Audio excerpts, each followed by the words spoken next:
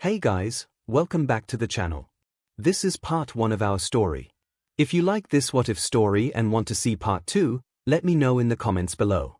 Before we start, don't forget to like, subscribe, and share this video with your friends. Also, check the description for more great content and my playlist. This story was posted by GryphonGuy24 on AO3. Now, let's start. Move it, Deku. Katsuki growled as he bumped into Izuku's shoulder, making his way through US gates. Izuku sighed once he maintained his footing. This was par for the course, really. Even though Katsuki had been leaving him alone for the past 10 months, he was waiting for the other shoe to drop. Gaining a quirk wasn't going to change his entire life. Not immediately, at least. Well, he seems pleasant. A gruff voice rumbled sarcastically from inside his mind. Izuku jerked at the sound. He looked around, but none of the people in the area seemed to be the source. From what we can tell from Nine's memories, that might have been as pleasant as he ever gets, a wispy voice replied. Izuku tried to push this aside and walk forward, but managed to trip over an uneven stone in the walkway. As he silently apologized to All Might and his mother for failing them, he swore he could hear chuckles and an odd sense of reassurance. All of which was overwritten when he realized that he hadn't hit the ground, and wasn't about to anytime soon. "Are you okay?" Izuku heard a cheerful female voice, one that clearly had an outside source, and he turned to see a cute brunette girl with pink cheeks standing beside him. "I stopped you with my quirk. I'm sorry I didn't ask first, but I figured you wouldn't mind me catching you." Izuku could only stare, dumbfounded, trying to block out what sounded like snickering and a single "oh" coming from his head. "This is all really nerve-wracking, isn't it?" the girl asked as she placed her hands together, letting Izuku return to the ground much more gently.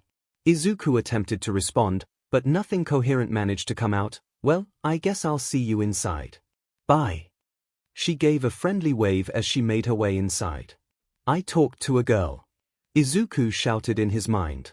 "Pretty sure you need to say something for it to count," responded a young-sounding voice. "Hey, he's trying his best," a female voice replied. As Izuku made his way to the exam, he finally broke down, and asked himself, "Okay, where are these voices coming from?" There was a brief pause and then, the wispy voice replied, "You can hear us." "The fact that you're responding to me is very alarming," Izuku thought in a panic. "Can't believe we've hit singularity already," the wispy voice said in awe. "It's all right, Nine," an older man's voice responded. "We were expecting something like this to happen eventually. Not quite this soon, but apparently One for All strength has grown more quickly than we thought." "Nine," Izuku thought, then it came to him in a flash. "Wait, are you the previous users of One for All?" the wispy voice responded. "In addition to our strength, our memories and our personalities have been passed down within One for All across the generations. I am Yoichi Shigaraki, the first holder of One for All. Daigoro Banju. I was the Pro Hero Lariat. I'm fifth," the gruff voice he first heard replied. "I am Hikage Shinomori, the fourth user," the older voice said. "En. Sixth," replied the younger man. "I'm Nana Shimura. I was seventh. I'm the one who chose Toshinori." The sole female voice responded. "Toshinori?" Izuku asked, unfamiliar with that name. The answer came in a calming presence, not in words, but the feeling of a familiar hand on his shoulder. "Wait, All Might is here, too." "Sort of," replied Yoichi. "His vestige is here, but it isn't complete yet. Not like the rest of us. We're not sure if he'll be saying 'I am here' in your head when the last embers of One for All burn out in his body, or when he dies. We're not terribly eager to find out which one will come first," Nana said. "Interesting as this is, doesn't Nine have an entrance exam to take?" Daigoro asked. That caused Izuku to make a mad dash for the examination room. "I'm still worried that I was cheating," Izuku thought as he walked out of the written exam. "You were just using an aspect of your quirk to help you. Would it be cheating for someone with a quirk that enhanced their intelligence to take that test?" Hikage responded. "Besides, you did put in all the work. We just checked it for errors. Not to mention, we do have an ulterior motive for helping you. Finishing early means that we have the opportunity to make sure you can activate One for All before the practical exam begins," Yoichi surmised. Preferably without shattering yourself in the process, Nana said. But didn't All Might say I was a proper vessel now? Izuku asked. There was a feeling of unease, a feeling Izuku could now attribute to All Might's vestige within One for All. Bare minimum, Ian mumbled. Just enough that it won't kill you. Probably when I gave One for All to Toshinori, he was at least half a meter taller than you and about twice your weight in muscle, Nana said, so he was able to use it without much complication. Not to mention, he's been honing it and making it stronger over the past 4 decades. And then on top of all that, transferring One for All will itself cause the power to grow. And besides, his advice to you on how to use it was hilariously bad, Degoro said with a chuckle. Izuku instinctively wanted to argue that point, but couldn't. He was fairly certain, especially now, that simply clenching his butt cheeks and yelling smash would end in disaster. The fact that All Might's vestige was projecting an apologetic feeling only enhanced that. At this point, however, he'd found the restroom and entered. He took a few deep breaths and tried to loosen up. Once he did, he felt a pulse run through him. He shot up as if he were shocked. He took a few more deep breaths as the pulse returned. Feel that, 9? Degoro asked. That's One for All. That's the power inside you now. Try and make that pulse happen on your own. Izuku nodded. He closed his eyes as he concentrated on that feeling. This time, the shock was more intense as he felt like there was, how to describe it? An ocean of power. A storm. A raging wildfire. An ocean of electricity that was somehow on fire. Don't lose yourself in the metaphors, 9. Yoichi interrupted his train of thought. Now that you can feel One for All, can you measure it? Can you sense its full potential? There was a pause as Izuku made One for All pulse several more times. I think I have a feel for it. He replied. Okay, so take that feeling, and partition out 1% of it. Once you do, let it flow through your entire body. Make sure it's even, or you'll put a greater strain on yourself, Yoichi said. Izuku nodded and he did so. He felt around for a bare fraction of that power. He imagined All Might using One for All to bulk up his entire body from his skinny form, and let that power course through. He opened his eyes to see green lightning arcing around his body. His eyes widened, and in his shock, he let the energy disperse. In his head, there were a few polite chuckles, a few cheers, and an overwhelming feeling of pride. Okay, try that again, and when you do, move your arm, and just your arm, carefully. We want to make sure you can handle this, Yoichi instructed. Izuku complied, and moved his arm without any problems. Once it was clear he could withstand it, he tried to move the rest of his body, and once again found that there was no resistance. Good, now let's increase that to 2% and see how that works. After a few minutes of increasing the flow within him, Izuku discovered that he could use 4% of One for All without any difficulty whatsoever. That 5% was a bit uncomfortable but workable, and by the point he reached 6%, attempting to move put him in pain. Excellent work, kid. Nana cheered. Maybe we can fine-tune it, but for now, you know your limits. You can do it, 9. Izuku teared up. Thank you all so much. You're being so nice to me, and you don't have to. He felt a hand on his shoulder, and sensed that All Might was there, reassuring him. None of that, Ian said warmly. We're here with you. You ain't alone anymore, 9, Degoro said, you're our legacy. It only makes sense that we give you a leg up. Once we learn how this exam is conducted, we'll figure out a plan of attack together, 𝐒𝐭𝐲 said. And then, we'll give you your chance to shine. The Vestiges remained quiet in his head throughout the introduction to the practical exam. For the most part. They seemed angered and supportive whenever Bakugo growled at him, and when the boy with glasses called him out, which was a nice feeling. He felt comfortable talking to them again once he was on the bus to the testing area. So, I had a lot on my plate, still do, but I only just realized now that the second and third users haven't introduced themselves. Izuku brought up inside his head. Upon doing so, he experienced an unfortunately familiar feeling. He could feel the presence of 2 people, clearly aware of him, but choosing to deliberately ignore him. A reaction he'd had from his classmates, teachers, countless people throughout his life. Having experienced it before didn't make it hurt less, particularly now. This was mollified by a feeling of comfort coming from All Might's vestige. Don't pay them any mind, 9, Yoichi said. 2 and 3 are from the dark age of quirks. I was 2, but my experiences were different from theirs. As such, they have, he searched for the right word, opinions about quirk use and heroics. Yeah, those 2 edgelords aren't big fans of most of us. Even All Might is naive in their eyes, Degoro laughed. That made him crack a smile before Ien interrupted, later. Time to plan. Izuku put his hand to his chin. Well, I have control of about 4%, but now I have to apply it in a combat scenario untested. I should try and stay within the safe zone. I might stretch it to 5 if necessary, but straining myself too much carries the risk of causing injuries that I might not even notice until they become serious. I don't know how strong I am at 4%, so the first few encounters will need to be experimental. Maybe I could use scrap from the robots as weapons. Will that matter if my fists aren't enough?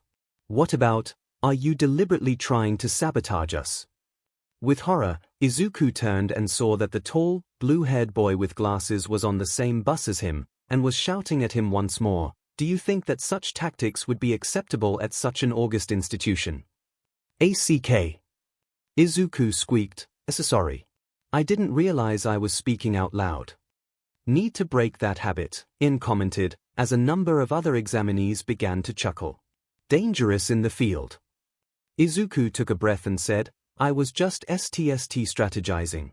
And I'm nervous. As he said this, the feeling of having people encouraging him, including All Might, right there beside him, gave him enough confidence to continue. So, if anything, you're the one who's trying to sabotage me. What's more distracting, someone muttering to himself, or a tall guy standing up and shouting? Others began laughing, and he heard several comments like, ooh, burn, and he's got you there.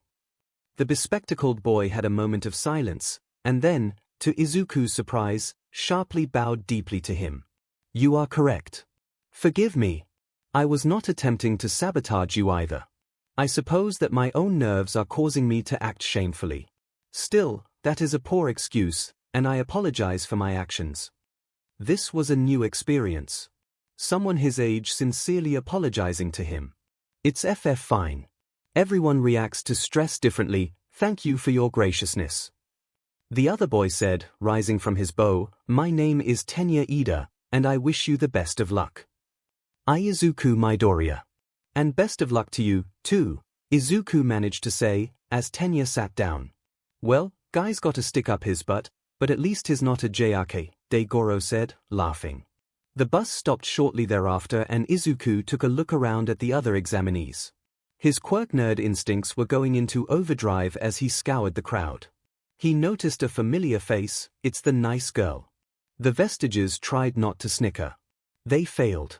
Hell, Izuku was pretty sure 2 and 3 were snickering as well. Keeping his quirk up in concentration, Izuku walked over to her. He became aware that Tenya was following at a distance, but the taller boy made no move to stop him. The brunette girl turned as Izuku approached, startled at first, but she smiled. Oh, hey, the boy from the entrance. Hello again. She waved. Hi. I just wanted to thank you for stopping my fall back there, and to wish you good luck. I should have done that earlier, but I was super nervous, Izuku said, almost wondering where this confidence was coming from.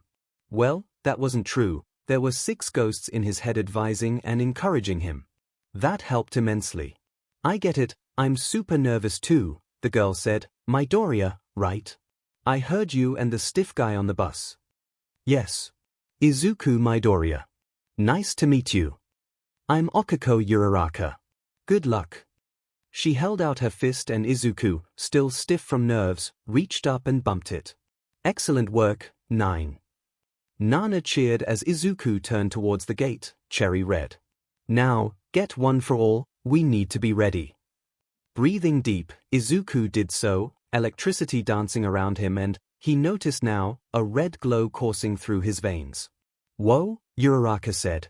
Before he could reply, he heard Present MIC's voice yell out, and, start. As soon as he did, Izuku, now hyperfocused, took off in a green blur of energy. He was darting through the testing grounds when he heard, Well, what are you waiting for? There aren't countdowns in real life. Soon after that, he came across his first robot, a one-pointer. Time to test this out, he thought as he yelled out, "Smash!" and drove his fist into the robot. He was hoping not to damage his hand. He was startled to see the machine crumple like it was made of cardboard. "I can do this," Izuku thought happily as he shot forward again, looking for more opponents. What followed was a whirlwind of activity as he shot forward. There were a few slip-ups, particularly when he tripped at his top speed, but luckily Tenya was nearby and caught him before taking off like a blur. He returned the favor later by crushing a two-pointer that was about to shoot Tenya from behind. Honestly, the Vestiges were a godsend. Even if all they had done was tell him how to activate his quirk correctly, it would have been enough. But they were giving him advice, alerting him to targets, as well as to other examinees in danger. He felt like he was constantly destroying robots about to overtake a tired student or pulling someone out of the way of a stray missile. It was exhilarating, and frankly, enjoyable. That 10 months of hell was worth it if he was able to experience this rush. His thoughts were interrupted by a loud booming sound and the appearance of a skyscraper-sized robot shaking the earth as it moved, reducing buildings to rubble. "Wait, that's the zero-pointer," Yoichi asked incredulously. "This seems like overkill," 𝐒𝐽𝐽 muttered. "How can they afford that thing?" Degoro yelled. Izuku paled in shock, and was about to run, until he heard a familiar voice call out in pain. He turned and his eyes widened with shock as he saw someone with familiar auburn hair buried under a pile of rubble. "Uraraka!" he yelled in his mind. For the second time in his life, Izuku's body moved on its own. He could hear the shouts of the Vestiges within him, much like he could hear the shouts of the heroes that first time he ran headfirst into danger, but like that fateful day with the sludge villain, he paid them no mind. Everything was drowned out by the fact that Okako needed to be saved. As he ran, his brain began to work into overdrive. Pulling her out would injure her worse. Digging her out would take too long.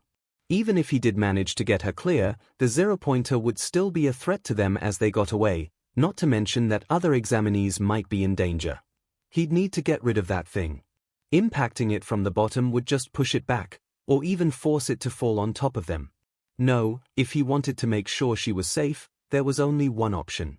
He poured one for all into his legs as he leapt into the air, nearly flying as the power now flowed into his right arm, and he bellowed out 𝐻𝐸𝐽𝐺, and punched the enormous robot with all his strength. In quick succession, he realized three things. Firstly, his plan succeeded. The zero-pointer was completely obliterated, the debris falling backwards away from Okako and any other examinees. Second, he was now falling from a great height. Third, both of his legs and his right arm were now broken. "Oh no," Izuku thought to himself. "I got way too ahead of myself." Now he thinks of it, an unfamiliar voice grumbled. Had to be 2 or 3, didn't matter which at the moment. Admonish later, plan now, and said, uneasy for the first time. "Nana, could you possibly help him out here?" Yoichi suggested. "Nope, we've hit singularity quicker than we anticipated, but we're still not at the point where we can pass down our own quirks," Nana replied. "Gonna gush about that later if later comes," Izuku thought at a rapid pace. "What about a Detroit smash? Punch with my left arm and use the pressure to cushion my impact." "Doable," 𝐒𝐽𝐽 said, "but you'll break your other arm doing so, and you'll have to get the timing just right." "The other option is dying, so I'll take it," Izuku thought as he chambered a punch with his remaining arm. "When we say go, you punch." "All right, 9, ready." Degoro began to prepare as Izuku braced himself. However, the plan was foiled when Izuku felt a smack to his face, and his fall began to slow. He looked and saw Okako flying on the piece of debris, her face screwed up with exertion, as the two of them began to slowly reach the ground. "Or, that could happen," Degoro said, breathlessly. Once they were less than a meter from the ground, both Izuku and the piece of concrete came to a hovering stop. Okako put her fingers together and whispered, "Release," causing them both to drop to the ground with minimal pain for Izuku. She then vomited. "Guess your quirk takes a lot out of you, too," Izuku said, weakly. Okako let out a half-hearted laugh. "Yeah. Didn't think I had enough left in me, guess I was wrong." Had to pay you back for saving me. Hey, that's twice you saved me and once I saved you. I still owe you. Izuku smiled at her. How am I so confident? Hell, how am I still conscious? Adrenaline and various endorphins, EN said bluntly. And you've still got one for all coursing through you at 4%. It's probably holding you together, added Yoichi. That's actually fairly impressive, Degoro said. As Okiko looked at Izuku's smiling face, she returned it with a weak grin of her own. In the back of Izuku's mind, he could hear a rhythmic thump-thump-thump, followed by a loud click. What was that? He asked. There was a pause, before Yoichi admitted, I'm not sure. Before they could focus on that, there was movement. Phew, medics here. Degoro said. The youthful heroine, recovery girl. Izuku said, as the old woman approached. She assessed him as he said, wish I had my notebook for you to sign. You've got your priorities mixed up, young man, recovery girl said. How did this happen? Used too much of my quirk. Saw her in danger and I went plus ultra. Overdid it, Izuku said weakly as the pain was starting to grow. Luckily, that was the point where recovery girl's lips extended and she gave him a kiss on the forehead. The pain eased as his bones were restored to their rightful shape, and he finally broke his hold on one for all as lethargy set in. You should be unconscious after that, Nana said. Keeping one for all up when she heals you must reduce the energy drain. And I must say, Chiyo's aged phenomenally. Groaning, Izuku managed to get to his feet, as recovery girl healed Okiko, who also looked supremely tired as she stood up. Both teens were handed a pile of gummy bears. These will help with the fatigue. Don't eat them all at once. Take care of yourselves, I'd rather not see you in my office too much. As she left and they made their way to the exit, Okiko decided to ask, so, how do you think you did, Midoriya-kun? I'm not sure, Uraka-san, Izuku replied, it was mostly a blur by the end, but I think I was at 22 points before I lost count. I got 28, she said nervously. I hope that's enough. Well, you did save my life in the last 2 minutes. If you as good a hero school as everyone says, that should count for something. Remembering All Might's words, he gave her a big smile. Okiko's permanent blush marks grew as her face turned red. Midoriya-kun, would you mind it if we exchanged phone numbers? I mean, even if we don't get in, or if one of us gets in and not the other, I still want to be friends with you. Her words came out rapidly and her cheeks were half ready to bruise from blushing too hard. Izuku's face turned equally red as his mouth dropped open in shock. He was thankful that the ghosts in his head were silent for this. I would be happy to, Uraka-san, he stammered out, his smile turning from cheerful to bashful. Do you live close by? 'Cause I'm a local. Nope. I'm from here, I'm staying in a hotel tonight. Okiko spoke rapidly and she perked up. Oh, do you know anywhere good for me to get some dinner? And, suddenly, Izuku had a premonition of sorts. Suddenly, and without warning, he had a flash and he knew that Okiko was hoping for something cheap. She didn't have much money, and in fact the train ticket and hotel required to take this exam took a big chunk out of her savings. She needed to eat, and didn't want to seem like she was begging, but she didn't have much money. Izuku knew this with absolute certainty. He also didn't have any way to have obtained this information. He was good at analysis, yes, but this was utterly ridiculous. Very interesting, Yoichi whispered. Ignoring that, Izuku replied, well, honestly, my mom's the best cook I know. If you want, I can ask her to make some extra for you. It's the least I can do after all you've done for me today. Okiko was about to speak, but stopped, confused. Unbeknownst to Izuku, she was about to decline, saying he didn't have to go that far for her, but she just received a similar flash of knowledge. She knew that Izuku was lonely, that he didn't have any friends, that this would be the first time in years he'd had a friend over to his home. Of course, she didn't have a cadre of ghosts giving her advice, so she was able to ignore the oddity of it, at least for now. Well, if you insist, I'll be happy to visit you for dinner, she managed to stammer out. It didn't matter that it made no sense, she knew with certainty that this boy had his heart broken many times over. She wasn't going to push him away when he reached out this time. Great. he said as they made their way to the bus, preparing himself to contact his mother the minute they returned to the locker rooms and he retrieved his phone. Well, 9, congratulations are in order, In said. No matter what else, you have successfully talked to a girl. As the Vestiges cheered, Izuku realized there was something he had to do before contacting his mother. All Might was happier than he'd ever been in the 6 years since he received his injury. He knew that he'd chosen well with his successor, but to see it confirmed on screen made his day. The boy was a natural with his new power. He wasn't able to use it to its full capacity, the way All Might had at his age, but his control was superb. He was able to gain a respectable 37 villain points, but throughout the exam, his natural heroism drove him to save his fellow examinees at every possible turn. And the 0-pointer. Whatever worries All Might had for his protégé, he knew that he'd solve the test that the 0-pointer provided. But he wasn't expecting Izuku to destroy it. It cost him dearly, but he was expecting there to be problems. He'd have to ensure that Izuku knew to push himself, but not to go overboard. They were still debating how many rescue points to award for his actions, but it would probably put him in the top 5 even without villain points. Though, All Might wasn't a part of that decision. Now, he had paperwork to deal with. Mountains and mountains of paperwork. As the day became night, All Might decided to check his phone. He had heard his notification for Izuku's texts several times after the exam was completed. He knew that he shouldn't respond to the boy before the results were sent out, but he figured there was no harm in reading the notifications. Young Midoriya, Toshinori-sensei, your quirk's haunted. Young Midoriya, Nana says hi young Midoriya, she also was the one who told me to call you Toshinori and I was worried but she insisted young Midoriya, and she said you wouldn't get mad, and if you did, she'd give me Gran Torino's phone number and make me tell him your instructions for using one for all young Midoriya. I don't know who Gran Torino is, and she won't tell me young Midoriya. And the other past users are all just giggling and it's really concerning. All Might promptly fell over, spewing BLD from his mouth. The waiting was starting to get to Izuku.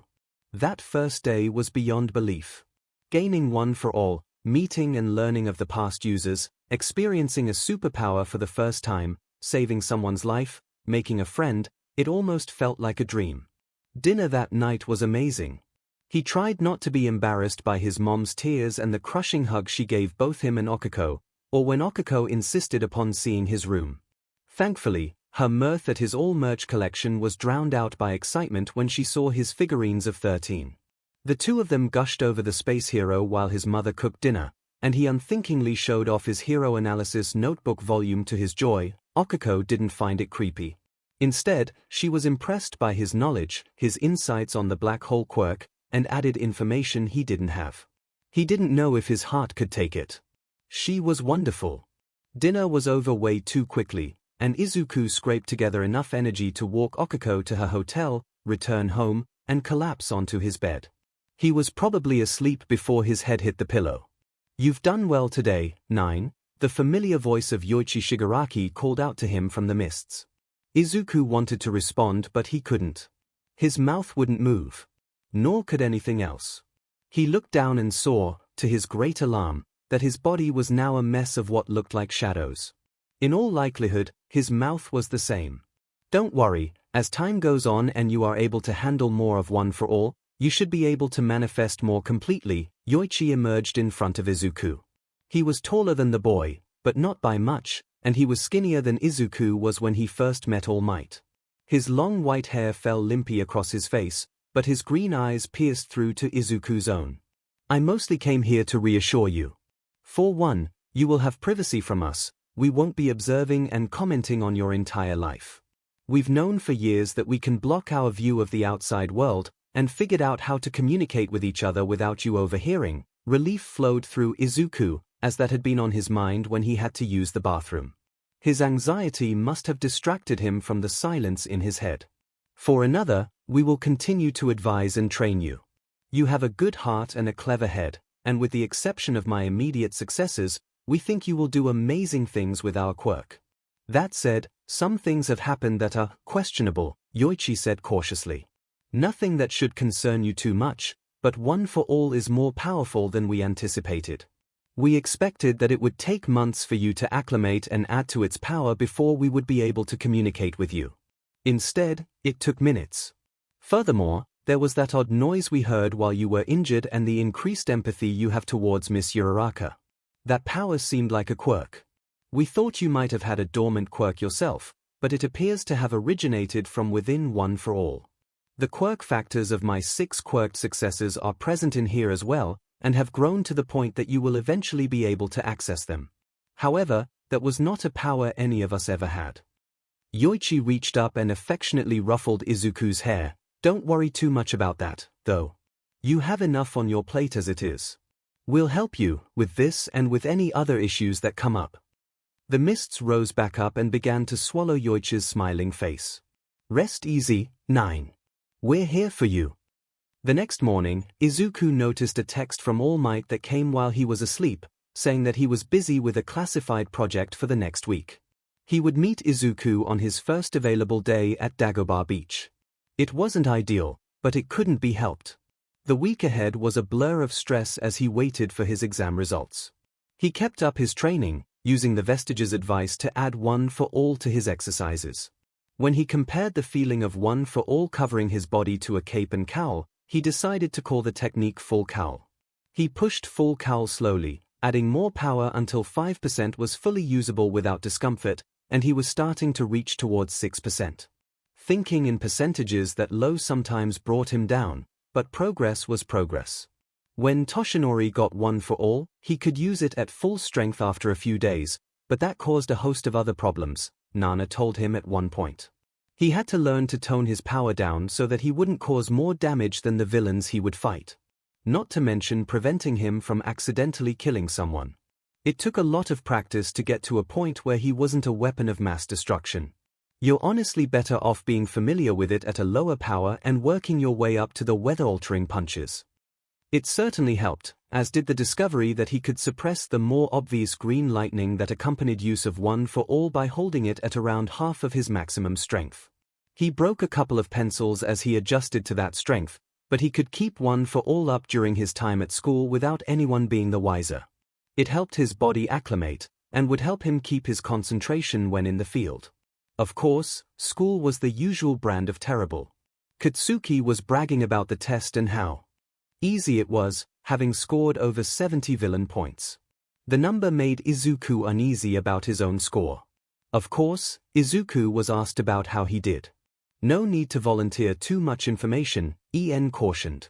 Not like these assholes will believe you have a quirk now, or that you beat any of those robots, Daigoro grumbled. I don't know my exact score yet, Izuku said, but I know I didn't come close to Keiba-Kugakuin's total.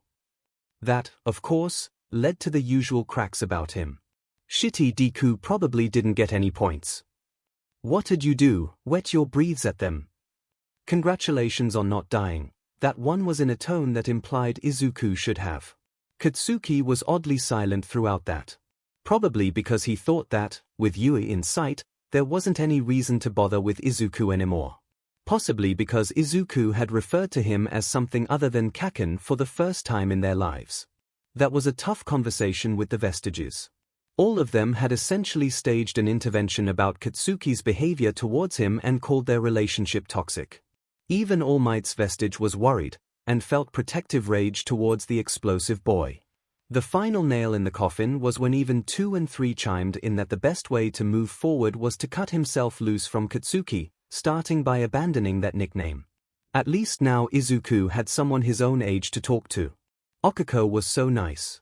An entire beach covered in garbage. Wow, no wonder you were so strong. My training was just using my quirk to lift larger things, Okako said humbly. That's really impressive, though. Your quirk's a muscle just like any other. What's your weight limit?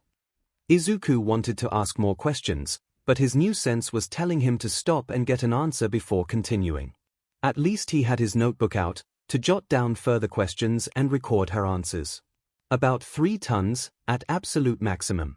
Can't hold it for very long, though, or I start to get queasy, she said. So, you don't completely cancel the gravity of whatever you've touched, or else I'd have shot into the stratosphere when you smacked me. Did you have to learn how to adjust it? It's more of a subconscious thing, 𝐒𝐻𝐿 clarified. Like, when I was younger, I could easily send things into space in seconds once I touched them, but if something was important to me, I'd only make it float a little bit. I can't turn my quirk off, but even when I was a kid, I was adjusting how much gravity I was cancelling out. How do you do the adjustments? Izuku asked. There was a pause, then 𝐒𝐻𝐿 said, I've actually never thought about it. Like, I can feel how much gravity I'm cancelling when I do it, but I don't know how to describe it to someone who's never done it. Izuku put his pencil down. I guess if you've had a quirk for a long time, it's hard to tell someone how to activate it. Yep, Ian said. Harder when you've got a brand new quirk handed to you by someone who's dying, Nana chimed in. Sorry about that, Ian said with some regret. No big.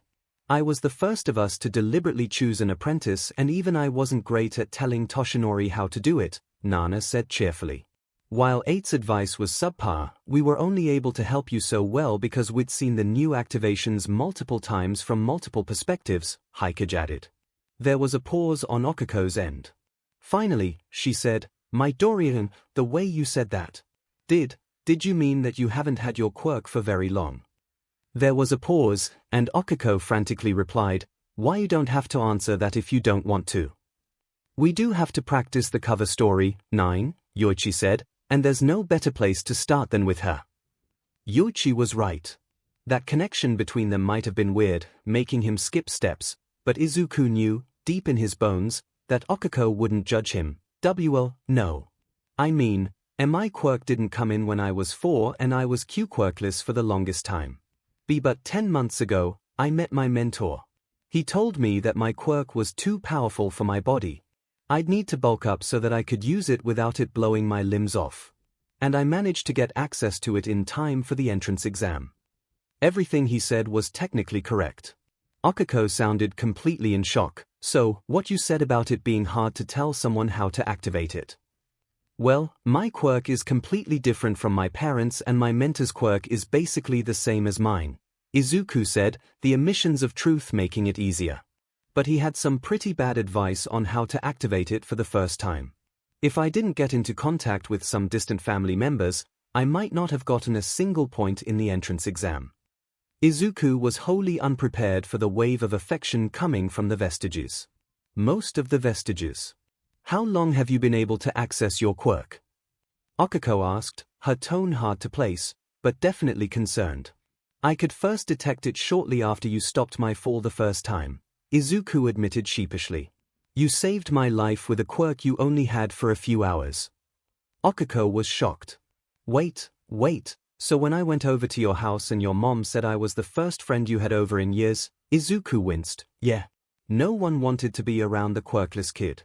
If they weren't actively harassing me, they were afraid of being targeted by association. That's bullshit. 𝐻𝐿 yelled, You're so nice. You should have a ton of friends.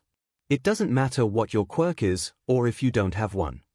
Izuku was shocked that someone came to his defense, and his anxiety decided to rear its ugly head. Well, I mean, it's not just that I was quirkless. I'm also a big hero nerd, and I mutter a lot, and I write in my notebooks all the time, and that makes me seem creepy. 𝐻𝐿 cut him off. Yeah, well, I bet if you could throw a car around since you were 4, they'd all be praising you for being dedicated or thinking strategically or for attention to detail or something. If you're quirkless, or you're poor, or anything else people don't like, then all of a sudden your good qualities become bad ones. Izuku teared up.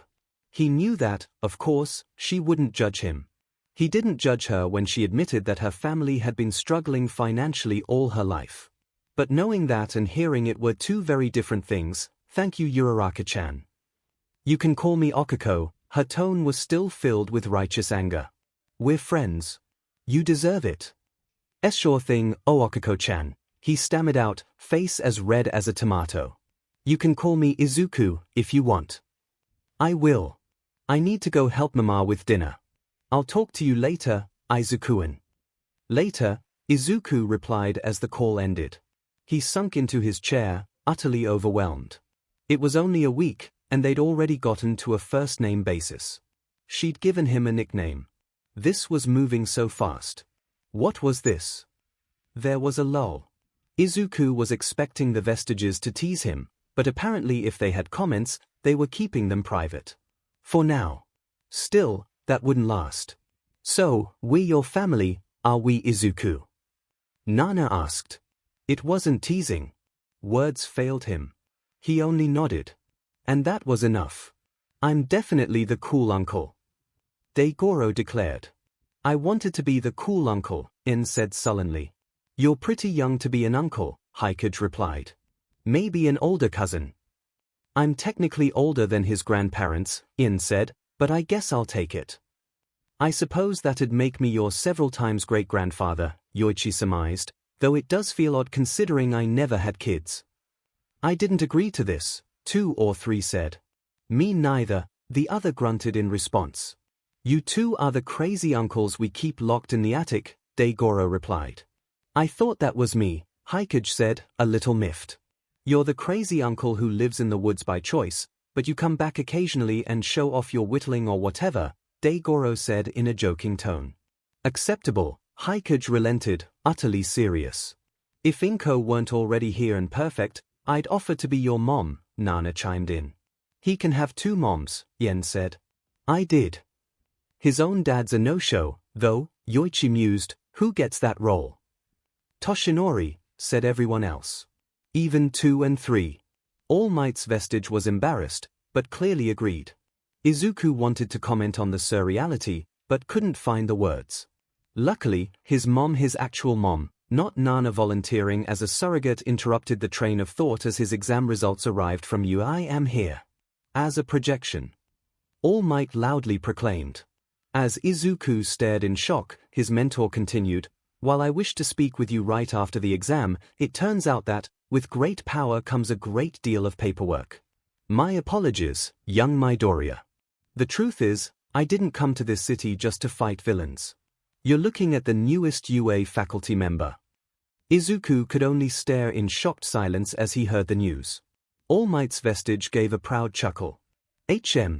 Yes, what's the matter? Who's showboating?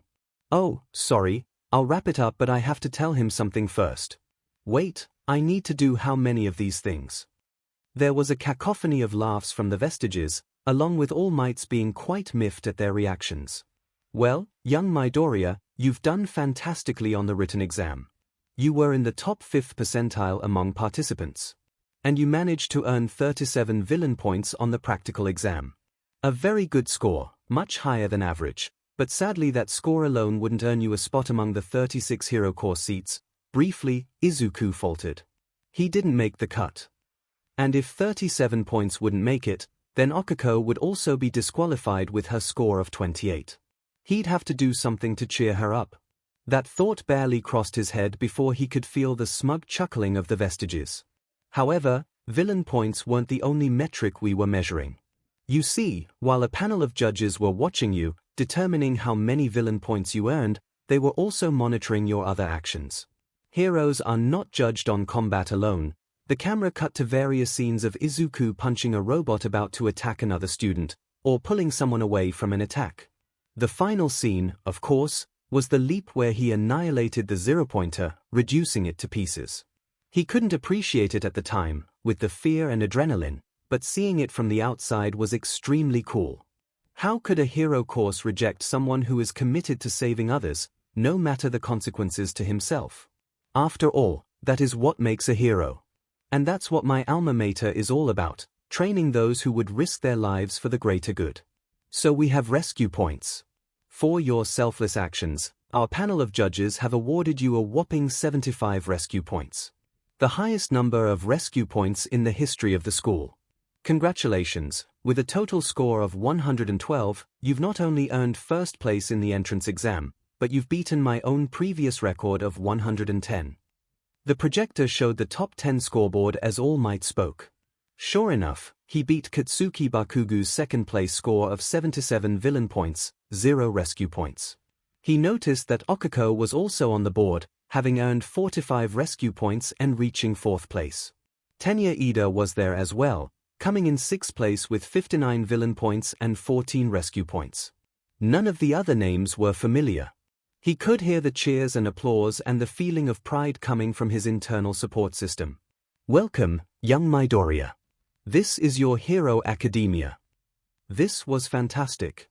Nothing could bring him down. How the F did you cheat like that, Deku? Oh right. Katsuki could bring him down. Because there was no way that the boy would be able to handle Izuku beating him. As such, the very second Izuku entered his classroom, Katsuki threw his own desk to the floor and stalked over, even more murderous than ever. The teacher was clearly not going to stop it, and their classmates were waiting to see the bloodbath. One even had his phone out to record it. I didn't, Izuku stammered. There's no way someone could cheat on the UA entrance exam.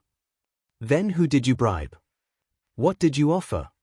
Because there is no way that a quirkless waste of space like you could have honestly passed, let alone beat me. Katsuki's fist started to spark and the room began to smell like caramel as his nitroglycerine sweat built up. I swear to every god there is that I will find out, and show everyone what a worthless waste of oxygen you really dash. As Katsuki looked ready to pummel him, in front of their classmates and teacher, Izuku relented. One for all course threw him at 5%. Bakugo was stopped in his tracks, staring slack-jawed as his perpetual victim was wreathed in full cowl's green lightning. The other students looked at him disbelievingly, as did the teacher. I'm not quirkless anymore. Turns out my quirk was dormant, Izuku said firmly. The Vestiges had him practice this, and talking about it with Okiko had solidified it. I'd been training my body to take the exam. My quirk couldn't activate before I had enough muscles, or else the power would have killed me. Does that answer your question, Bakugo-kun? It was an impressive feat, only slightly marred by his internal monologue being mostly hyperventilating. He was surprised he never stammered, but his eyes betrayed the fear he felt. Katsuki was about to speak, when the teacher said, "Now, boys, this isn't the time or place to talk about this. Get to your seats so we can begin." Izuku was stunned. A teacher actually enforcing the rules to prevent Katsuki from attacking him. That'd take a miracle. Well, given the improbable nature of One for All, it arguably was a miracle. "Sensei, I'm actually not feeling well. I'm going to the nurse," Izuku mumbled. The silence in the classroom was enough that he was easily heard. The teacher did nothing to stop him. "Toshinori-sensei." Izuku called out to All Might's emaciated form. All Might laughed. "It's odd to hear you say that out loud. Though, since this beach has visitors nowadays, it's better that you keep it a secret." "Well, I kind of cheated. Sorry that I had to learn your real name without your permission," Izuku bowed in apology. All Might said, "What are you?" Did I not tell you my real name?" he asked with mounting horror. I thought you wanted to keep it a secret," Izuku said, equally shocked. "No, my boy.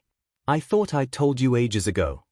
All Might said, utterly ashamed, "I just thought you kept calling me All Might because you were such a big fan." Izuku sighed. "Everyone in here is laughing really hard. Except for your own Vestige, which can't talk but is projecting some real embarrassment." All Might's flustered face grew serious. "I must confess that when I received your texts, I almost ran over to confront you. If Principal Nezu wasn't such a taskmaster." He shivered. "I assume you have questions, but I don't know if I can answer all of them. Did you know about the Vestiges of the past users?" Izuku asked. "That they existed, yes. I'd seen them in times of great duress, once or twice while dreaming, or while under the influence of some mental quirks. I've never heard them speak, however," All Might answered. "When did this begin?" "As I was entering you," Izuku answered. "They were making comments about what was happening. They didn't think I could hear them until I responded. The first user, Yoichi Shigaraki, said he was expecting this to happen, but that One for All had progressed faster than they were anticipating." "Are you all right? Do you hear them all the time? Is it painful?" All Might asked, concerned. "I'm fine. They give me privacy when I ask. It's not painful. If anything, they're all really helpful. They've been giving me advice and confidence, which, I really need." Izuku scratched the back of his head. "I suppose that I should attribute your success at the entrance exam to them, rather than myself," All Might seemed dejected. Well, no. Izuku exclaimed, shaking his hands, you gave me one for all in the first place, and your vestige is in here too. It can't speak the way the others can, but you've been giving me help ever since. Hell, you encouraged me to stand up to Kakabakugakuin when I went to school today. All Might looked confused. Wait, the boy you saved. I thought you said you were friends. Izuku could feel the encouragement, particularly from his internal All Might, who blazed with protective fury. Well, we were, up until his quirk came in and mine didn't. That protective fury was now mirrored on the living All Might. What happened? Izuku paused, torn between his ingrained response to defend Katsuki and the overwhelming feelings flooding him, and said, Bakugo has.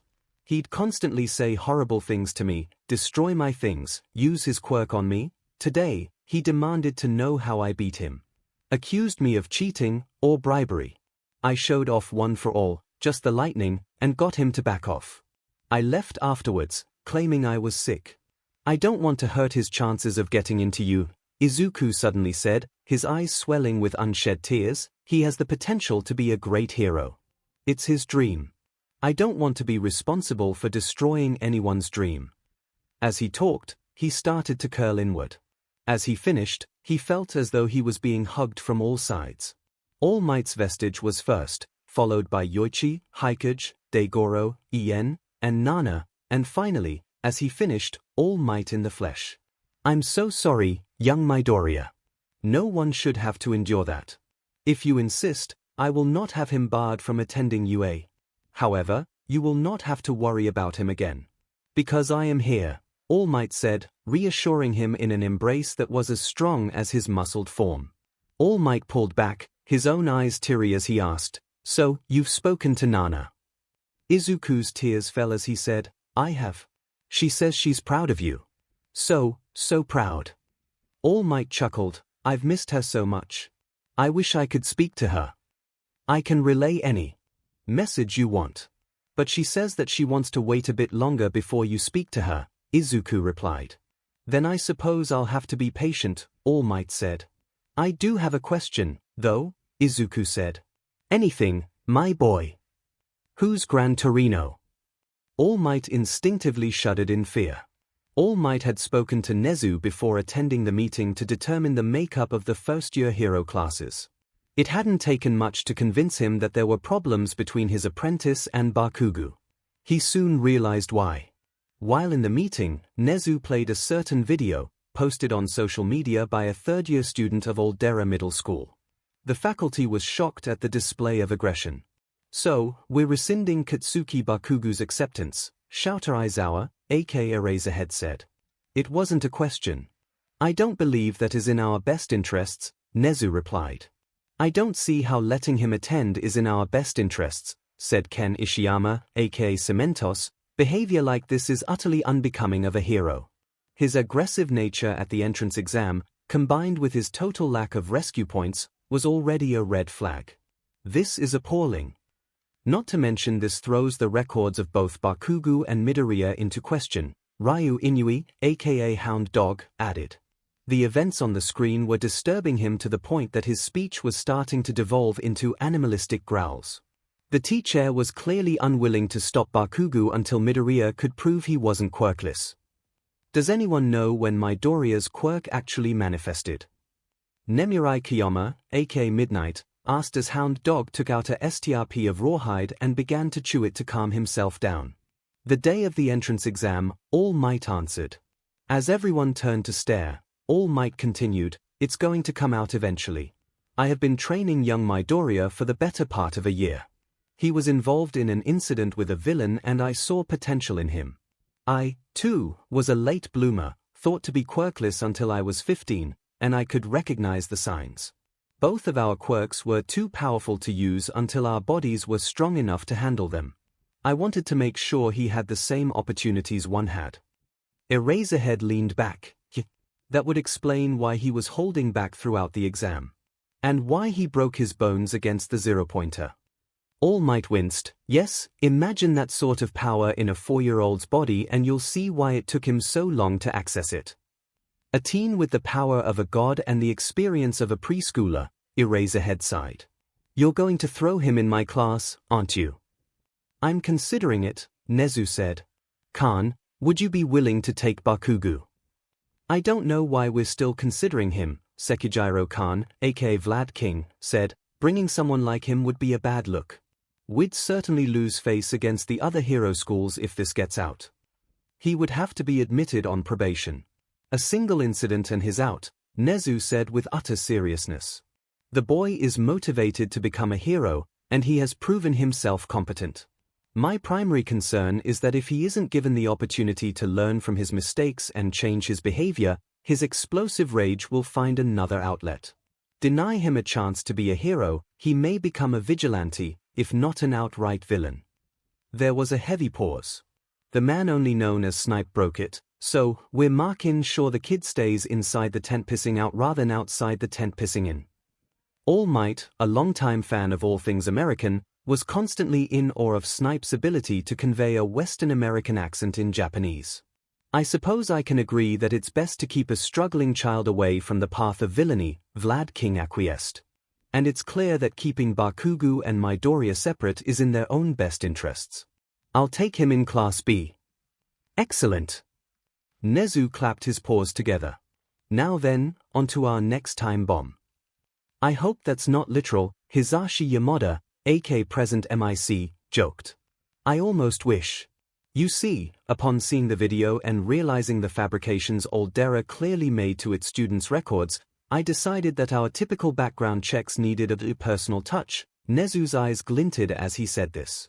I've been combing through things and we have another problem. Minoru Mineta. He made the cut in the practical, did excellent on the written test, and his record's clean, 𝐒𝐳𝐵 frowned. But I'm starting to wonder if that's a red flag now. Well, it turns out Bakugo's not the only one with incidents removed or ignored. It turns out that Mineta has had a string of sexual harassment accusations that were dismissed. Typically, those dismissals would be on a student's record, but it seems that Mineta has connections. His family members sit on the boards of a number of schools, 𝐻𝐻𝐻 paused, including his mother, who is on the board of UA. So we have a serial harasser who's been shielded from consequences. Midnight's tone was deadly. And, presumably, we would risk consequences ourselves if we denied him entry, said 𝐒𝐳𝐵. He looked and sounded as though he was done with absolutely everything. To be fair, that was his default expression, but now it was magnified at least tenfold. Indeed. There are no official complaints, and his performance on the entrance exam places him squarely in the hero course. While we could keep our eyes open and expel him at his first offense, keeping our female hero students with a potential predator would harm their own growth. 𝐻𝐻𝐻 took a sip of tea. Before I continue, would either of you volunteer to take Mineta in your class? There was a pause, until Vlad King sighed and said, if I have to deal with one PR disaster in my class already, I suppose I can handle a second. Wonderful. Well, then, 𝐈𝐧𝐻, all 13 young women of our first-year hero course will be in Class 1A. 𝐻𝐻𝐻's grin was practically feral. I quit, 𝐈𝐧𝐻 groaned. Denied, 𝐻𝐻𝐻 said. If I have to deal with this you do too, Vlad King growled. Izuku Midoriya's Hero Analysis of the Past, Volume 1 First User. Yoichi Shigaraki came from the dawn of quirks, lived through the Dark Age. Heroes weren't an official classification then. Hero and vigilante were interchangeable, and some heroes back then would qualify as villains today. Claims he wasn't much of a hero. One for All was probably much weaker. Appeared to be sickly and weak. White hair, despite being young. Natural or from malnutrition. His eyes are green, like mine. Said he grew up thinking he was quirkless. Too, if he was chronically ill, the strength wouldn't stockpile easily, and probably took a while to be noticeable. Has mentioned an older brother but doesn't elaborate. The others are also wary when his mentioned knew both 2 and 3 when they were alive. Seems fond of them. Both were vigilantes, more akin to terrorists or freedom fighters than heroes as we know them today. Says they find All Might too naive and that I'm worse. Really encouraging and knowledgeable about One for All. Grew up sheltered. Has mentioned being confined. Seems like a manga nerd. Izuku stared at the door to Class 1A for a few seconds, intimidated, before Daigoro said, it's not gonna bite you, kid, and waiting won't make it better. I know, Izuku replied. I just hope I don't have to deal with 𝐬𝐽𝐫 here. Or Ida for that matter. The bespectacled boy did apologize for his yelling, but Izuku wasn't sure if he'd do something to offend in the interim. Still, he opened the door. He was greeted by the sight and sounds of Tenya yelling at a green-haired girl with a sharp-toothed smile, who was reclining in her seat with her feet on the desk. The seats were nearly full. Katsuki was nowhere in sight. Guess you got half your wish, Yoichi said sympathetically. Disrespectful. You should not put your feet on school property. Tenya said, chopping his arm in emphasis. Okay. The girl said cheerfully, and her feet, and only her feet, popped off her legs and floated to the ground. Her pose didn't change otherwise. Tenya sputtered for a bit before finally saying, that is not what I meant. Oh, hey. Another greenhead. The girl turned to Izuku. Without warning, her head popped off of her body and floated over to inspect him, fourth one in the class. Guess we're lucky that way. Ah. Midoriya-san. Tenya turned to Izuku and bowed at a nearly 90-degree angle. I wanted to congratulate you, and apologize once again for my shameful behavior at the exam. You have proven yourself to be the superior hero candidate, having deduced the true nature of the exam while I did not. Deduced? You mean the rescue points? Midoriya blinked. Ida-san, I deduced nothing. I spent that week worried that I'd failed the practical. I was just saving people because I felt it was right. Tenya rose, and said, that only makes you more worthy of respect. To protect others at the expense of your own success is an admirable trait. No wonder you achieved first place. There was a bunch of murmuring, and now Izuku realized that there were a lot more girls here than he was expecting. Over half of the students here, to be precise. Blushing, Izuku said, I saw the results. You got rescue points too. In fact, you helped Emi out when I tripped. I'm not used to moving at that speed, and I could have seriously hurt myself. Think nothing of it. Tenya was about to continue, but was interrupted. Izuku-san. Okiko said cheerfully. It's great to finally see you in person again. Same here, Okin. Izuku stammered out with a grin, using the nickname he'd given her the day after she gave him his. He was trying not to think about how good she looked in that outfit. You're failing, Ien said smugly. Must you? Izuku asked. Yes, Ien replied. What's this? The girl's floating head circled around them like a vulture, grinning widely. A girl with pink hair and skin, horns, and black sclera dashed up, practically vibrating with excitement. So, how do you two know each other?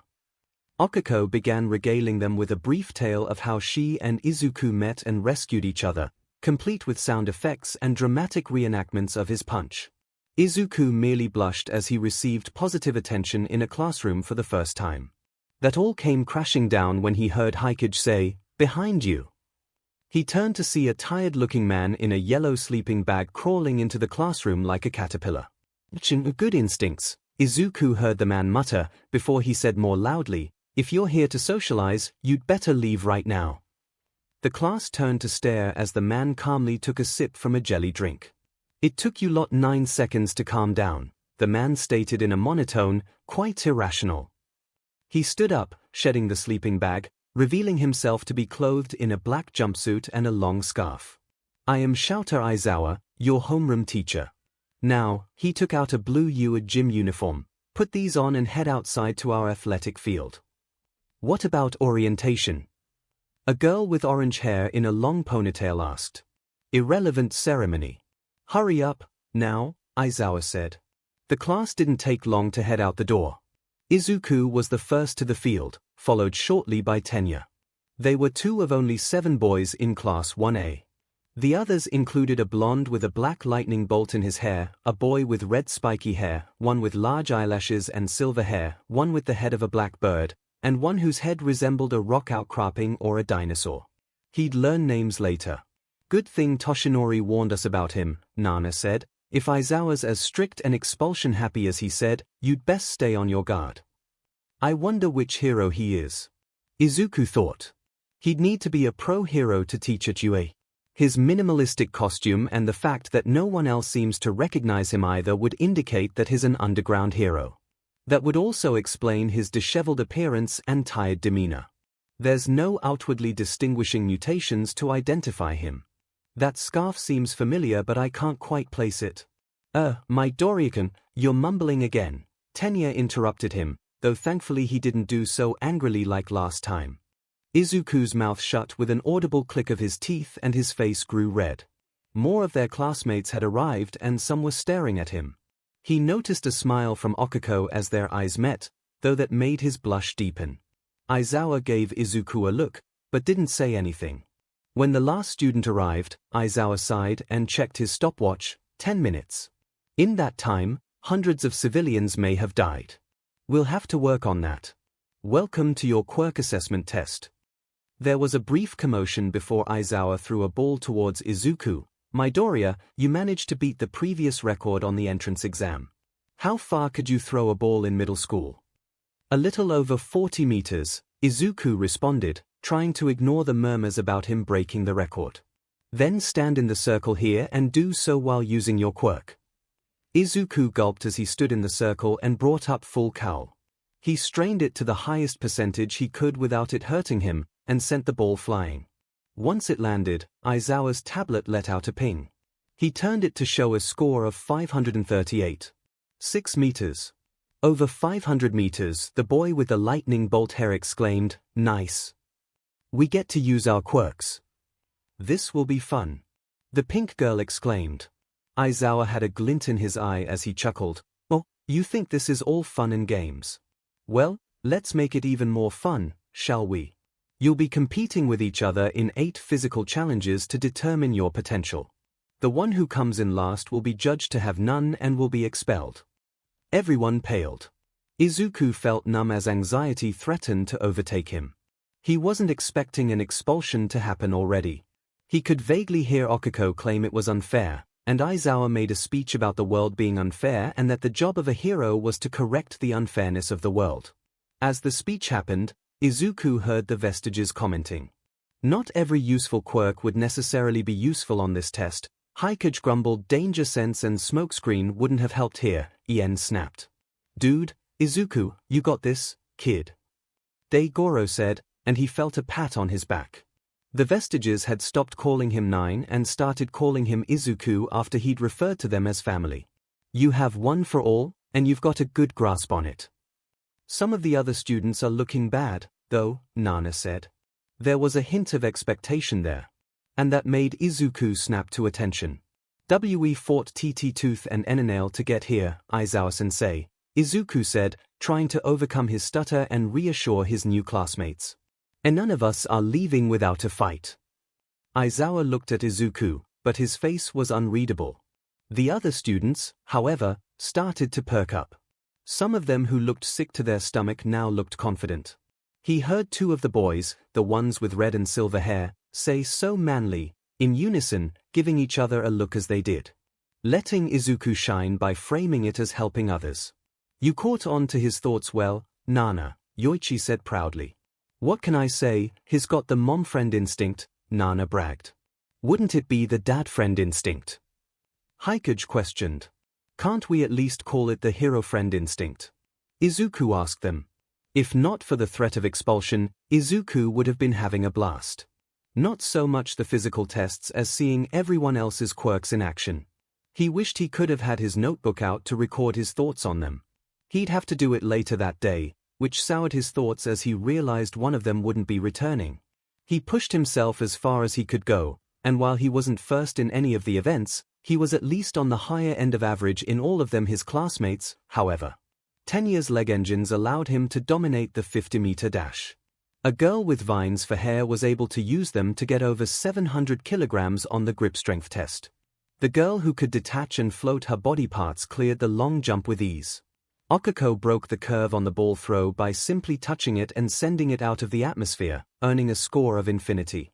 The best one, though, clearly, was this elegant-looking girl with her black hair in a ponytail, whose quirk allowed her to create seemingly anything. She cleared the dash using rocket-powered skates. She made an industrial clamp to destroy the grip tester. She created a bicycle for the distance run. She got second place in the ball toss by using a cannon, for heaven's sake. Even the ones whose quirks weren't suited for this test were giving it their all. The boy with the rock dinosaur-shaped head summoned a raven to carry the ball for the throw. A frail-looking girl with ghostly white hair sent the ball forward with telekinesis. The invisible girl was surprisingly flexible in the seated toe touch. One girl with a mushroom-like haircut managed to instantly grow enormous mushrooms in an attempt to bounce off of them in the sidestep and sit-up tests. One quiet girl tried to use a size-altering quirk on the grip testing mechanism, making it larger and using the leverage of both of her arms and legs to try and improve her score. Once they were finished, Aizawa gathered them together and displayed their scores. 1. Momo Yorozu 2, Izuku Midoriya 3, Ibara Shiozaki 4, Tokage Setsuna 5, Itsuka Kendo 6, Tenya Ida 7, Fumikage Tokoyami 8, 𝐒𝐩𝐢𝐫 Kirishima 9, Tetsu 10, Mina Ashido 11, Okiko Uraraka 12, Pony Tsunotori 13, Koji Koda 14, Tsuyu Asui 15, Leiko Yanagi 16, Denki Kaminari 17, Kyoka Gyro 18, Yui Kodai 19, Toru Hagekyu 20, Kinoko Komori Izuku's pleasant shock at being ranked second was short-lived. The girl with the mushroom haircut and quirk, Kinoko, began to cry. The orange-haired girl with the enlarged hand quirk, Itsuka, was the first to comfort her, with others following. Izuku's shock turned to anger, and he stared Aizawa down. "By the way, no one's being expelled," Aizawa said, casually. At the nonplussed stares of the students, he explained, "It was a logical ruse to push you to your limits." The top scorer, Momo, looked to the rest of the class and said, "I'm surprised the rest of you didn't figure it out." At their stares, she tilted her head, "I'm sorry. Should I have said something? But didn't you expel your entire class last year on the first day?" Izuku shouted in disbelief. Upon realizing what he was blurting out, he slapped his hands over his mouth. As the color completely drained from Momo's face, Aizawa turned to Izuku, almost creaking audibly as he did. As he stared him down, the Vestiges, who had been cheering him on, became utterly silent. Aizawa's hair stood up, and his scarf began to unravel, revealing a pair of yellow slitted goggles. "Wait, those goggles, and I can't." Izuku realized what was happening, and his hero nerd side took over. "You erased my quirk. You're the erasure hero, Eraserhead." Izuku blurted out in awe. "Really, Midoriya? You want to do this? Are you that much of a problem child?" Eraserhead said, utterly deadpan. Without the Vestiges, Izuku's anxiety was beginning to take over. "Why you did say you weren't going to see coddle us? Did you think we can't handle it?" He absolutely hated how he was stammering through this, but he was in too deep at this point. Having 6 ghosts prop him up made him begin to grow a backbone. Eraserhead gave a mirthless smile. "Very well. As Midoriya here indicated, I have no problem expelling students who I felt had zero potential. Being a pro hero is a dangerous job, and if you don't do everything in your power when faced with a challenge, you're putting your own life and the lives of others at risk. I refuse to let a student graduate only to find them in the obituaries a year later. I didn't expel anyone because all of you managed to impress me. Even those of you whose quirks weren't suited for these tests did your best and stretched your creativity to their limits. You all went plus ultra. And that's why I'm letting you continue. For now." Eraserhead's hair and scarf dropped and Izuku felt the Vestiges once more. They started to frantically shout before they realized Izuku could hear them again, at which point they stayed silent. All Might's Vestige gave him a reassuring pat on the back. "You're dismissed for today. I recommend you keep up the pace we set here if you wish to stay. Tomorrow, the real work begins," Eraserhead said simply. "Be sure to pick up a syllabus back in the classroom. Midoriya, I would like a word before you leave." Izuku froze, and a number of other students seemed reluctant to leave. Eraserhead sighed, "You're not in trouble. I just figured you wouldn't want to have personal information blurted out in front of the entire class." Slowly, the rest of the class trickled away. Soon, only Izuku and Okiko were left. There was a tense moment as it became clear Okiko wasn't going to be leaving anytime soon.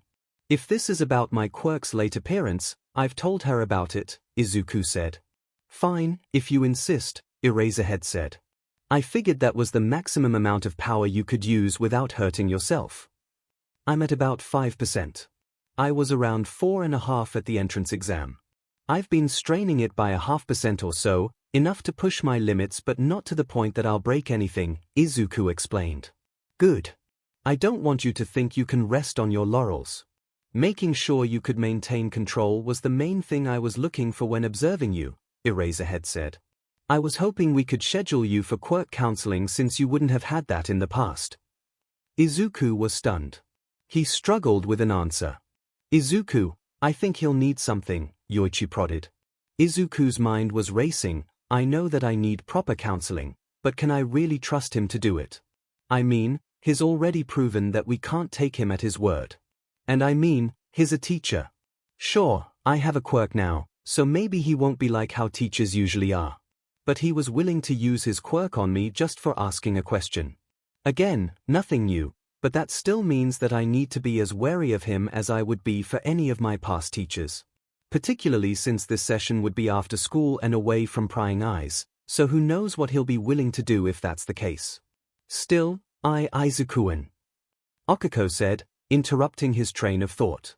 Izuku stopped, and deduced why she interrupted from the looks on their faces. I said that all out loud, didn't I? Eraserhead looked absolutely shocked. Like he realized he accidentally ran over a kitten. He managed to say, tomorrow after school, conducted by the principal. I'll only be there for safety precautions. Perhaps another faculty member to ensure your comfort. Is that acceptable? Izuku nodded, not trusting his voice. Eraserhead nodded as well in acknowledgement. He looked like he wanted to say something, but couldn't find the proper words. He settled with, dismissed. Izuku walked off, leaving Eraserhead behind. Okiko walked beside him. After some time, she took his hand in hers. He gave it a squeeze in thanks. You're a little old for hide and seek, Yagi, Eraserhead said while walking by. As he did, All Might in his emaciated form popped out of a bush. I wanted to check in on how Class 1A was doing, Aizawa-kun, All Might said. And by that, you mean Midoriya, Eraserhead deadpanned. I will admit, after I revealed that I had trained him, I was worried that you may have judged him based on that fact, All Might said, trying to be diplomatic. You thought that I'd have expelled him just because I don't like you, Eraserhead said, having the diplomacy skills of a plank of wood with a rusty nail in it. I felt that was possible, All Might admitted. Eraserhead sighed, I try to pride myself on rationality. Thus far, Midoriya's skill matches his enthusiasm. His encounter with the zero-pointer would normally be a red flag for me, but I can attribute that to the intensity of the situation and his inexperience with his quirk. His showing that he can handle it and that he's working hard. There was an awkward pause. Finally, All Might said, Are you all right? The pause continued, before Eraserhead said, When we found out that Aldera Middle School had doctored their records to favor Bakugo and denigrate Midoriya, I was angry. It was the height of irrationality. Not only would any high school judge them using false information, both of their careers would be sabotaged. I know I'm not the best teacher, but I have enough pride in the profession to be angry at educators who don't have their students' best interests at heart. Yagi looked at Eraserhead expectantly, and he looked down. Midoriya compared me to them. As much as I want to deny it, I can't make a convincing argument to myself. There was an awkward pause once again, before All Might said, I want to try and help you out, but I'm not sure you'd appreciate it. Especially considering you have much more experience teaching than I do. Eraserhead shrugged, it couldn't hurt. Well, I made a mistake when instructing young Midoriya on how to use his quirk. I later learned that he only did so well because he frantically contacted some distant relatives with similar quirks for advice between the written and practical exams. All Might was thankful Izuku had told him that excuse. So, upon hearing that, I've been throwing myself much harder into teaching. I've been reading more books about education, and I contacted my old teacher and asked for help. If what Midoriya said truly bothers you, try and fix it. Eraserhead chewed that over, before he nodded to All Might and walked away. He sighed, guess I have to go plus ultra myself. Izuku made it to the classroom last, and was surprised to find everyone still there. Once he entered, All of his classmates looked at him expectantly. "Hey?" Izuku asked, worried he'd offended them somehow. "Bro, are you okay?" the red-headed boy, 𝐻𝐸𝐲, asked. "Aizawa-sensei got really intense back there," Itsuka said, frowning. "We were worried." Plus, Miss Infinity here wasn't talking. The green-haired girl with the body-splitting quirk, Setsuna, added, grinning and using her detached, floating hands to point at Okiko. "I'm not going to break his trust," Okiko pouted. "Thanks, Okin," Izuku beamed. "Aizawa-sensei wanted to schedule me for quirk counseling. Which is good. I need it." A shock brewed. Momo, who'd already had her notions toppled once today, was struggling with it happening again. "But you got second place on the assessment, and you broke All Might's record on the entrance exam. Surely you don't need quirk counseling at this age." Izuku sighed. "I never had it before. My quirk was dormant most of my life. I thought I was quirkless until about a year ago. It wouldn't activate until my body was strong enough to handle its power, and I was only able to access it right before the written exam." It was deathly silent as everyone processed this. Jaws dropped. "You went to the entrance exam and you only had your quirk for a couple of hours." Mina, the pink girl with horns, exclaimed in shock. "Metal," exclaimed Kyoka, a girl with elongated earlobes ending in auxiliary jacks, throwing up goat horns with her right hand. Tenya hung his head. "If you were that inexperienced, of course you would be nervous. Now that I know this, my behavior towards you transcends rudeness into borderline bullying. Given that you were considered quirkless, the argument could be made that I was committing a hate crime." Tenya was utterly despondent. "Wait, so that thing with the 0-pointer. Where you broke your arms?" Toru, the invisible girl, exclaimed, waving her arms for emphasis. "How did that happen?" "Well, I can only use a very small percentage of my current power." Izuku scratched the back of his head in embarrassment. "When I saw Okin under that concrete with the 0-pointer about to crush her, I went overboard. Put my full strength into jumping towards it and punching it. Broke my legs and arm though. I would have gotten even more injured, or possibly died if she hadn't managed to float up and cancel my gravity." 𝐻𝐸𝐲 and the silver-haired boy, Tetsu, began to shed tears. "That was the manliest thing I've ever heard," they exclaimed in unison. "Wait a minute, Ribbit," croaked out Tsuyu, a girl with frog-like features. "What % have you been using?" Izuku paused before admitting, "During the exam, around 4%. I've worked my way up to using 5% today." If the room was quiet before, it was deadly silent now. The girl with vines for hair, Ibara, made the sign of the cross as this sank in. "Holy shiitake," Kinoko exclaimed. Yui, the girl with the size-shifting quirk, nodded. She hummed worriedly. Koji, the boy with the oddly-shaped head, made a squeaking sound, the first one he made that day besides using his quirk to talk to animals. The horned girl with horse-like features, Pony, looked confused. "I not say early, but I am American. Dad Japanese, but not speak language much home. I only getting every maybe 3 words. Anyone able help?" At which point, Momo began to translate, as did Izuku. He couldn't call himself a true All Might fan if he couldn't listen to the man's old interviews in the original English. When they finished, Pony's eyes bugged out. "What in the goddamn dash?" Pony swore in English. "I've never heard of anything like that before. What are you made of?" "Anxiety and hero trivia, mostly," Daigoro joked. Izuku smiled, and replied, "Anxiety and hero trivia, mostly," in slow Japanese to try and accommodate her. Pony snorted in laughter along with several others, so it got through. "Thanks, Daigoroji-san," Izuku thought warmly. The 5th user whooped in victory. Such a vast and mysterious power, Leiko, the gray-haired girl who looked vaguely ghost-like, intoned with a wispy voice. "From the darkness of a life without a quirk, he wields an overwhelming light," the bird-headed boy, Fumikage, said with as much gravitas as he could muster. The two of them stared at each other, as if trying to size up exactly how goth the other was. Setsuna decided to interrupt. "Well, I know Hobo-sensei was bad-mouthing it earlier, but why don't we all go grab something to eat and get to know each other? We're gonna be here for 3 years, assuming we keep the bum happy, so we might as well learn who we'll be working with." Mina and Toru gave out a cheer and most of the class seemed to agree. Izuku was about to leave out of habit when 𝐻𝐻ero and Tetsu roped him in, saying that they wanted to hear his workout routine, and he realized they were all expecting him to attend. They wanted him to attend. "I'll join in," Izuku said happily, hoping he wasn't crying. He pulled out his notebook. "Would anyone mind if I asked about your quirks? Analyzing them has been a hobby of mine for the longest time." "Sure thing, bro," 𝐻𝐻ero said with a smile. "Ask away." Izuku began to have a field day asking questions as they made their way out of view. Sure, there were hiccups, but even with all of that, this was the best time he'd ever had at school. 𝐒𝐻𝐻𝐽. Every moment of Katsuki's life was done in preparation for this moment, and now that he was here, it felt like the mountain he was trying to climb was a pile of rotten trash. First, there was the entrance exam. At first, he thought he had claimed the total victory he crafted in his backstory, but at the last second, he saw that he got second place. That would be terrible on its own, but the fact that it was Deku of all people who claimed first, who somehow managed to break All Might's record, made it so much worse. Forget a silver medal, coming in second to Deku was like getting a medal made of dog's shit.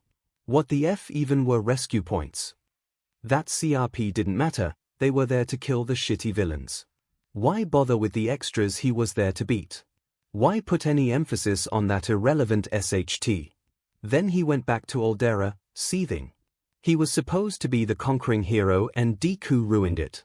He was about to put the worthless loser in his place when all of a sudden he pulled a quirk out of his butt. That didn't happen. He was quirkless, he was worthless, he was always supposed to be worthless. No one got a quirk that late. What the F was going on? And right then, the Fing teacher lost his ball and told Katsuki to stop. Why? It was just Deku. And then one of those faceless dipshits in class recorded the whole thing and, in a display of their stunning intellect, uploaded the video. Somehow, that made everything worse. The goddamn rat put him on probation. Told Katsuki that if he stepped 1 foot out of line, they'd knock him to the curb. What the F? They should be thrilled that Katsuki chose to attend their school. All this over Deku. It wasn't like it was someone who mattered. Of course, the worst part was that it turned out Aldera had fed with his and Deku's records. Like he needed help to beat Deku. He was glad the rat was turning some investigators on the school. Katsuki would happily give the Desutaru agency anything they'd need to take down the 𝐻𝐻ers who didn't think he could win on his own. And now, the first day of class was over. He was supposed to stride in like the badass he was and everyone would acknowledge him as the king he was. But that didn't happen. Some grape-headed midget was crying worse than Deku ever did because there weren't any girls in the class. Who gave a SHT about that? They were trying to be heroes, you shouldn't be chasing skirts at all. Some dead-eyed guy with two-toned hair and a burn scar dismissed him entirely. Most of the extras followed suit. Even the ones with inferior quirks like Bigfoot or Tape Dispenser or Monkey Tail were rolling their eyes when he declared he'd be the #1 hero. The bug-headed prick apparently didn't get the memo and he told Katsuki that the first chance he got, he'd beat Katsuki in a fight. Katsuki would have laughed if it didn't piss him off so fing much.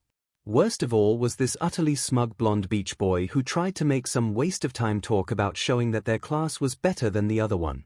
Which, of course it was, this class had him, and the other one had Deku, so obviously this one was better.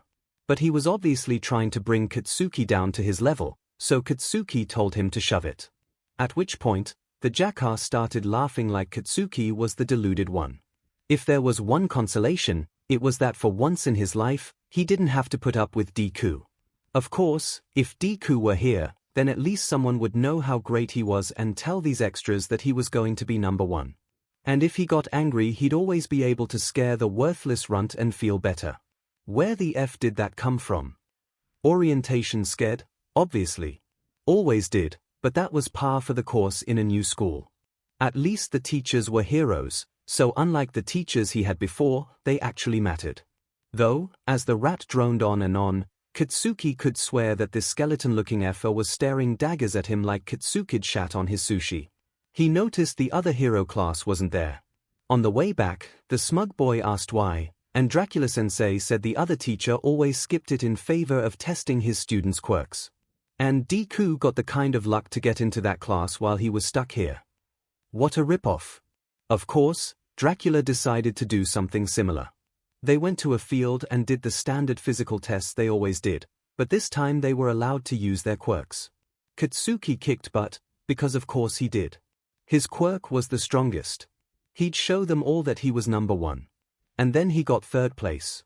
Scarface, who got in on recommendations so he didn't even take the same entrance exam as Katsuki, so who knows how strong he was, got first. And the smug 𝐵𝑆𝐻𝑪 turned out to be able to copy quirks, so he just took the right person's quirk for each test, so he took second. Katsuki wasn't sure which made him angrier, when the copycat used explosion to do one of the tests, or when he ignored it in favor of another. Worst of all, Dracula showed them their exact scores. The 4th and 5th place people, Bugface and the quicksand guy with no lips respectively, weren't that far behind him. Nor were most of the others. At the end of the day, when they were leaving class, he went over to 1A's classroom. Everything up to then was wrong, so at least he could put the fear of God in Deku and something would go the way it was supposed to, right? Of course, Class 1A had left already. Skipping orientation meant they had a shorter day. Grape Nuts had followed him and started crying BLD because he missed his opportunity to perv on the girls. The idiot seemed to think Katsuki had gone there for the same reason. Katsuki debated whether or not the expulsion was worth exploding the midget into giblets. Izuku Midoriya's Hero Analysis of the Past, Volume 1 7th User, Nana Shimura Hero Name, Nimbus was never highly ranked. Cared more about helping people. Worked with a partner, named Gran Torino. Gran Torino was All Might's homeroom teacher when he went to UA.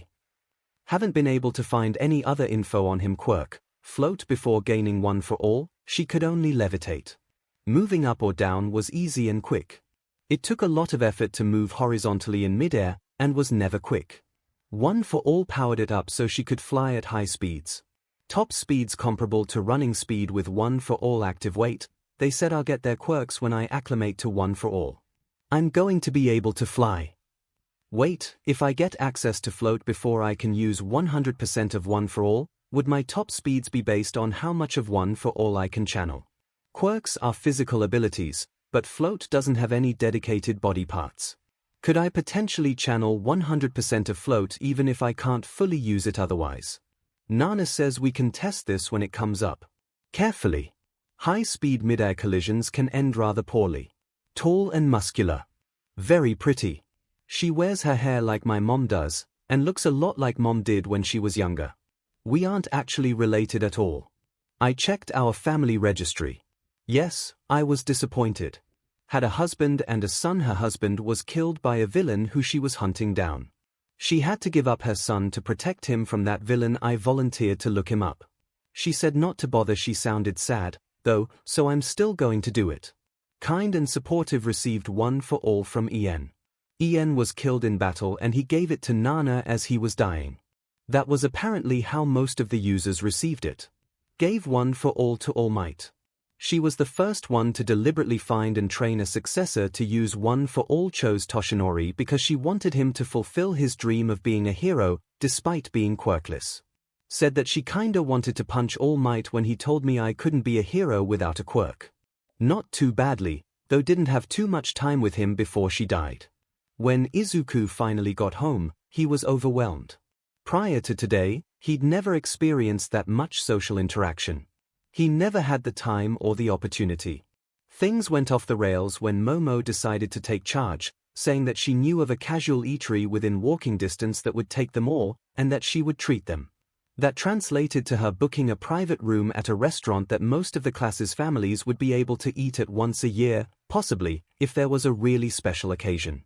Okiko, who was intimidated just looking at the place, reminded Izuku that she was raised by construction workers. The chain of shocked swearing that she uttered under her breath was creative and disturbing. Everyone was kind of shocked, but Momo had such an innocent look of happiness that she was going out with friends that no one had the heart to tell her this wasn't normal. Izuku tried to unpack everything that had happened. He still couldn't believe he'd actually talked to and befriended everyone. Everyone in class had his phone number, and unlike previous years, that didn't mean he'd have to change his number or have them spam hate texts at him.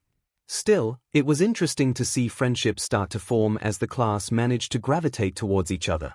While they had separated and got to know their other classmates on their own, he and 𝐻𝐿𝐵 were still definitely best friends. It was such a good feeling. Tenya seemed to have gravitated towards them as well, and it seemed Tsuyu wasn't too far behind. Though it did nearly give Izuku a heart attack when Tsuyu said his quirk reminded her of All Might's. Luckily, 𝐻𝐿𝐵 chalked that up to him being a fanboy. And she showed everyone pictures of his bedroom. Keeping one for all a secret was worth a little embarrassment. Speaking of embarrassment, Setsuna, Mina, and Toru had formed a trio almost instantaneously, having similar outgoing natures. They'd seemed to enjoy teasing people, including him, but it never seemed like it was mean-spirited.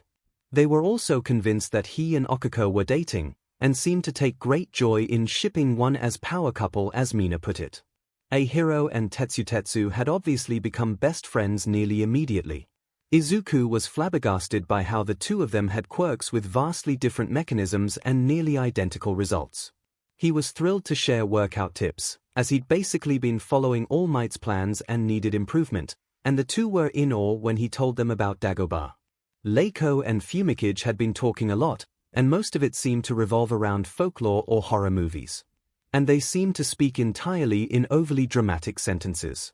Izuku wasn't sure if they were arguing or flirting in a really weird way. They were joined by Kinoko and Ibara, who had struck a friendship through a shared interest in gardening. Kinoko seemed to appreciate a magical aesthetic and found it interesting. Ibara at first was concerned that she'd have to perform an exorcism on 𝐵, until Dark Shadow popped out and managed to convince her that any references to him being a demon were hyperbolic. Izuku had fun talking to Dark Shadow. Sentient quirks were so neat. He wished he could openly share that he had one. Pony gravitated between himself and Momo, since they had the best command of the English language. Itsuka didn't have the same fluency, but she seemed to be naturally concerned about everyone and had joined in. She and Momo got along like a house on fire. Denki had flitted between groups, before he seemed to settle into a group with 𝐻𝐸 and Tetsu. He seemed really friendly to everyone, if flirtatious. He hadn't been successful at all with his flirting, but he took it in stride. The only person who seemed to be ticked off by that behavior was Kyoka, who had a few cutting remarks for the blonde boy. Izuku was a little concerned, but Denki didn't seem to mind, and Kyoka seemed nice, if a little aloof. When favorite bands came up, her eyes lit up and she talked very excitedly. She seemed to gravitate towards Momo more than anyone else. Koji was a bit of an odd one. He seemed to be happy either in a group or on his own, but he was always quiet. Koji could use Japanese Sign Language, though, and Izuku had learned it when he was younger. Though he was out of practice, he worried that Katsuki might go deaf thanks to his constant explosions, and wanted to make sure they could still talk. Katsuki had attacked him for it, because Katsuki thought it made him sound weak. Koji just didn't feel comfortable talking unless it was to animals, particularly since when he was young, he couldn't talk at all without accidentally using his quirk. And, well, in an urban setting, no one wants to see what happens when you accidentally summon all the vermin in the nearby area. Yui was also silent, but that was different. It wasn't clear why, it just seemed like she didn't want to talk, she didn't know JSL, and her quirk had nothing to do with her voice. At one point, Izuku had gone into a murmuring spiral and resurfaced to see Yu standing next to him, looking at him blankly. Izuku apologized, but she didn't respond. Izuku wondered if he offended her somehow, until she handed him her phone on an enter contact info page. Once he did, it turned out that she was a prolific texter. Turns out she found it extremely interesting to hear his thoughts like that, and that she just wasn't good at expressions or speaking out loud. As Izuku was writing more extensive notebook entries, he started to cry tears of joy. He finally belonged somewhere. The Vestiges comforted and encouraged him, and he was thankful for it. It was nice to have them there. All 6 of them. Almost as soon as he thought that last part, he suddenly felt 2 other presences. Kid, for what it's worth, you shouldn't have gone through that, and I'm glad you're in a better place. The unexpected voice of either the second or third user came and gave him a pat on his left shoulder. As Izuku was shocked, he felt an uncomfortable silent presence towards his right. Come on, Chief, whatever else, he's a kid, Chief. Ah, so this was 3. And you have to admit that it's familiar. I, too began, stopping, and then said, in our time, kid, SHT was reversed. People with powers were hated and feared. Life was fed for people with meta abilities. Quirks, I mean. And that was just the beginning. We fought so that people like us could just live without BSTI's thing with us all the time.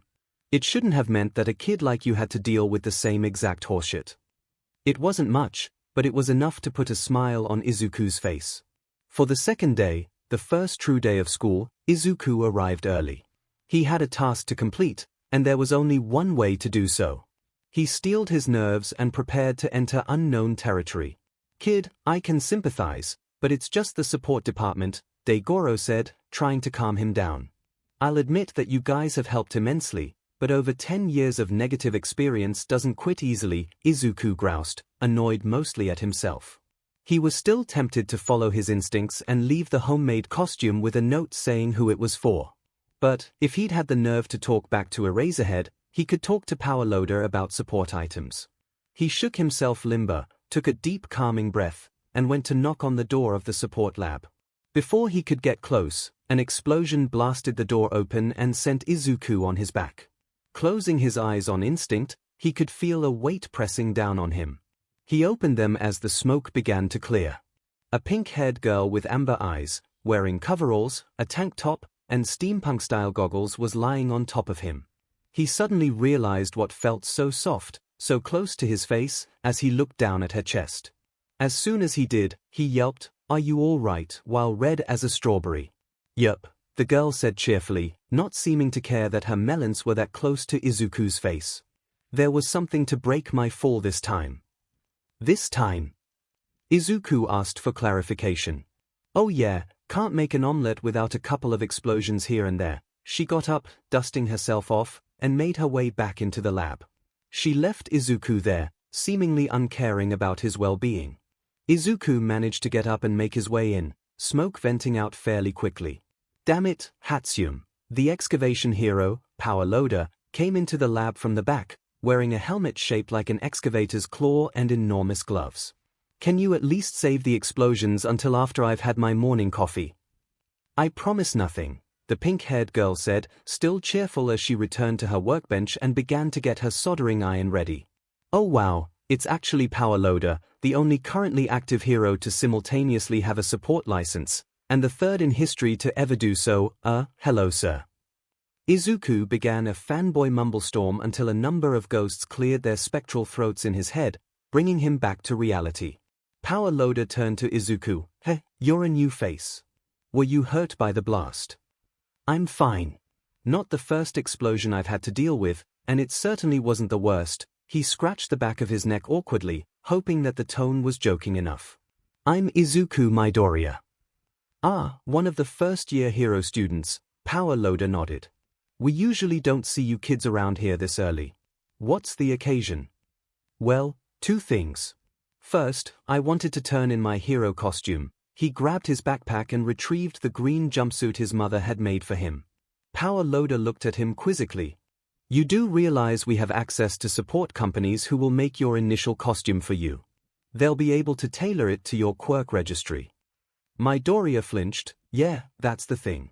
My quirk came in late. Really late. Day of the exam late. I'm not entirely sure of everything I can do with it, and I have a quirk counseling session this afternoon. I want to test what works and what doesn't at the beginning." "Oh." Power Loader had a flash of recognition. "Right, you're our record breaker among the new first years. Yeah, that was some performance you pulled. Never had someone annihilate a 0-pointer like that before. I'd heard around the water cooler that you were a late bloomer." Izuku blushed. "Ah. Well, since you're aware of what I can do, that brings me to the second reason I'm here. I was wondering about what possible support gear I can use - support gear." The pink-haired girl was suddenly right in Izuku's face. "And you're already famous for breaking records. Well, Mr. Record Breaker, color me intrigued." Izuku was shocked at how she ignored his personal space. Okay. "Come on, let's see if we can't make some babies together," she said loudly, dragging him along. Izuku's soul left his body. Izuku, you okay there? Nana said, concerned, while Daigoro was laughing in the background. Izuku machine broke, Yoichi joked. The boy practically needed a hard reset as he managed to stammer out www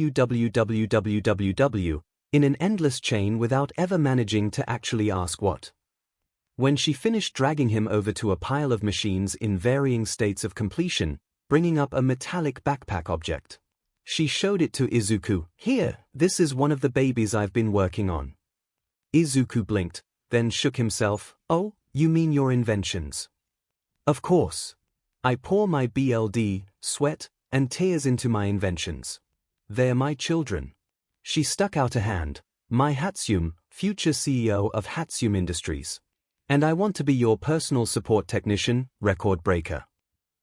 My name's Izuku Midoriya, he said awkwardly. He moved his hand towards the invention, and Mai interpreted that as agreeing to a handshake. Great. Your name's already been forgotten. Mai chirped. Social cues seemed to elude her. Wait, I didn't actually agree to anything yet. Wait, is this a jetpack inspired by the Buster hero, 𝐎𝐸𝐽𝐽?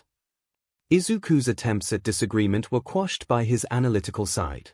Oh, good eye, record breaker. Mai grinned wider. A fantastic option for a hero on the go. I also have a pair of hover souls in the works. Combined, they'll help you become an ace at three-dimensional combat. Izuku placed his finger in his mouth and bit it. He couldn't go on a rant about receiving float. He didn't know if this gear would be a hindrance with float in his arsenal, or if it would be good practice for using float, or if it would be a good backup should float become unusable for any reason. He said, maybe once I've acclimated to my power a bit more. I'm still adjusting my body to using my quirk. I should make sure I can run before I try to fly. A hero student showing restraint, Power Loader commented. This is a rarity. Well, I've got tons more babies to show you. Mai said happily, chucking the jetpack to the side as she dug in. This is a lot. Are you a second year here? Third? Izuku asked. Nope, I'm a first year like yourself. Izuku stared, before he finally said, a first year. Yep, she smiled. This is the second day. The beginning of the second day. Before school's even officially begun, Izuku looked at the large pile in shock. I've been waiting to do this for a long time, Mai said, her golden, cross-haired eyes burning with anticipation. Did your class skip orientation, too? Izuku tilted his head in confusion. No, but I did spend it drawing blueprints. Mai contributed. Izuku supposed that explained part of it. All right, it explained none of it, but it was something. Although, mentioning that he'd skipped orientation gave him an idea. Hey, how about I give you some stats to work with? Mai turned, intrigued. Stats. Her tone was equal parts trepidation and eagerness.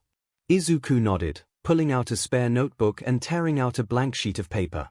His pencil started to flow. My quirk is a physical enhancement stockpile that contains an immense amount of power. I can't use it fully. If I try to use over 5% of my power, it hurts. I used my full power during the entrance exam, leaping up to a giant robot and punching it, and in the process I broke my legs and the arm I used to punch it. While orientation was going on, my class was doing a quirk assessment test. As he was writing, he pointed out a column. These are my scores. At about 5% of my total potential output, maybe 5.5, I was straining myself. From there, we can extrapolate my current strength levels and what the full extent of my power is. I can update you after I finish my quirk counseling.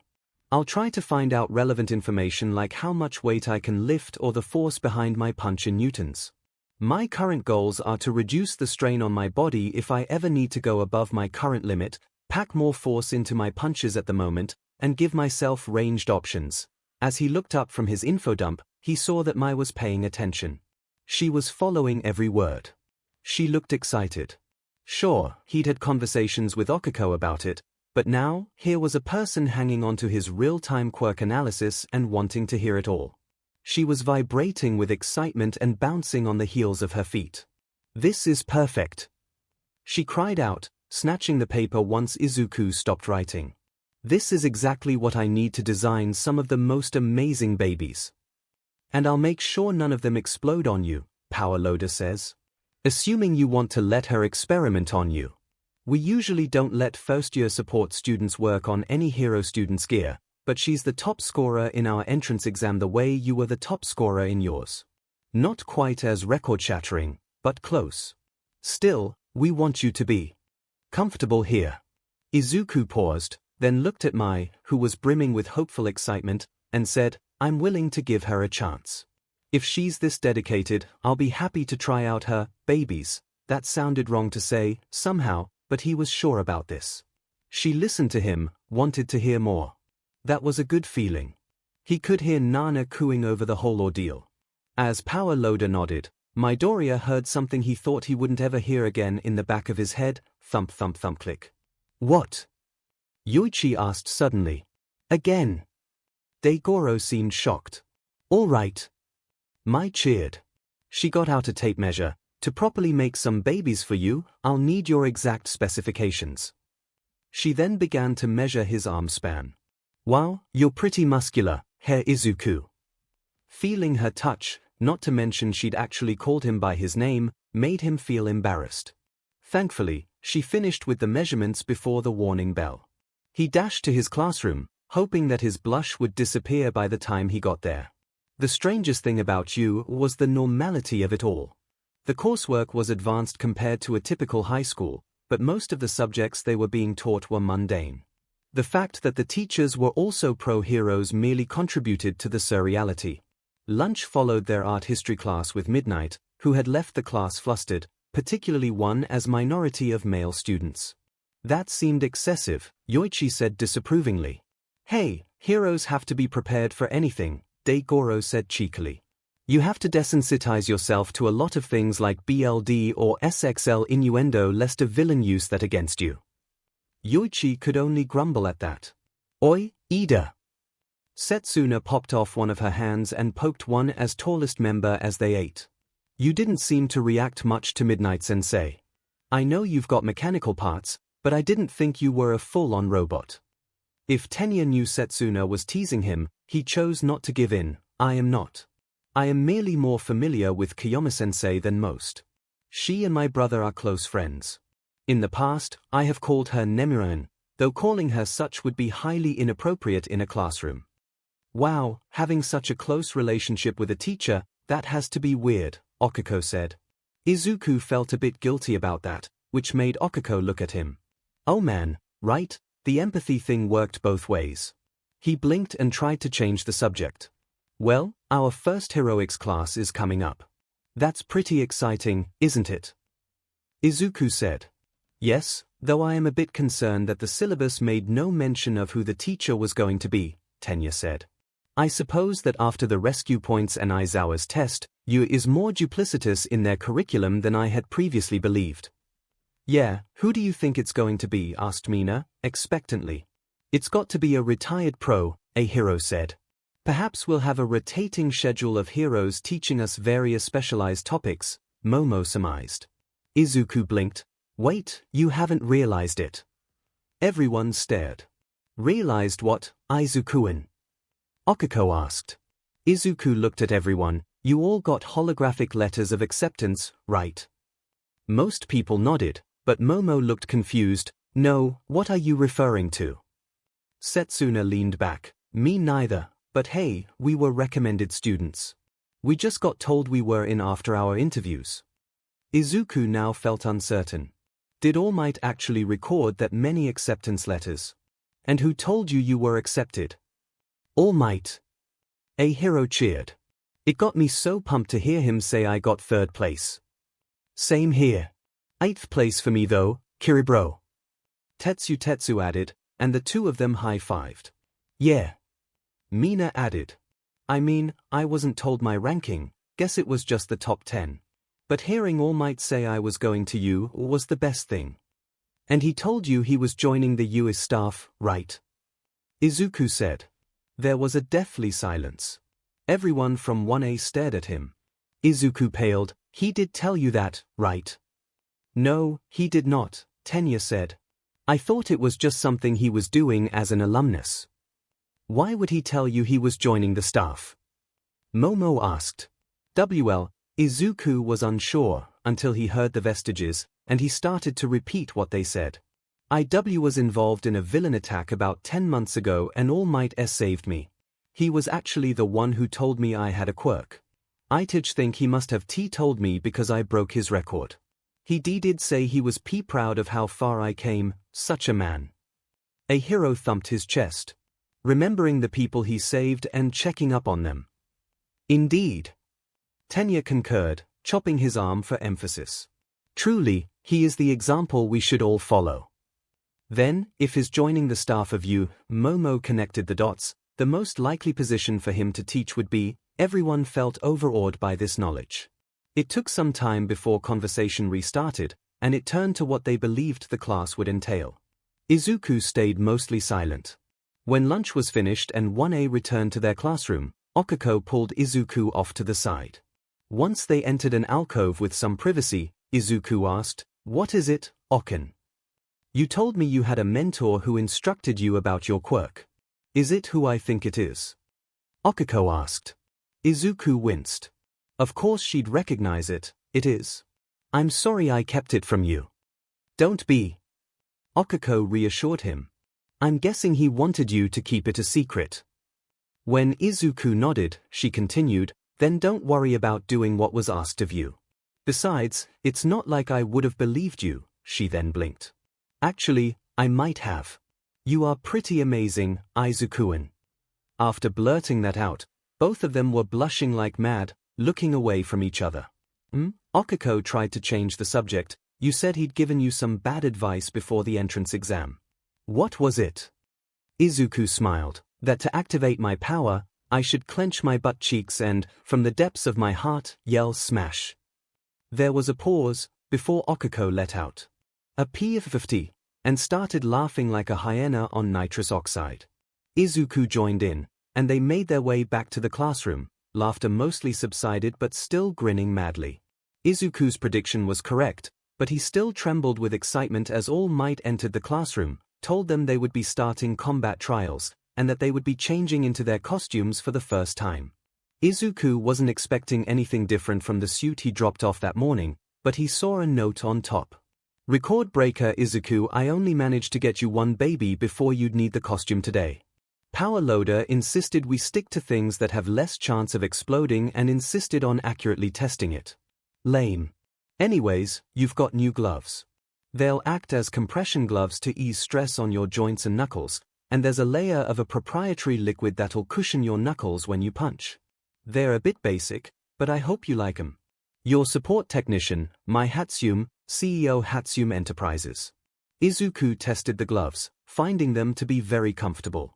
They also looked nearly identical to the gloves his mother provided him, with a few visible adjustments. He also noted that the fingertips could be covered and uncovered easily. For something made in a few hours, it was fantastic. Izuku left the locker room giddy at his new costume and support gear. He was ready for anything. He then stepped into the room with his classmates and wondered how he would survive. Okay, now I can see the benefit in midnight getting you used to this, Yoichi conceded as Izuku stared at the skin-tight and revealing outfits that his female classmates were in. Great, dealing with PBRTY. This makes it a third time. Joy, 2 or 3, he still wasn't totally sure, interjected. When Okiko came to talk to him, he was trying desperately to remain respectful. She looked so good in that outfit. After everything that's happened so far, I'm half tempted to skip dating and go straight to the proposal, Izuku groaned inwardly. The Vestiges were quite mirthful at that thought, but chose not to tease. He tried looking elsewhere, but each time he moved his eyes, there was an attractive girl. Even the outfits that weren't TTLTNG were still flattering. He eventually decided to keep his eyes towards the ceiling until All Might commanded their attention. As he ran the class through the heroes versus villains exercise, the rules and the conditions for victory, he made one thing very clear. Part of the reason I'm throwing you all into combat so early is to understand what your strengths and weaknesses are. However, I want you all to remember that this is a school exercise and that you are still learning. You are all novices when it comes to using your quirks in a combat scenario. While Aizawa encouraged you to go plus ultra in your assessment tests, I want you to show restraint. Control is just as important a trait in heroics as power, if not more so. I'd rather not have Recovery Girl beating my shins for sending you all to the infirmary on day one. There was a smattering of laughter as they drew lots to determine their teammates. When Izuku pulled out an E and Okiko pulled an H, they were disappointed, but took it in stride. Izuku did, however, breathe a sigh of relief that her outfit wouldn't distract him. That sigh of relief turned into choking on air when he realized he was paired with Momo. Out of the frying pan, into the fire, Yin joked. Not now. Izuku shouted internally. Externally, he greeted Momo, it's a pleasure to be working with you. Likewise. That outfit looks very nice, but a little amateurish. Which support company made it? She asked innocently. Izuku winced. None, actually. Since my quirk is still so new, I couldn't give an accurate description. We wanted to make it after I received quirk counseling to see if there was anything I should add to my costume. I was going to stick with my PE uniform until then, but my mom surprised me by making this based on one of my designs. Momo gasped, that's so sweet. Yeah, she's the best, Izuku smiled. I'm assuming your costume is designed to maximize your quirk usage, giving you open space on your body's natural fat stores to more easily access your quirk's creations. He was intently not looking at those natural fat stores while he asked this. Indeed. Momo was chipper as she explained, this will allow me to create larger items like the cannon I used in the assessment test without needing time to remove clothing or risk damaging it. Though they did modify my original design. I had based it on Midnight's original outfit. Her original outfit? Izuku asked disbelievingly. Momo nodded. The outfit that caused the Diet to institute a new law on hero costumes due to the complaints. In hindsight, I should have realized the problem, Momo said, seeming to droop as she did so. No, I get it. You were thinking about maximizing your quirk and forgot the incidental stuff. I've run into similar mistakes all the time. Like analyzing an interesting quirk and not being aware of my surroundings and running into something, he admitted sheepishly. Momo smiled, letting off a small, dignified giggle. Well, you did show your analytical talents over our outing yesterday. Do you have any insights that might improve my costume? In the past 2 days, he'd been asked about his special interest, not in a mocking way, but in a sincere way. It turned out, this was like catnip to Izuku. His notebook was in his hand without him realizing it, and he began to write and ramble. Well, the biggest issue is that you've put so much emphasis on quirk usage that you've sacrificed protection. Unfortunately, the parts of the body that you need access to are some of the most vulnerable. It may be better to have a more conventional outfit made of DNA-integrated cloth that uses your hair in its creation. That's used by heroes with transformation quirks to ensure they don't end up naked. In theory, your creations should be able to pass through that material the way they pass through your skin. If that's not feasible, there's always the option of an outfit with panels fastened by Velcro or a similar substance that will allow you to push your creations out without damaging them. At the very least, while capes can be a liability in a fight due to their bulky nature, a cloak would give you an extra layer of protection while providing the same access to your quirk.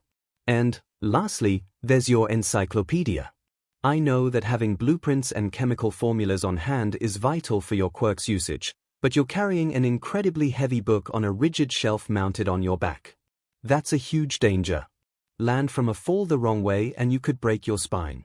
Instead, a wrist-mounted computer would be better.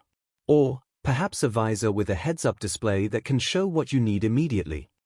Izuku finished his verbal avalanche and finally looked up at Momo, who was blushing heavily. Izuku blushed in return, particularly when he realized that the first teams had been called. The heroes of Team C, Tenya and Kyoka, were fighting the villains of Team J, Yui and Pony. Both teams were preparing before the exercise would begin. Let's pay attention to the exercise for now. Do you have any predictions for how it will go? Izuku asked. Momo began to talk, but Izuku's attention was interrupted by the familiar thump-thump-thump click in the back of his head. Really? Izuku's voice joined 7 others shouting in his head. If All Might's Vestige could speak, it would have been 9 Izuku Midoriya's Hero Analysis of the Past, Volume 1 4th User, 𝐒𝐻𝐸 last user not to be a pro hero. Heroes were still vigilantes then. He didn't give himself a hero name, and he never got one from the public quirk. Danger sense allowed him to sense threats in time to avoid them. When he got one for all, it improved the distance and the scope. He could previously only detect nearby threats and only serious threats. Afterwards, he could sense threats over a larger distance, and could feel more mundane dangers. The worse the danger, the more intense danger sense feels. If the danger reaches a certain point, is there a backlash? 𝐒𝐻𝐸 sometimes calls it super anxiety. I wish I could tell if he was kidding. Looks older than the other users. His hair is white, has 2 scars on the left side of his face, wears robes. The right sleeve is missing for some reason. Claims it was just torn and he never bothered replacing it. When he got one for all, it was still fairly weak. He decided that it would be better to leave civilization and train in the woods. He spent all his time adding strength to the stockpile so that one for all would be better for future generations. Spent 18 years building up the power until the strength of one for all was a force to be reckoned with. Kind of odd. It's hard to tell whether he's joking or serious. Seems that he wasn't sociable much before getting one for all. Almost 20 years alone in the wilderness probably didn't help. Says that he's not weird, that he's normal, and that everyone else is weird. On the one hand, I like that philosophy a lot. It seems empowering. On the other hand, that's not how normality works. 2 centuries ago, I'd have been normal for being quirkless. Now I'm weird. Died at 40. He looks much older than 40. He died of old age. Okay, so it turns out that the human body can't sustain multiple quirks, and one for all is no exception. If you have a quirk already and receive one for all, the power causes enough of a strain on your body to effectively halve your lifespan. Toshinori and I were really lucky in multiple ways. Wait, does that mean that the multiple quirks in one for all will kill me? Yoshi says no. The quirks within one for all were absorbed by one for all and produced by one for all. It's a single quirk producing multiple quirk factors, not multiple quirks producing multiple quirk factors. Nana can prove this. When she passed one for all to All Might, one for all slowly faded from her body, but Float was unaffected. The fact that she can remember things that happened after passing on one for all seems to indicate that the vestiges don't fully transfer into one for all until they die. I've thought that I wanted to be able to talk to All Might's vestige, but if that's the case, I can wait as long as I need to. As 15 minutes passed, All Might announced villain's win across the PS system. Izuku and Momo looked at each other. That went pretty much exactly as you predicted. That was amazing, Izuku said approvingly. Well, you were able to offer a few strategies as to how both teams could be victorious. I merely used that and what I knew of our 4 classmates to guess how they would react. Momo blushed at the praise. Okiko was standing next to them. Part of her was feeling jealous, but somehow, that sixth sense she'd been feeling occasionally told her that she shouldn't worry. Izuku was just making a new friend. And Momo was just as lonely as Izuku was. Neither of them was used to praise, or talking to a peer strategically like this. And, she also knew that the friendship she had with Izuku wasn't fading. He adored her just as much as she did him, and it wasn't going to end just because someone else meant something to him. As she wondered where this insight was coming from, she was pulled from that train of thought by her own partner, Ibara. I pray that we do not face them in the coming trials. And, if we must, I pray for the strength to survive such an ordeal. Okiko couldn't help but nod. Yeah, they're both scary smart. The 2 teams walked in. Tenya had his head down. He'd been the only student in this round to be captured. Kyoka frowned, but she maintained her aloof persona. Pony was grinning as she trotted in, humming Queen's "We Are the Champions." Yui was as expressionless as ever. To begin with, congratulations to all 4 of you. All Might boomed. You all performed fantastically. This was your first combat scenario, after all, and you all managed to give your best performances without hurting your classmates too much. Now, we have the question of who among these 4 was MVP for this exercise. Anyone want to venture a guess? Several hands were raised. Or, Might called on Tsuyu. It has to be Kodo-chan, Ribbit. Her quirk allowed her to shrink the bomb and hide it from sight, removing one of the hero's means of winning the exercise. She also used her enlargement to clutter up the hallways and keep Ida-chan from using his speed rib bit. It is true that young Kodai was instrumental in ensuring her team's victory. Does anyone have any dissenting opinions? All Might asked. Only Izuku and Momo raised their hands in answer. Young Yorozu. The MVP was clearly Gyro-san, Momo said, chippily. Kyoka, in response, dropped her aloof persona and now looked flabbergasted. The hero team suffered from an incredibly bad Quirk matchup. This was further complicated by the narrow corridors preventing Ida-san from utilizing his speed to its full capacity. The villain team had numerous opportunities to win quickly and decisively. However, the villain team suffered from a lack of communication. Tsunotori-san is still learning Japanese, and Kodai-san's terse nature and inexperience with non-verbal communication left the two of them unable to properly coordinate. The hero team was not fighting a team of two villains, but two individual villains. While the villain team did not suffer much from this communication barrier, it did hamper them, such as when several of Tsunotori-san's horns were caught in the wall of debris that Kodai-san was enlarging. The heroes, on the other hand, were well coordinated. They were able to communicate and make contingency plans. Gyro-san was able to overhear them moving the bomb and realized that Kodai-san had shrunk it, leaving them to plan for the villain's capture. While Ida was able to break through the various barriers, he suffered from tunnel vision, allowing Tsunotori-san's horns to ensnare him in capture tape before he realized it. Gyro, however, was not merely alert but skilled in combat. She had managed to evade Tsunotori-san's projectiles and nearly incapacitated Kodai-san with her sonic attacks. If the exercise did not have a time limit, there's no doubt she would have been able to capture the villain team. Izuku was nodding along to his classmates' lecture, as the rest of the class stared in awe. Izuku was the only one familiar enough with All Might to realize he was also in awe. All Might awkwardly segued, I couldn't have said that better myself. You are correct that young Gyro is the MVP for this round. However, you should all take two lessons away from this exercise. Firstly, barriers to communication make your task more difficult, but they are not insurmountable. Secondly, it is possible to do everything correctly and still fail your overall task. That is an unfortunate fact of life, but it is not one that we heroes take lying down.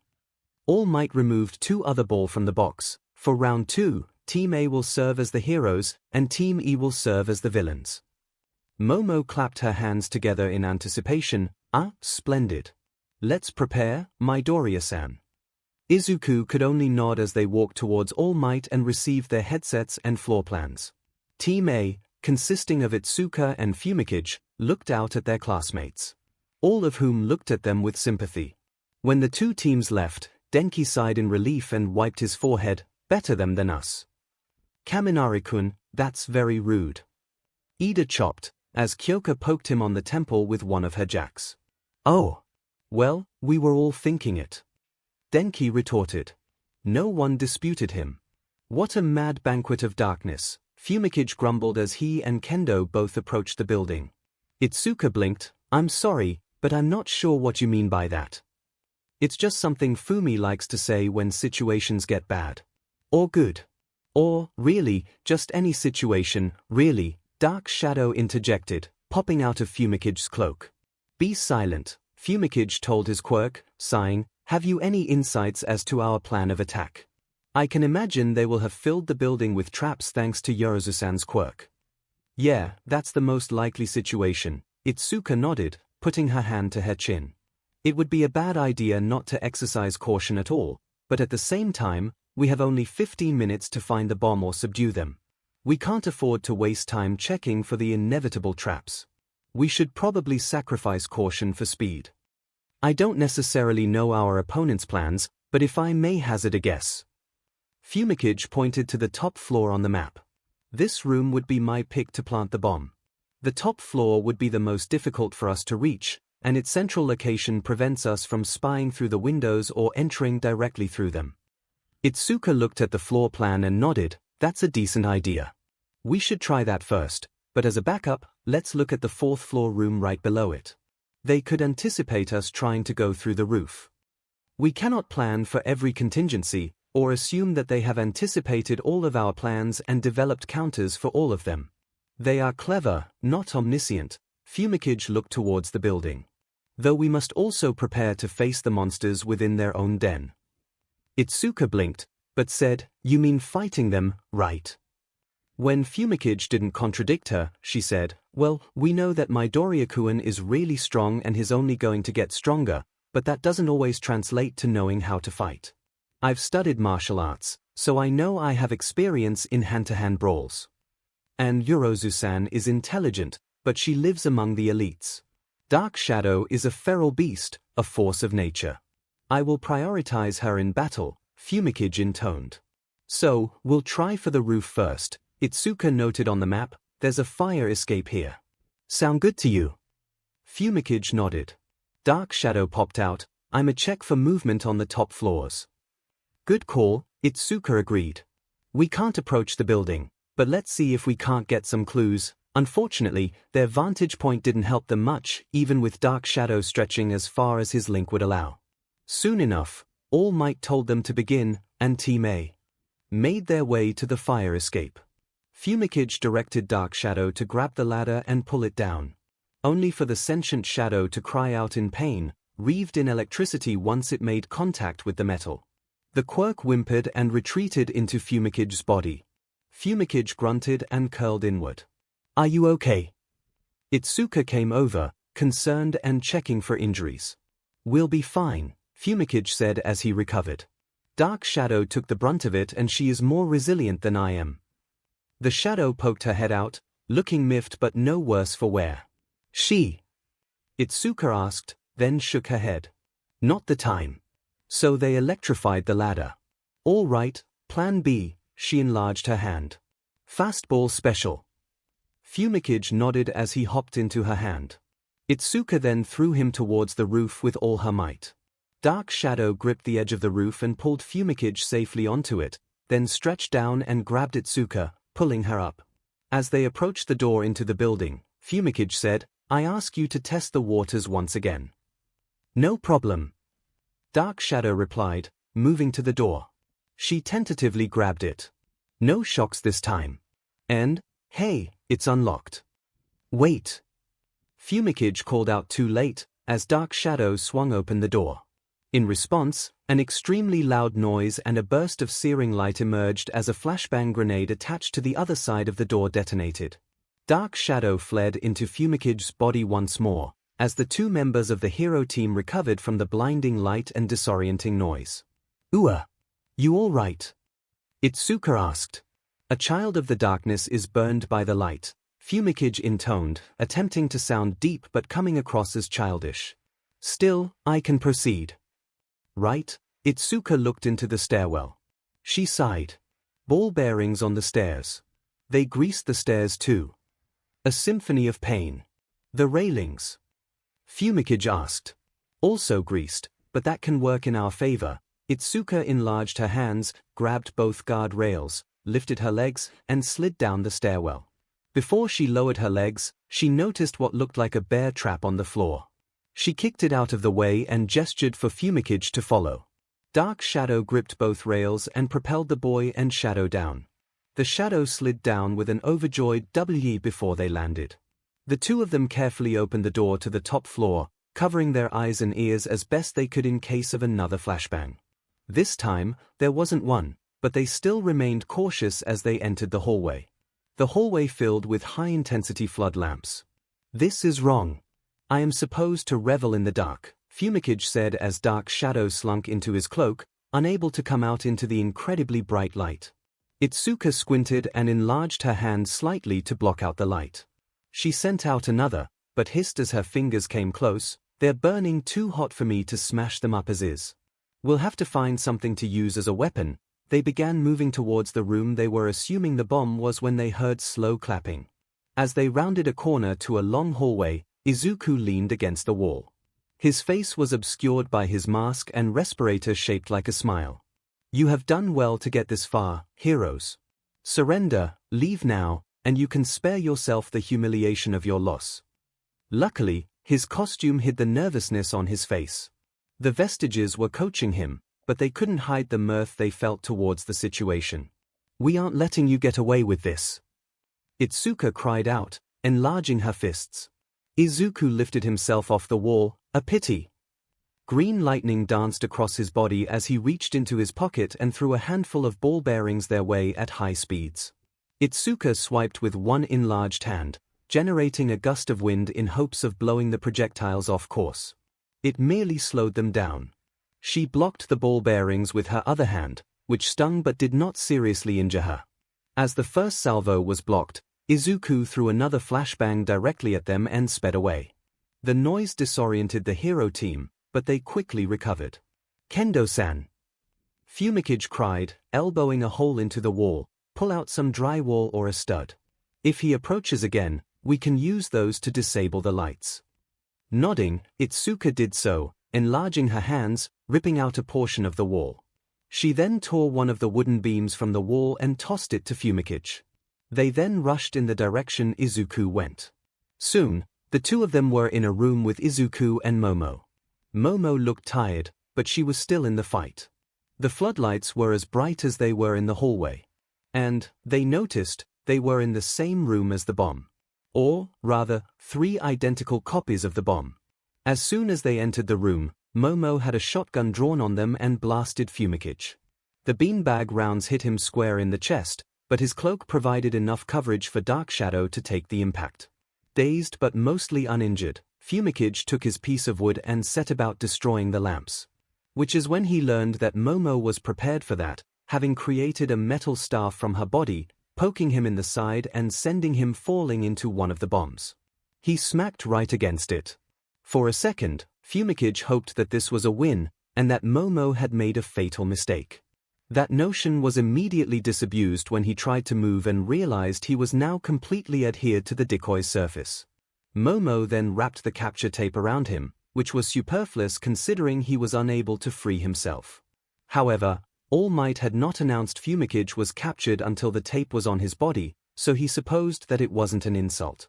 𝐻𝐻𝐼𝐳, however, had been in a spar against Midoriya, having dropped her improvised weapon and began fighting Izuku with both fists flying. As she had guessed, he wasn't as skilled as she was at combat. His punches lacked the form of a martial artist. He was, however, surprisingly good at dodging her blows. Still, he managed to get in a few solid punches and tanked a few of her hits before she heard that her partner was out of the game. Thinking quickly, she picked up the drywall and shoved it at Izuku. A single punch from the boy turned it into dust, but 𝐻𝐻𝐼𝐳 managed to notice that one of the decoy bombs was behind them, and that the dust was sticking to it. Grinning, she shoved Izuku off to the side, slamming him into Momo, as she ran towards the last remaining bomb. Her enlarged hand went out to grab it. And she immediately got stuck. The second of shock as she tried to move her hand, or at least move the bomb, was enough for Izuku to fling the capture tape towards her, wrapping it around her waist. Young Kendo has been captured. Villain team wins. All Might announced. Izuku got up, then helped Momo, who was as red as her costume.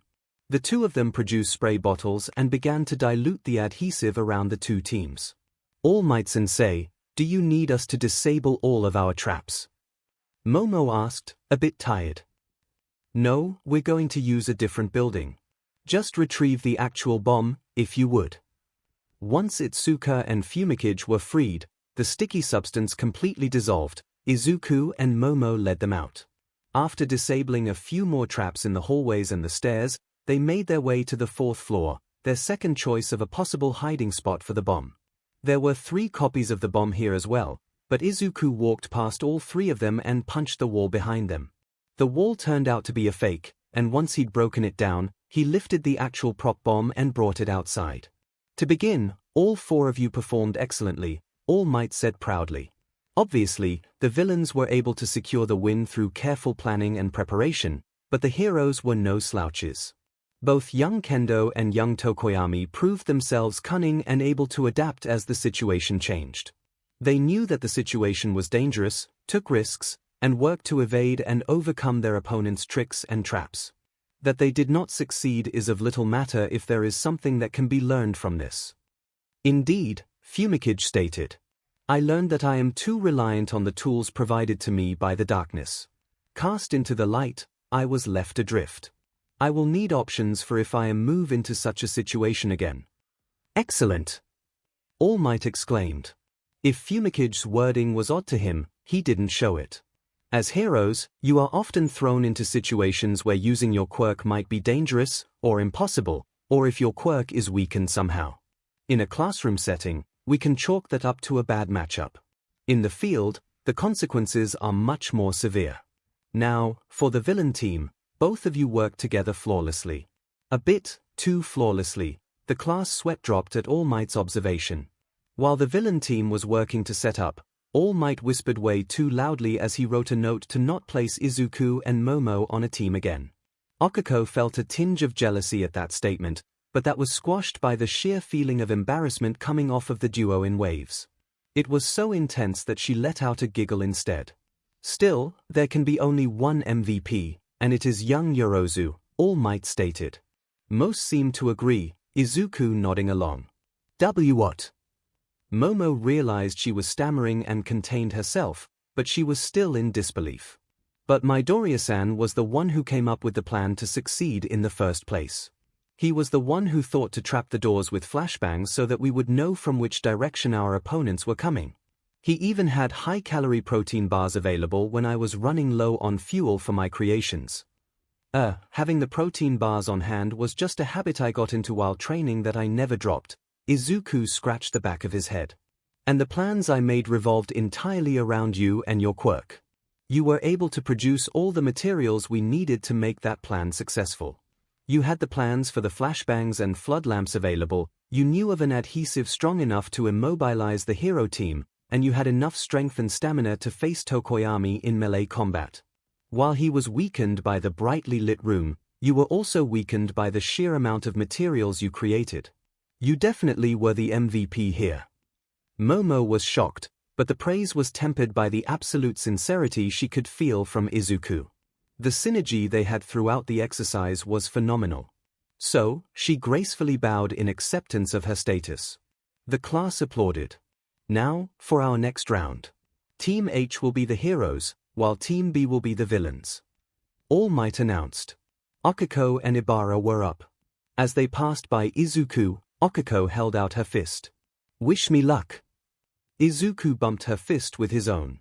You won't need it, he said with a smile. It turned out that, yes, 𝐒𝐽𝐽𝐲 desperately needed it. And unfortunately, she didn't have it. The class wasn't expecting much from the villain team. Toru and Kinoko were ranked 19th and 20th in the quirk assessment, but that test turned out not to be as good a judge of potential as Aizawa seemed to believe. Because while Mushroom wasn't a quirk suited to help its user in a gym class, it was phenomenal when used correctly in combat. After inoculating Toru to her quirk's fungal spores, Kinoko had begun spraying the area with mist to humidify the building. With Toru's help and the building's own dilapidated nature, every available surface became covered with mushrooms. It hadn't taken long after the hero team entered for mushrooms to start growing across their bodies, draining them and slowing them down immensely. Ibara's vines had an extremely poor reaction to the fungi, and the hero team was quickly immobilized and captured.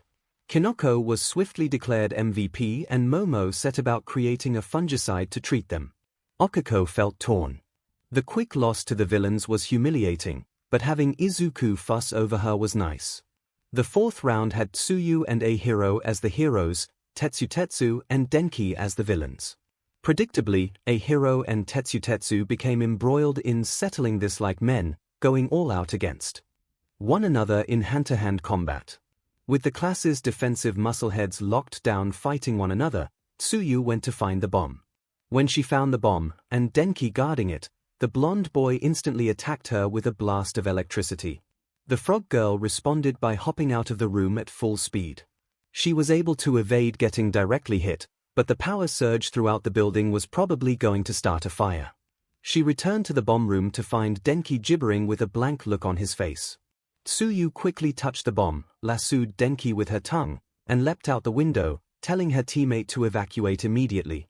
Luckily, 𝐒𝐻ERO and Tetsu managed to escape before the building was set on fire. Unfortunately, They had to wait for Denki to recover before the after-action report could be delivered. The last round helped to mitigate Okuko's frustrations. The villain Team F consisted of Leiko and Setsuna, who were prepared for a serious fight. Unfortunately, Hero Team I consisted of Mina and Koji took inspiration from Kinoko's unstoppable onslaught. And 10 minutes of prep time was enough for Koji to make a lot of friends. As soon as All Might started the exercise, the building was swarmed by an army of hundreds of rats. Leiko and Setsuna were brave and had powerful quirks, but when faced with an army of rats covering the walls and ceilings. When Mina called out for them to surrender, they took it. Koji walked over to the bomb, the carpet of rodents parting for him as he did so. Mina, like most sane people, chose not to enter the building. After All Might declared the hero team the winner, the rats dispersed into the simulated city and Koji bowed deeply in apology to the girls. "Gotta say, Koda, that was pretty spooky," Tetsu said in the locker room after the trials. Koji looked downcast as the Steely Boy said that, but a hero said, "It was, but you managed to pull off a win without throwing a single punch or hurting a single person. Pretty manly of you." "Oh, no doubt." Tetsu amended, "Spooky doesn't mean bad. I mean, that's Tokoyami's whole thing. Komori-chan was spooky too, and it was also badass." 𝐕 solemnly muttered, "Revelry in the dark." Koji looked back up at them and smiled warmly. "It pains me to think that the villain groups won most of our exercises," Tenya said solemnly. "It seems counterintuitive for a hero school." "Well, maybe don't think of it as heroes and villains," Izuku suggested. "Maybe consider playing the villains as practice for defending an objective the way that the heroes were trying to secure one." Tenya shot up in response, "That is perfect. An excellent perspective, Midoriya-kun." Guys," Denki said, having recovered fully from frying his brains during the exercise. "I was checking around the room, and it seems like someone made a hole between the girls' locker room and ours and covered it with a poster." The news of that sunk in. Tenya turned around. "That is reprehensible. We must report this immediately." His arm chopped for emphasis. Yeah," Denki agreed half-heartedly. "You don't sound too thrilled by that course of action," 𝐕 said, a little angrily. "I mean, yeah, it's the right thing to do," Denki said, backpedaling. "But, still, I mean on the other side of that wall are 13 of the hottest girls we've ever seen." "Yeah, but we have to respect their privacy," a hero said. "Peeping isn't manly," Tetsu agreed. "That isn't the kind of darkness I can revel in," 𝐕 said, remaining on brand. "I can hardly believe that you would entertain such a notion." Tenya cried out. Neither Izuku nor Koji said anything, but their expressions clearly agreed with the others. Denki sighed, "Guess I'm the lone degenerate here. I mean, yeah, it's scummy to actually do it, but I didn't think I was the only one who was tempted." Izuku gulped. He wasn't exactly thrilled to speak up about this, but Denki was looking really down on himself. You're definitely not the only one of us who's tempted. I mean, why, our classmates are all be appealing. But it's more important for them to feel safe. We don't want any of them to hate us." Everyone nodded, a hero and Tetsu shedding manly tears. Denki sheepishly laughed, "You're absolutely right, my dude. Bringing it up was the right call. I'm just glad I had enough impulse control to not peep. I'll let a teacher know ASAP so they can fix it." There was widespread approval as the boys of 1A finished changing. On the other side of that wall, Kyoka had one of her earphone jacks at the hole in the wall, both to more clearly decipher the conversation after accidentally overhearing Denki, and to stab any eyes that might possibly try to steal a peek. Her other jack was plugged into one of her speakers, amplifying the conversation she was overhearing to the other girls. "At least most of them are good people, Ribbit," Tsuyu said. "Though Kaminari-chan is a bit iffy. The sin of lust is strong within him," Ibara said, with some disgust. "Still, as Midoriya said, no one is free of sin and immune to temptations. It is somewhat admirable that he was able to keep them in check." "That's a pretty low bar to clear, though," Kyoka deadpanned. "True, but a lot of guys keep tripping on it," Setsuna said. Kyoka frowned as she considered it. "Well, he did let everyone know instead of just peeping himself. I guess that counts. Yeah, I'm just glad that my horn buddy Kiri drinks his respect women juice, Mina said cheerfully. Same with Izuku, Okiko agreed. That had Momo thinking. When the girls were leaving, she hung back towards Okiko. Yuraku-san, can I ask you something? Sure thing, Yomomo, Okiko replied cheerfully. Momo smiled. That nickname that Mina gave her was so wonderful. She had friends. It was so nice to finally have genuine friends. Well, I was curious about Midoriya's quirk. Do you think that there is a mental component to it? Okiko frowned in consideration. I'd wondered about that. I mean, we've been really good friends since the entrance exam, but it's like I've known him for years. Sometimes it's like I have these guesses about him and they always seem to be correct. Momo nodded. Since we were partnered, sometime after I heard him discuss how I might be able to improve my costume, I could hear something in my head. I'm not sure what, but after that, I too felt like his emotions were an open book. Well, more than they were beforehand. Okiko blinked. Here. That's interesting. 'Cause after that, I was starting to feel that sort of thing about you as well. Me? Momo exclaimed. Then she blinked. That actually makes sense. I was focused on the lessons so my attention was elsewhere, but I could sense your emotions in a similar way. I merely did not notice it at the time. Okiko looked down. You don't think it's malicious, do you? Momo paused, then said, I don't believe so.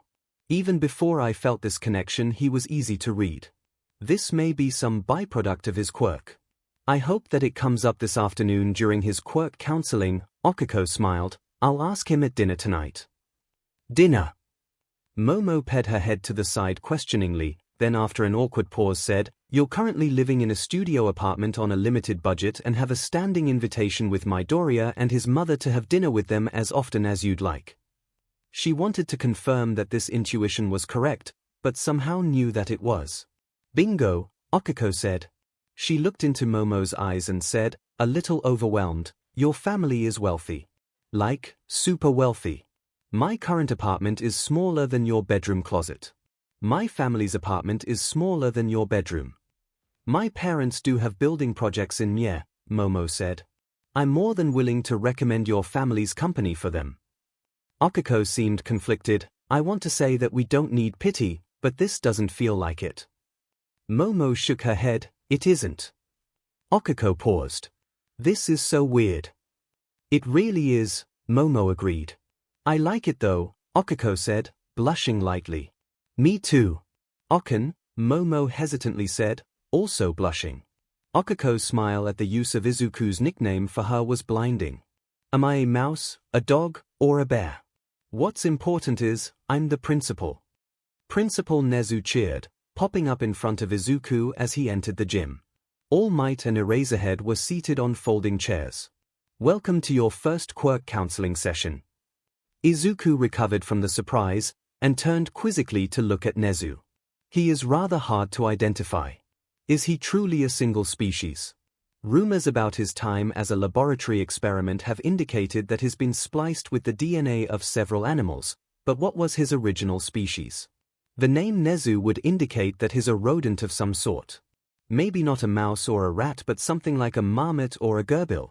That could just be to throw us off, however. Probably not a dog or a bear, either, but those are both caniform carnivores, and his proportions do resemble a weasel or some other mustelid. An ermine, maybe. No, his coat would turn brown in the summer. There was that one meme that called him an albino honey badger due to his fearless attitude, but I think that was just a joke. I like him, Nezu interrupted with a glint in his eyes and a grin that was way too wide. If I can make a suggestion for your support gear, Eraserhead said, you may want a way to make that face mask of yours noise-cancelling. It would allow you to sort your thoughts out without alerting enemies to your position. Maybe include auto-dictation. Izuku blinked, the embarrassment of revealing he was speaking out loud eclipsed by his homeroom teacher's suggestion. That would be perfect. I would also suggest that you use a cipher for your notebooks, Nezu added. While your analysis would help you and your allies immensely, if they ended up in the wrong hands, the consequences would be disastrous. Well, most people say my shorthand and penmanship makes them unreadable most of the time, Izuku said, scratching the back of his head. But you're right, I can't rely on that. I'd be willing to offer you lessons, if you want, Nezu said. Izuku blinked in awe, ignoring the worried looks on All Might and Eraserhead's faces. But that's for later. We should get started. Before we begin, Midoriya, Eraserhead had no external reaction to Izuku's flinch when he heard that, but Demon did it ever sting. When we arranged this meeting, we decided that it would include Nezu, who has a quirk counselor license in addition to his intellect, Yagi, as he trained you, and myself, as I am your homeroom teacher and most responsible for your education here. However, your comfort is the first priority here. If you'd rather I not be here, say the word. Izuku blinked. That was unexpected. He'd never had a teacher give him that kind of accommodation before. The bar is on the ground, in deadpanned. The bar has tunneled through to bedrock, Daigoro corrected. The bar is in hell. It's a tripping hazard for demons. Your former teachers are limbo dancing with Lucifer, Yoichi said with finality. Well, your quirk would be useful while doing tests. You know, for safety concerns, Izuku said, twiddling his fingers anxiously. But I would like to limit our first discussion to Principal Nezu and Yagi-sensei. Eraserhead nodded, and headed from the room without complaint. An excellent decision, Nezu said, taking a cup of tea from somewhere. This allows us to have our discussion without having to skirt around the elephant in the room that Aizawa isn't aware of. Why, Izuku said, I was trying to come up with some way to tell you what I needed to without leaking the secret. Indeed. We'll still need to come up with a usable explanation. You've been informed that you will manifest 6 additional quirks, so we will need to find an explanation of them that makes sense, Nezu says, taking another sip of tea. I know that one of those quirks is my Emistia's float, All Might said. Are you aware of the others? I don't know anything about the second or third users, Izuku frowned. They are Jayukas most of the time. They only begrudgingly acknowledge Yagi, and they usually ignore me. Of course, they're stuck in their Dark Age mentality, so there's some culture clash involved. The grim dark worldview, as it's called in America, Yagi nodded. I can understand the reluctance. Hikoji-san's quirk is called Danger Sense. It's an entirely sensory quirk that doesn't have any outward signs of activation, so we don't necessarily need to worry about that. Daigoro-san's was Black Whip, which allowed him to produce tendrils of black energy he used to capture people and objects, as well as swing around. Ianisan's was Smokescreen, which produced a cloud of obscuring smoke from his body, Izuku said, then handed them some notes. I made a copy of my notes for these quirks, both what the Vestiges told me about them and my own analysis. Izuku knew in his heart that whatever species Nezu was had to be a predator as he looked through the notes. Magnificent, the Chimera whispered. Though, that's not all, Izuku said, scratching his upper left arm with his right hand. There's another power in One for All. It's invisible, but it didn't belong to any of the past wielders. I'm fully quirkless, and not even Yoichiji-san knows where it came from. He figures that there's an additional quirk in here, somehow. That's how One for All reached singularity before they predicted it would. All Might coughed up BLD and Nezu's expression changed from delighted to concerned. What is the nature of this quirk? The unidentifiable mammal asked. Well, Izuku started to blush. It first triggered during the entrance exam. It was when I saved Yuraraka-san, from the zero-pointer. After we were both on the ground waiting for Recovery Girl, I think it activated. I heard a rhythmic thumping sound, which I think was an accelerated heartbeat, followed by a click. The Vestiges heard it too. Since then, I've had a better understanding of her feelings. Like, beyond nonverbal communication, I could identify her mood much more easily. I'd also get occasional flashes of things like her favorite foods or her hobbies or things she'd like to do but didn't have the opportunity, and they'd all be correct. And she hasn't said anything, but based on some of our conversations, I think it goes both ways. He was pretty sure all of the BLD in his body had traveled to his face by then. All Might was grinning like a fool, and while Nezu still looked concerned, there was a bit of playfulness there as well. Do you think there's a chance that this quirk will reveal the nature of One for All? Nezu asked, and it seemed that was the primary concern left. I won't say it's impossible, But so far I don't think so. Like, she didn't know I used to be quirkless until I revealed it. Mostly, the quirk seems to be nudging me towards things that would deepen our friendship, skipping steps and giving me hints, he then sighed. He felt like he was about to die of embarrassment and now it was going to get worse. I thought that was all it would do, but today, when I met Hatsune-san this morning and we were discussing support items, I heard the click again. And it happened a third time during the battle trials while Yorozu-san and I were strategizing. All Might looked ecstatic until he mentioned that he'd roped in Mai and Momo, and now he seemed to be torn. Nezu, on the other hand, looked like a kid on Christmas who got everything he asked for and more. Well, I think we can safely come up with a description of your quirk that will suffice. You aren't stockpiling strength, you are stockpiling energy. The mechanism by which you obtain that energy is unknown, but you are able to express it in various ways, most easily by enhancing your physical ability. You can also occasionally read brainwaves of people you are close to, and transmit your own to them. This process is subconscious. As you become used to your power, you may be able to emit or sense energy in different forms, Nezu summarized. Izuku nodded, so what do we want to call it? Superpower still works, I suppose. It's up to you. Quirk names can be as descriptive, simple, or extravagant as you wish. Majestic, for example, chose to name his quirk Magic, instead of something more indicative like levitating rings. Nezu finished his tea. Izuku pondered this, so it's not just assigned by the counselor. He considers it, then says, how about Decade Force? I could call it that because it expressed itself 10 years later than normal, and as the other quirks grow in, I could say that I had 10 special techniques or something, claim some are a secret. Nezu burst out laughing. Oh, the marketing students will love that. You should go stretch and prepare for the physical portion. I'll text Aizawa to tell him we're ready for him.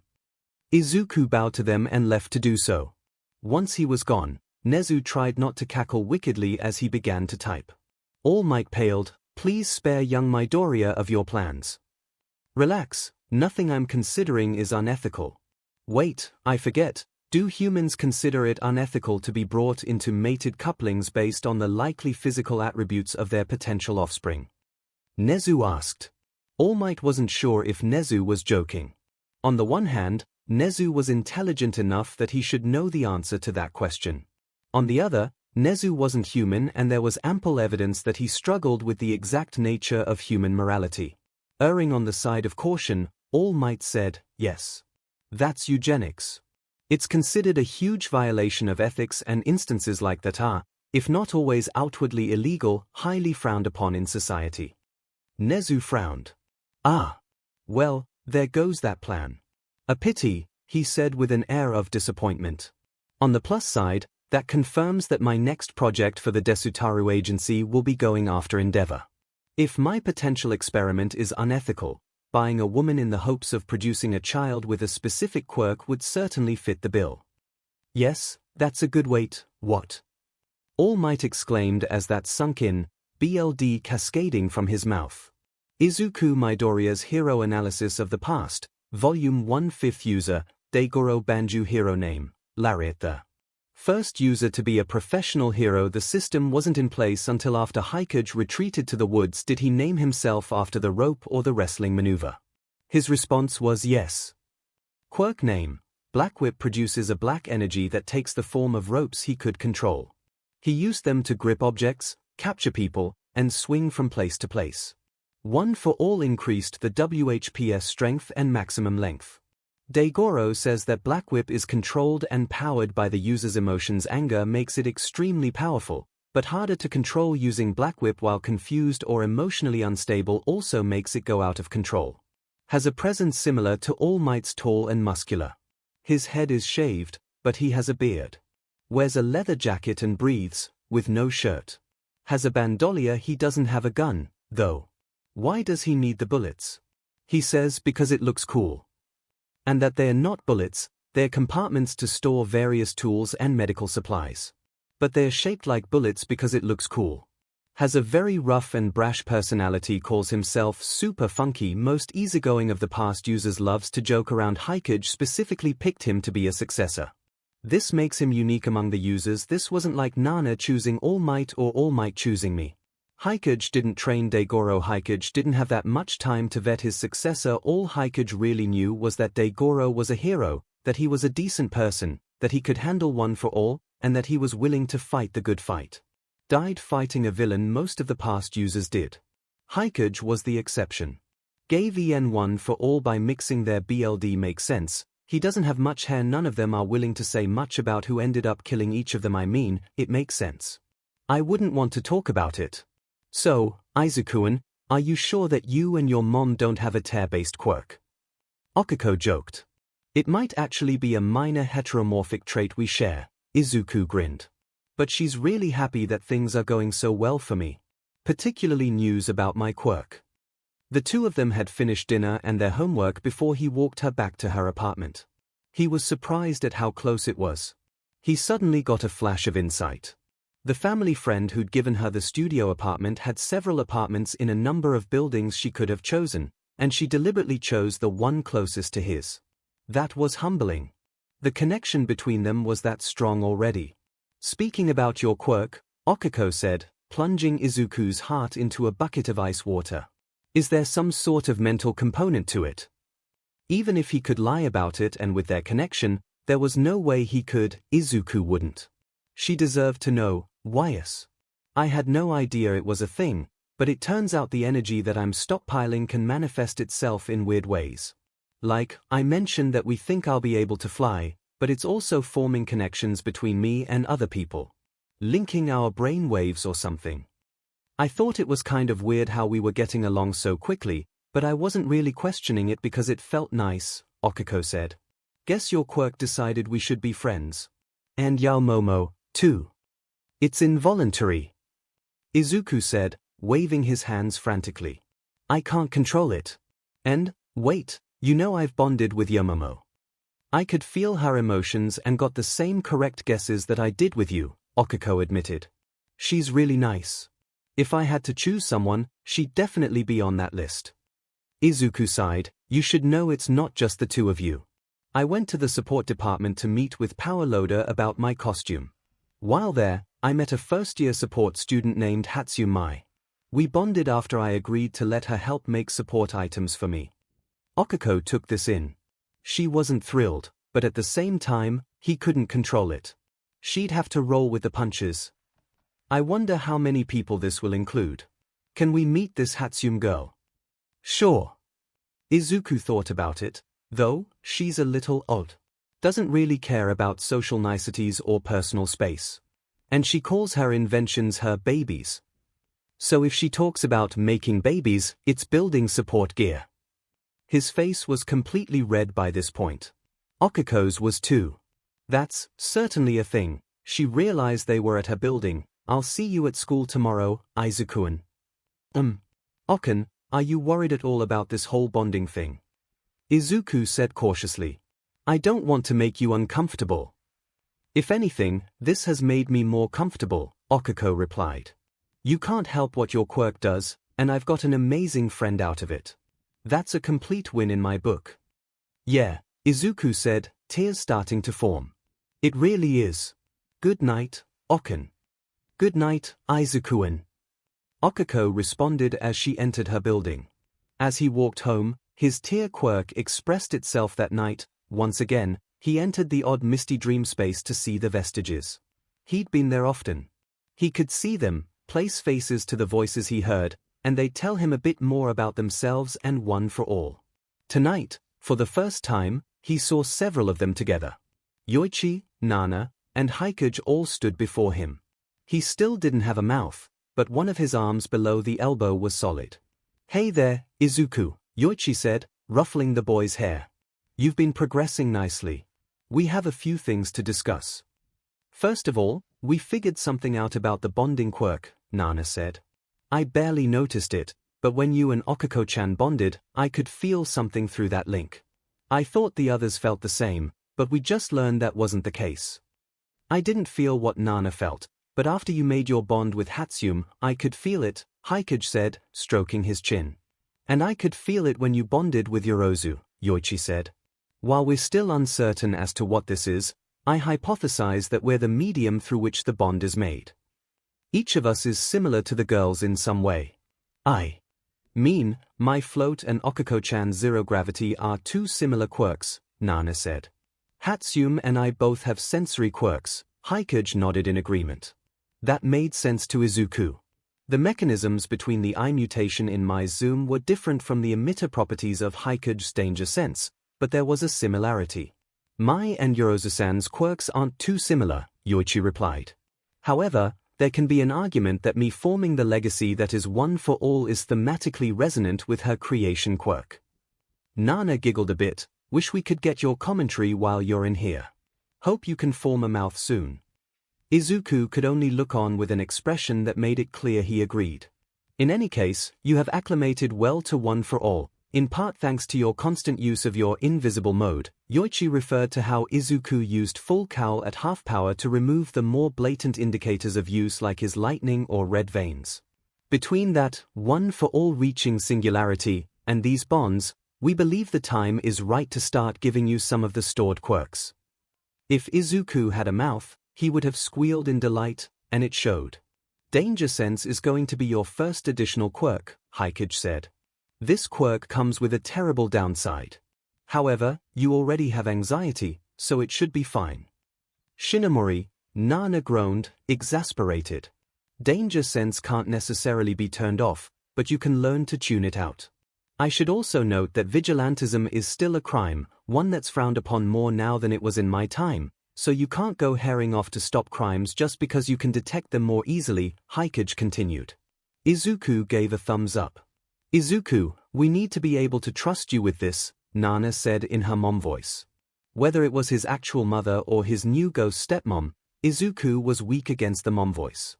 He looked contrite and nodded as best as he could without a neck. Good. This is a good time to get used to danger sense, at school where the danger is minimal. Rest well, Izuku, Yoichi said fondly as the mists consumed them all. I'm sorry I jinxed you, Izuku, Yoichi said apologetically. Izuku was currently in the nurse's office with a splitting headache that had come about outside the gates. Danger sense had more of a kickback than he expected. Eraserhead had brought him there, and Nezu and All Might had joined them. So, Decade Force has manifested in one of the ways Nezu predicted already. Eraserhead deadpanned as Recovery Girl handed Izuku a headache pill and a bottle of water. This is the danger sense technique. Yeah, I was concentrating on the empathy technique to see if it gave me any insights. Had a breakthrough and woke up with a new sense. It was manageable until I got here. I wish I could tell you exactly what caused it, Izuku said through the pain. We'll stay on high alert, Nezu said. There is a chance that this new sense is simply overwhelming you, but we will not risk it. We'll increase patrols and keep the press at bay. Izuku breathed a sigh of relief as the medicine began to kick in and Aizawa left to head towards the classroom. As Izuku got up, All Might came up and asked, Are you sure you're all right, young Midoriya? I should be, Izuku responded. 𝐒𝐽𝐽-san says that the sort of pressure I felt was a looming threat, nothing immediately dangerous but a problem that can strike at any moment. I wish I could have picked out who it was. Well, I'm glad you told us, Nezu said. If you're feeling well enough, you should go to class. We'll handle this, young man. Izuku nodded. He managed to make it in on time, taking his seat near the window, with Toru in front of him, Momo behind him, and Pony directly to his side. It was serendipity that she was placed so close to the two most fluent English speakers, particularly when they explained the Japanese method of alphabetizing, which was initially incomprehensible to her. When the bell rang, the class quickly became orderly. 4 seconds, Eraserhead said approvingly, You're getting better. Now, I've looked over your battle trials from yesterday. All in all, good work. Some of you suffered from bad matchups, but that's something you will need to anticipate and prepare for as pros. All Might and I have made lists of observations and recommendations for each of you. He passed out folders for the students. Read these when you have time. At the moment, you will have to make a decision that will affect the rest of your careers at U. Everyone tensed up. You need to select a class representative, Eraserhead declared. The tension broke as every student wasn't expecting something so normal. Hey, danger sense didn't ping at all, 𝐒𝐽𝐽 said. That should give you a good indication. Good to know, Izuku thought as people throughout the class volunteered. Tenya was the one who suggested that they do so through voting. Rip it. Wouldn't everyone just vote for themselves? We haven't known each other long, Tsuyu asked. Maybe we make it a rule that you can't vote for yourselves. Itsuka suggested. That makes sense, Tenya replied. But there is no way to enforce that and preserve the integrity of the secret ballot. Besides, anyone who does secure additional votes would have proven themselves worthy of trust. Maybe we could have each person vote for 2 people. Izuku suggested. Amazing how a week ago, he wouldn't have dreamed of speaking up like this. That way, you can vote for yourself and someone else you deem trustworthy. And, is there anyone who doesn't want the position to help us out? Pony, Koji, and Yui decided to bow out, likely due to their communication barriers. No one else did, and Tenya decided to take Izuku's suggestion. Despite not bowing out, Izuku decided not to vote for himself. Between Tenya taking charge of this vote and Momo's intelligence and planning, he decided the 2 of them deserved his vote more than he did. A noble move, Yoichi said. It hurts your chances, though. It's fine. It would be nice to have the position, sure, but it's not like I'm going to get picked, Izuku thought to himself. Congratulations, Izuku-san. Okiko said as they sat down to lunch. Izuku was still floored as he sat down. I can't believe I won. 11 people voted for him. Momo came in second place with 9 votes. Itsuka had 7. Fumikage and Leiko had 2 apiece, which had Mina and Setsuna sharing identical grins. Everyone else who had a vote only had 1. It should not come as a surprise, Midoriya-kun. Tenya said enthusiastically.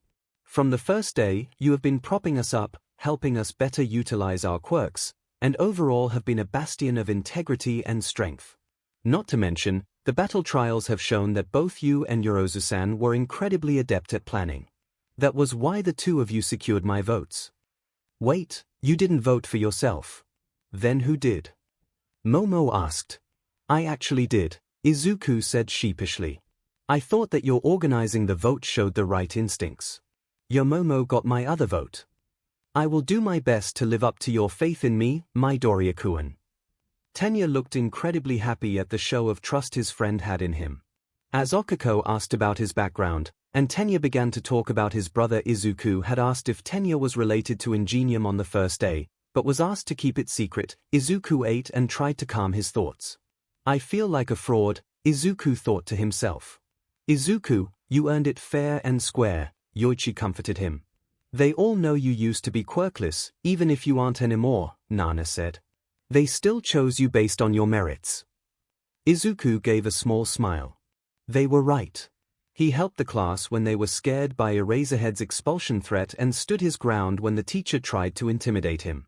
They appreciated the analysis he'd given them. Yui told him he made her quirk feel truly special. He'd proven himself able to lead during the battle trials, and the thought that his partner deserved equal credit was mitigated by that partner becoming his vice rep. Things were looking up. Tomura hated forced stealth missions. It looked like this level was a higher difficulty than he previously thought. There were more enemies skulking around and the NPCs he was hiding among were corralled away from the level entrance. Luckily, he had an exploit at his disposal. A quick call to Kurogiri and he was able to portal his hand directly to the entrance. The barrier dissolved and the swarm of NPCs ran for their opportunity. Tomura stayed within the herd for now. Ectoplasm had a few spawns walking around the place, but they didn't attack, and the press was able to barge their way in. Now, he just needed to use the cover they provided.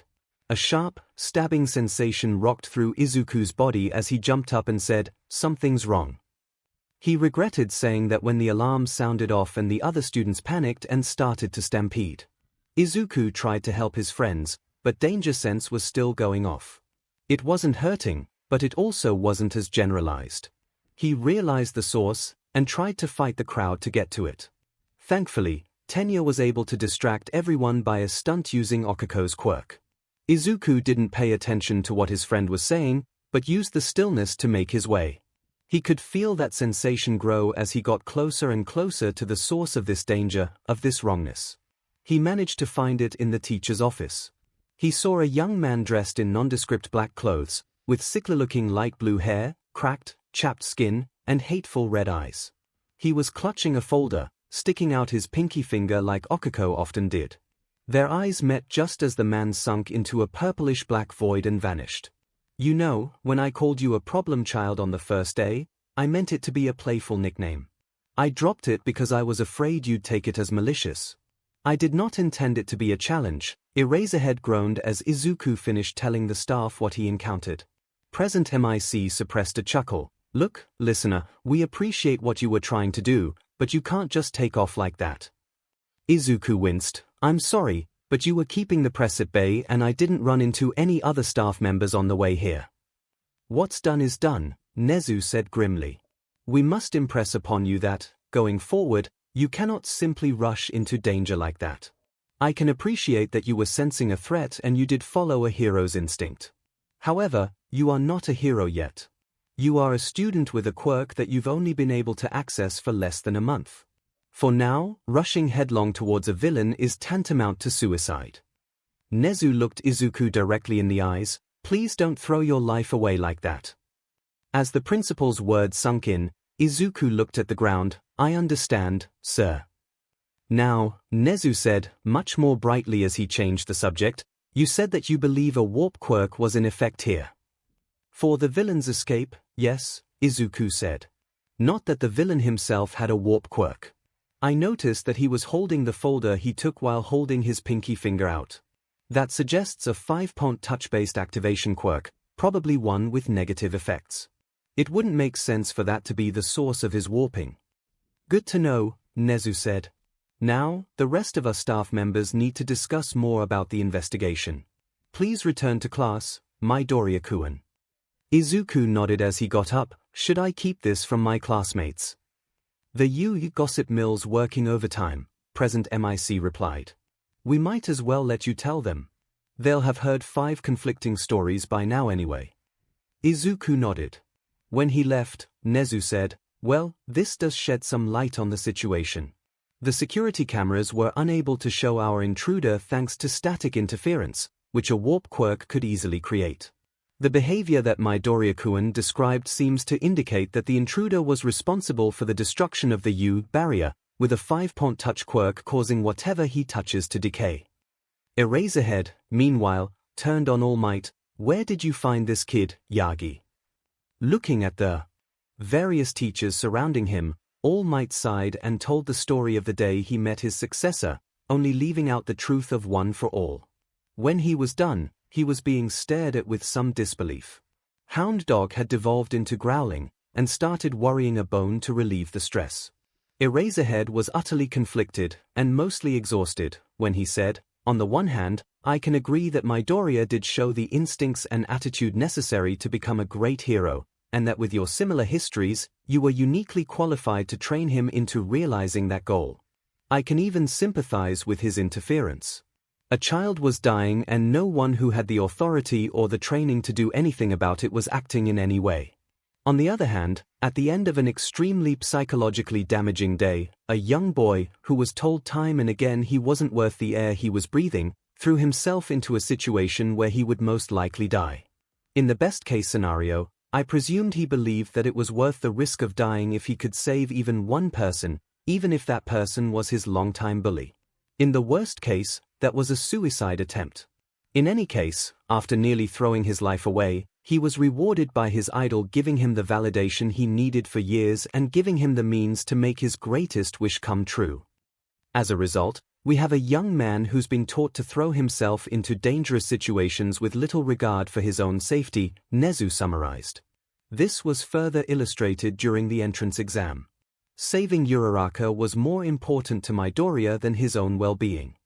All Might looked down. "I never intended this, and I'm not the only one at fault, but I am responsible for a large portion of this mess and I need to fix it.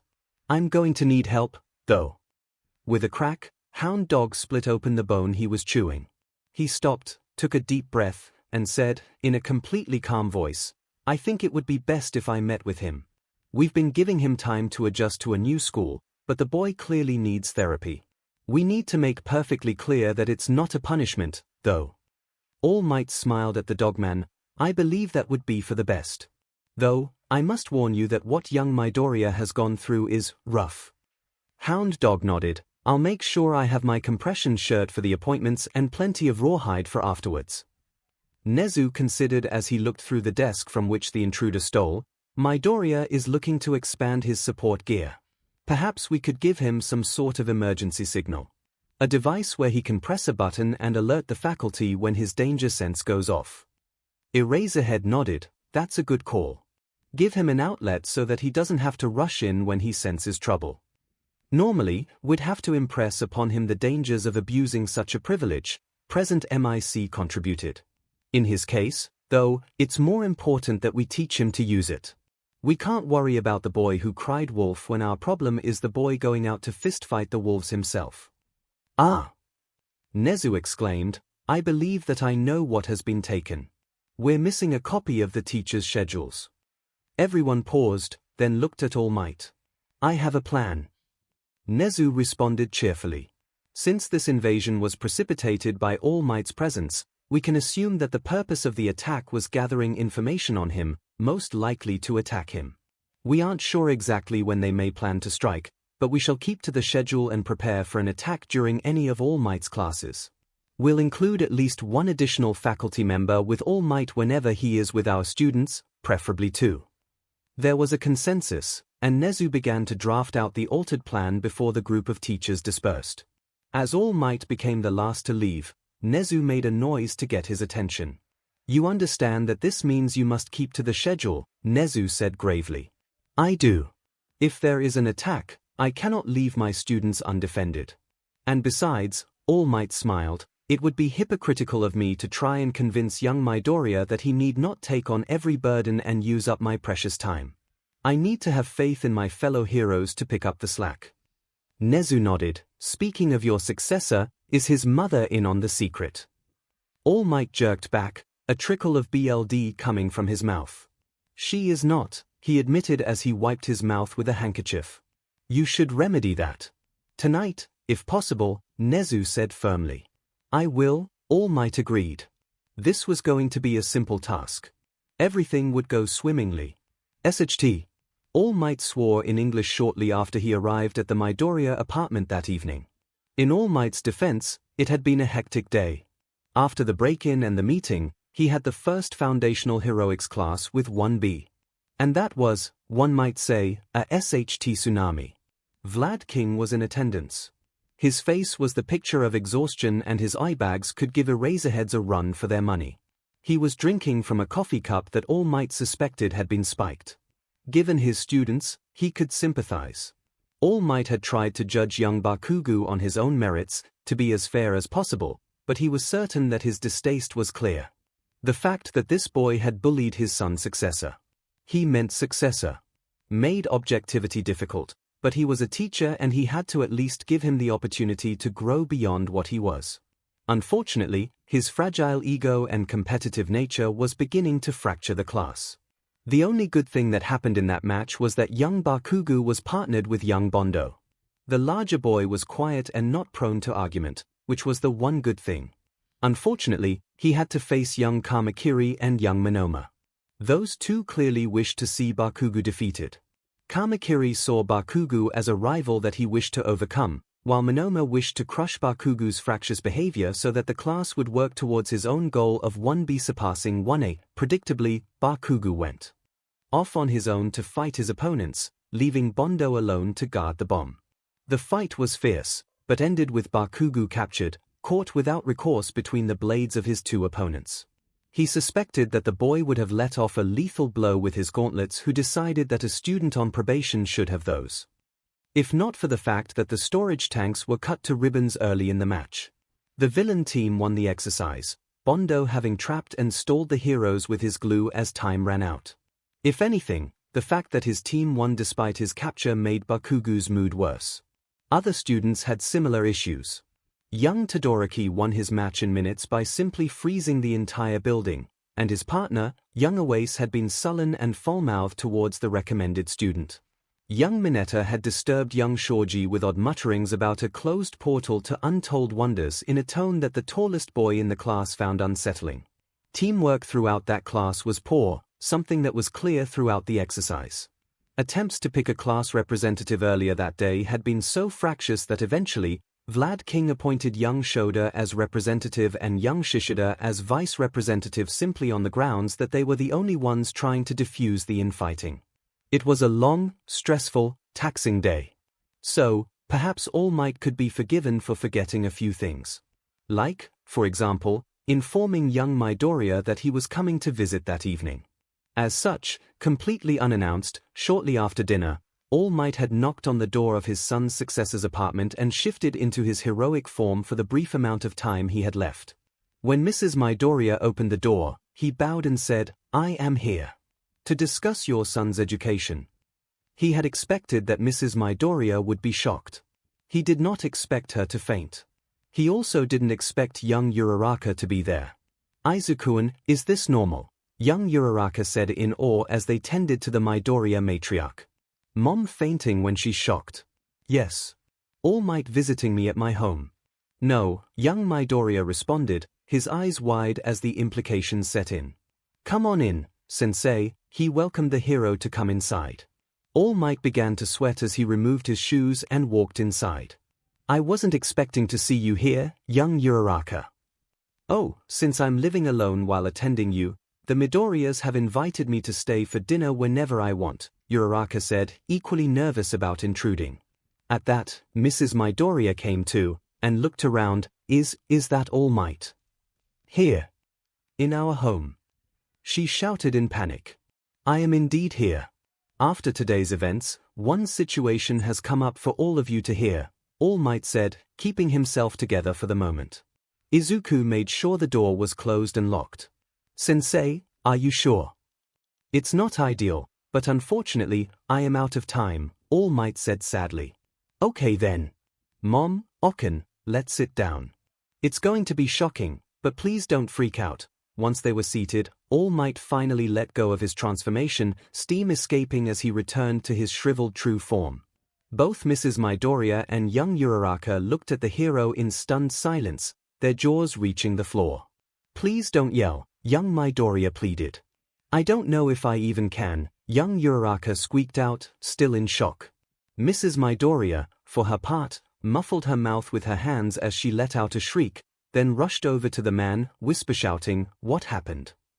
Are you injured? Was it a villain attack on the way here? Do you need some medicine? Should I call a doctor?" "So that's where he gets it," All Might chuckled lightly. "I'm thankful for your concern, but this, unfortunately, is normal for me now. 6 years ago, I was in a fight with a villain that gravely injured me. As time has passed, I have been reduced to what you see before you, and my ability to act as a hero has been limited to a mere 3 hours a day." The two women let out a shocked gasp. Young Uraraka said, "So that's why you only teach 1 class a day," in a whisper. Mrs. Midoriya blinked. "Izuku, why aren't you surprised? How do you know all this?" Young Midoriya sighed. "It started when I was walking home from school one day, and then, both hero and student told them of the day of the sludge villain incident in full. The initial meeting. Grabbing All Might's leg. The confrontation on the rooftop, that was a difficult topic." After recounting the answer he gave young Midoriya, All Might looked in his son's successor's eyes. "I am sorry. I had lost faith in myself by then.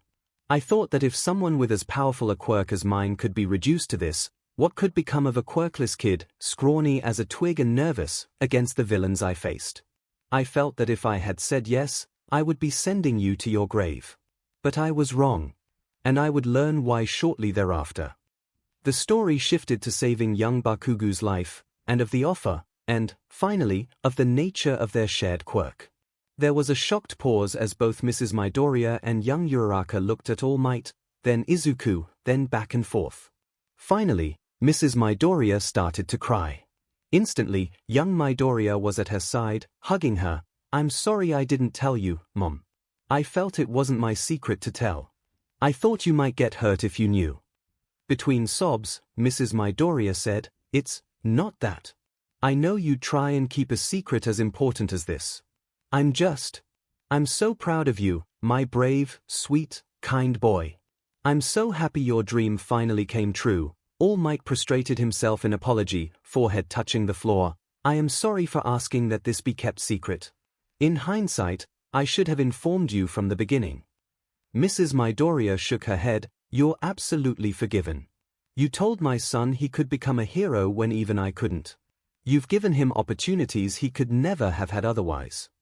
All Might smiled as he rose. Fidgeting, young Uraraka spoke up. Izuku-kun. I'm wondering a few things. Like, All Might never showed anything but the super strength, but you could sense threats today, and you've got me and some others in empathetic bonds. And you told me you learned how to use one for all from distant relatives. Young Midoriya let out a smile. Yeah, that's actually something new. See, when All Might gave me one for all, the quirk got so powerful that it hit singularity. As a result, I learned that one for all doesn't just stockpile strength across all its users. It stockpiles the user's memories, personalities, and quirk factors. There was another shocked silence, before young Uraraka said, so those powers are the previous user's quirks.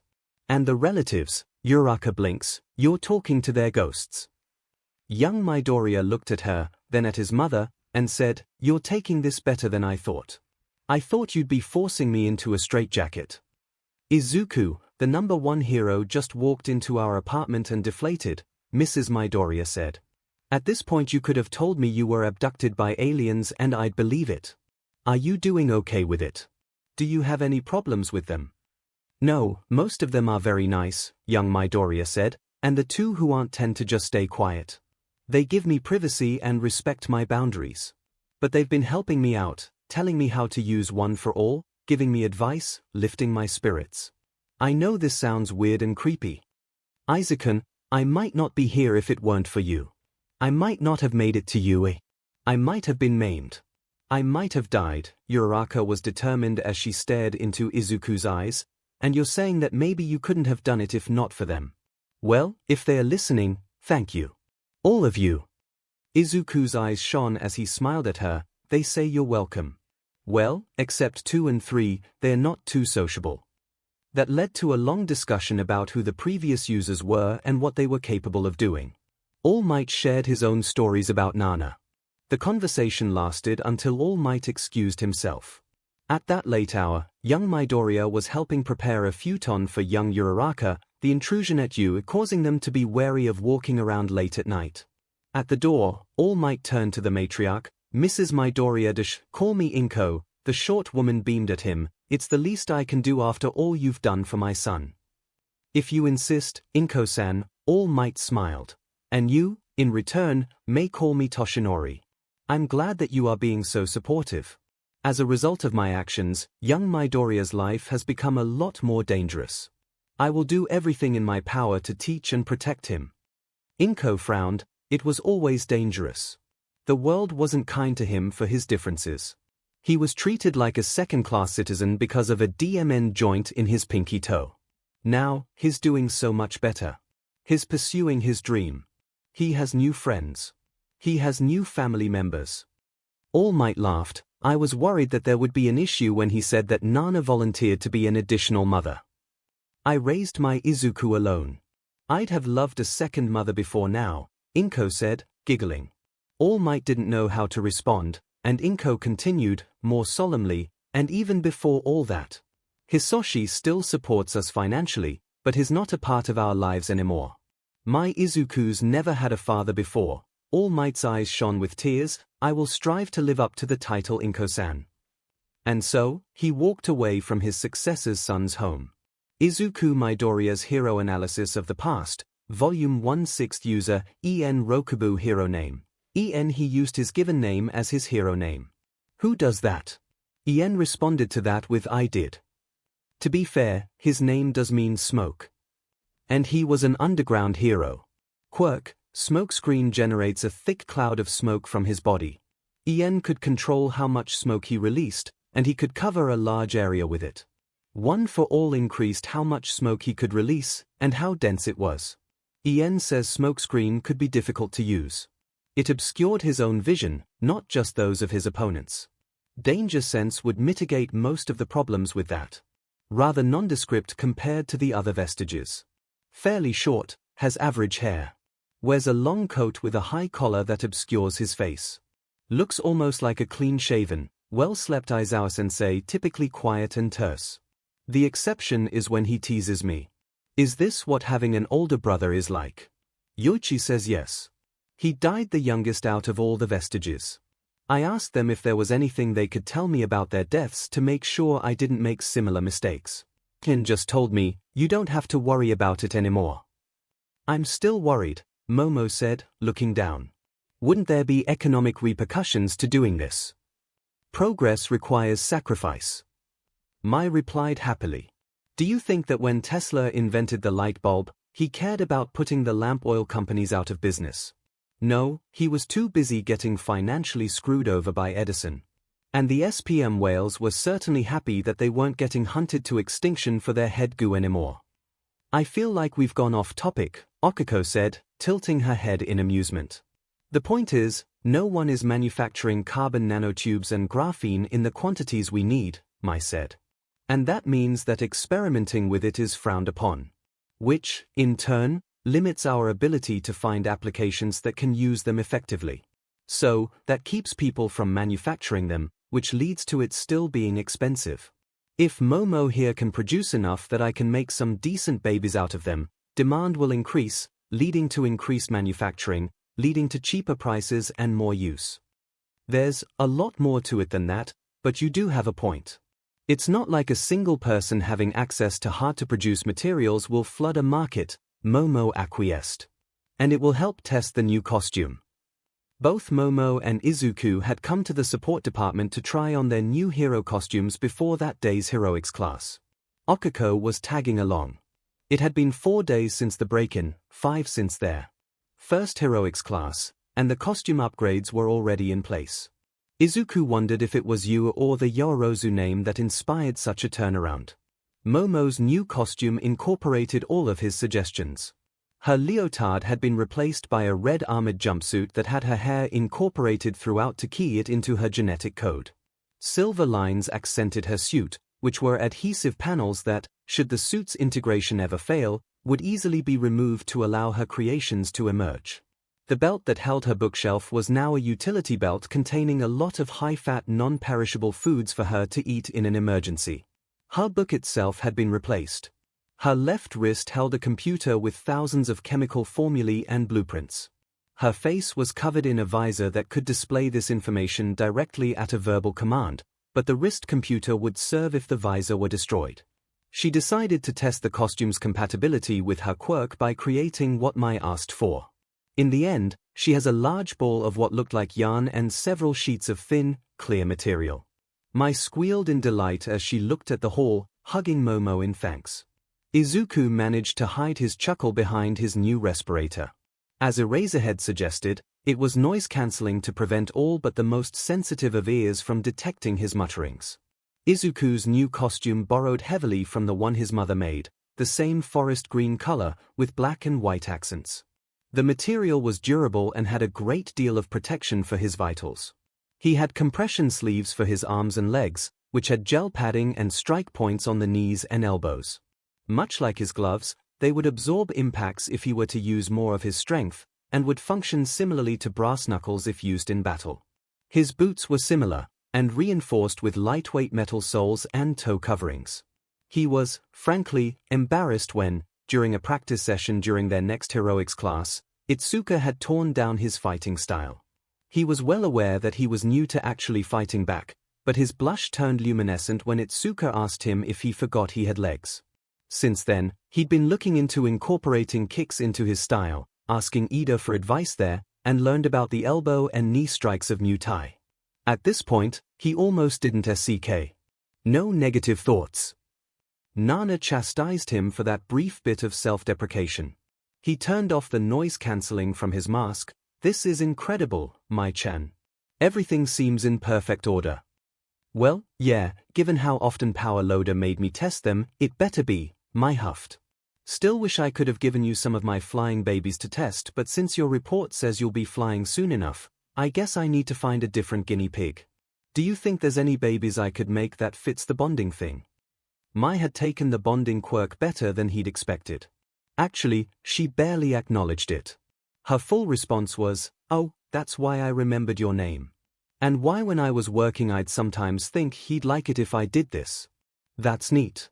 And then she started discussing whether or not a suit of armor could work for him. Izuku scratched the back of his head. "Feel free to try something. I don't believe there's anything that can help, but I'm sure you'll be able to think of something." Mai beamed as she dove back to her workbench, and then whipped around to the fourth person there. "Oh, I almost forgot. Okiko, here." She pulled out a box, slammed it on a table, and opened it. "What's this?" Okiko said warily. "These babies will replace your old boots. Dunno who decided to make you battle in heels, cause, seriously, no. These are inspired by astronauts and satellites. They've got gyroscopes in there to make sure you can orient yourself when gravity isn't affecting you. And there's little A-jets so that you can move more easily while floating." Mai said, showing off the boots and the various improvements she'd made. Okiko was wide-eyed. "How the... what?" "Guess it's part of the bond. I was working on things yesterday and went, oh yeah, that Okiko girl mentioned that she needed new boots and I suddenly got a bright idea for a new baby. Seriously, Izuku, I love this bond thing. Can you get some more people in on this?" Mai rambled happily. "I can't control when it happens," Izuku said, taking off the mask. "And I think there's a limit. My quirk is weird, and some of it is unknown." "Works for me," Mai said flippantly as she returned to work. After Izuku and Momo changed, Okiko looked at Mai, then at the two of them, and asked, "Wait, she did that much in just 3 days? Mai, when was the last time you slept? Or ate?" "Oh, I made a baby to do that for me," Mai replied. "That's not how anything works," Momo said, exasperated. The three of them became a well-oiled machine. Izuku and Okiko went over to the cafeteria to get a meal for Mai and Momo. By the time they returned, Momo had created a cot, pillow, and blankets, all scented with lavender. She began eating ravenously but still gracefully when they handed her the chopsticks. It took some cajoling, but they managed to convince Mai to eat, then stay in the bed for 5 minutes before returning to work. She was asleep in 30 seconds. "Aizu-chan," Tsuyu said as the bus drove the class to their destination. "Yes, Aizu-chan." Izuku still felt self-conscious at calling her that. It probably helped that he'd been calling 2 other girls by nicknames lately. Tsuyu also adopted their nickname for him, which she had given the more familiar honorific. "Ribbit, you're learning." "Good," Zu said bluntly. "You know I tend to be blunt, Ribbit, and you don't have to answer if this is too personal, but it's been bugging me." "Go ahead," Izuku said, steeling himself for whatever it might be. "Is All Might your father?" There was dead silence. Everyone was staring, waiting for a response. Even Eraserhead and Hound Dog, who was here for safety reasons following the break-in, were staring. Luckily, the bus was self-driving. Izuku, having lived through enough ridiculous situations since gaining One for All and having ghosts in his head, took this in stride. Rather than stammer incoherently as he might have, he thought, "I guess this is my life now," and said, "I wish he was. My parents are divorced. My biological father works in America and hasn't been back in Japan in years." Tsuyu tilted her head. Her expressions were very hard to read, which Izuku supposed was why she tended to speak so bluntly. "Ripped, I didn't mean to bring up bad memories. It's just that when you're in class together, it seems like he treats you like family, yeah, Mido," Denki chimed in. "Maybe he's not your father, but he totally acts like a dad." "He did inform you and you alone that he was joining the staff at U," Tenya said, finally coming out of the funk he was in after Izuku and Momo declined to use his prepared seating arrangement, which proved to be futile when the bus turned out to have open seating. Izuku sighed, feeling a bit betrayed, particularly by Okiko, who was smirking. "Well, since apparently neither of us are any good at subtlety. Remember when I told you All Might saved me about a year ago and told me I wasn't actually quirkless?" The class nodded. "Well, I omitted that for the 10 months between then and the entrance exam, All Might was training me so that I could access my quirk." Everyone seemed in shock, with the exceptions of the teachers and Okiko. Midoriya, you were so lucky. A hero cried out. Wait, why would All Might drop everything to train some random kid he saved? Toru asked. I mean, yeah, it was some phenomenal luck, but he saves 3 people every time he has breakfast. Why did he choose you? Izuku gave a weak smile, because I reminded him of himself when he was that age. Another silence. Wait, are you implying that All Might also grew up quirkless and it didn't come in until he was 15? Mina screeched. He didn't imply it, Momo said, subdued. He stated it outright. Yeah. He also had a mentor who helped him learn about his quirk, Izuku said. He said he'd have been a hypocrite if he didn't give me the same opportunities he was given. So, yeah. That's how All Might and I are connected. His trying not to show favoritism. His not doing very well, Eraserhead muttered. And I'm sorry if it feels like his ignoring any of you because of that, Izuku apologized.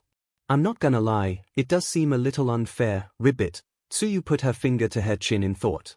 But from what I can gather and Yuraka-chan's told us, life's been unfair to you for a while, so I guess it all evens out. A balancing of karma, Fumikage began. But, will the scales tip the other way? 𝐒𝐽𝐽 finished. Luckily, the bus stopped about then and they piled out. They had no idea how prophetic 𝐒𝐽𝐽's comment would be. Well, this is the worst field trip I've ever been on, Izuku thought as he plummeted into the water.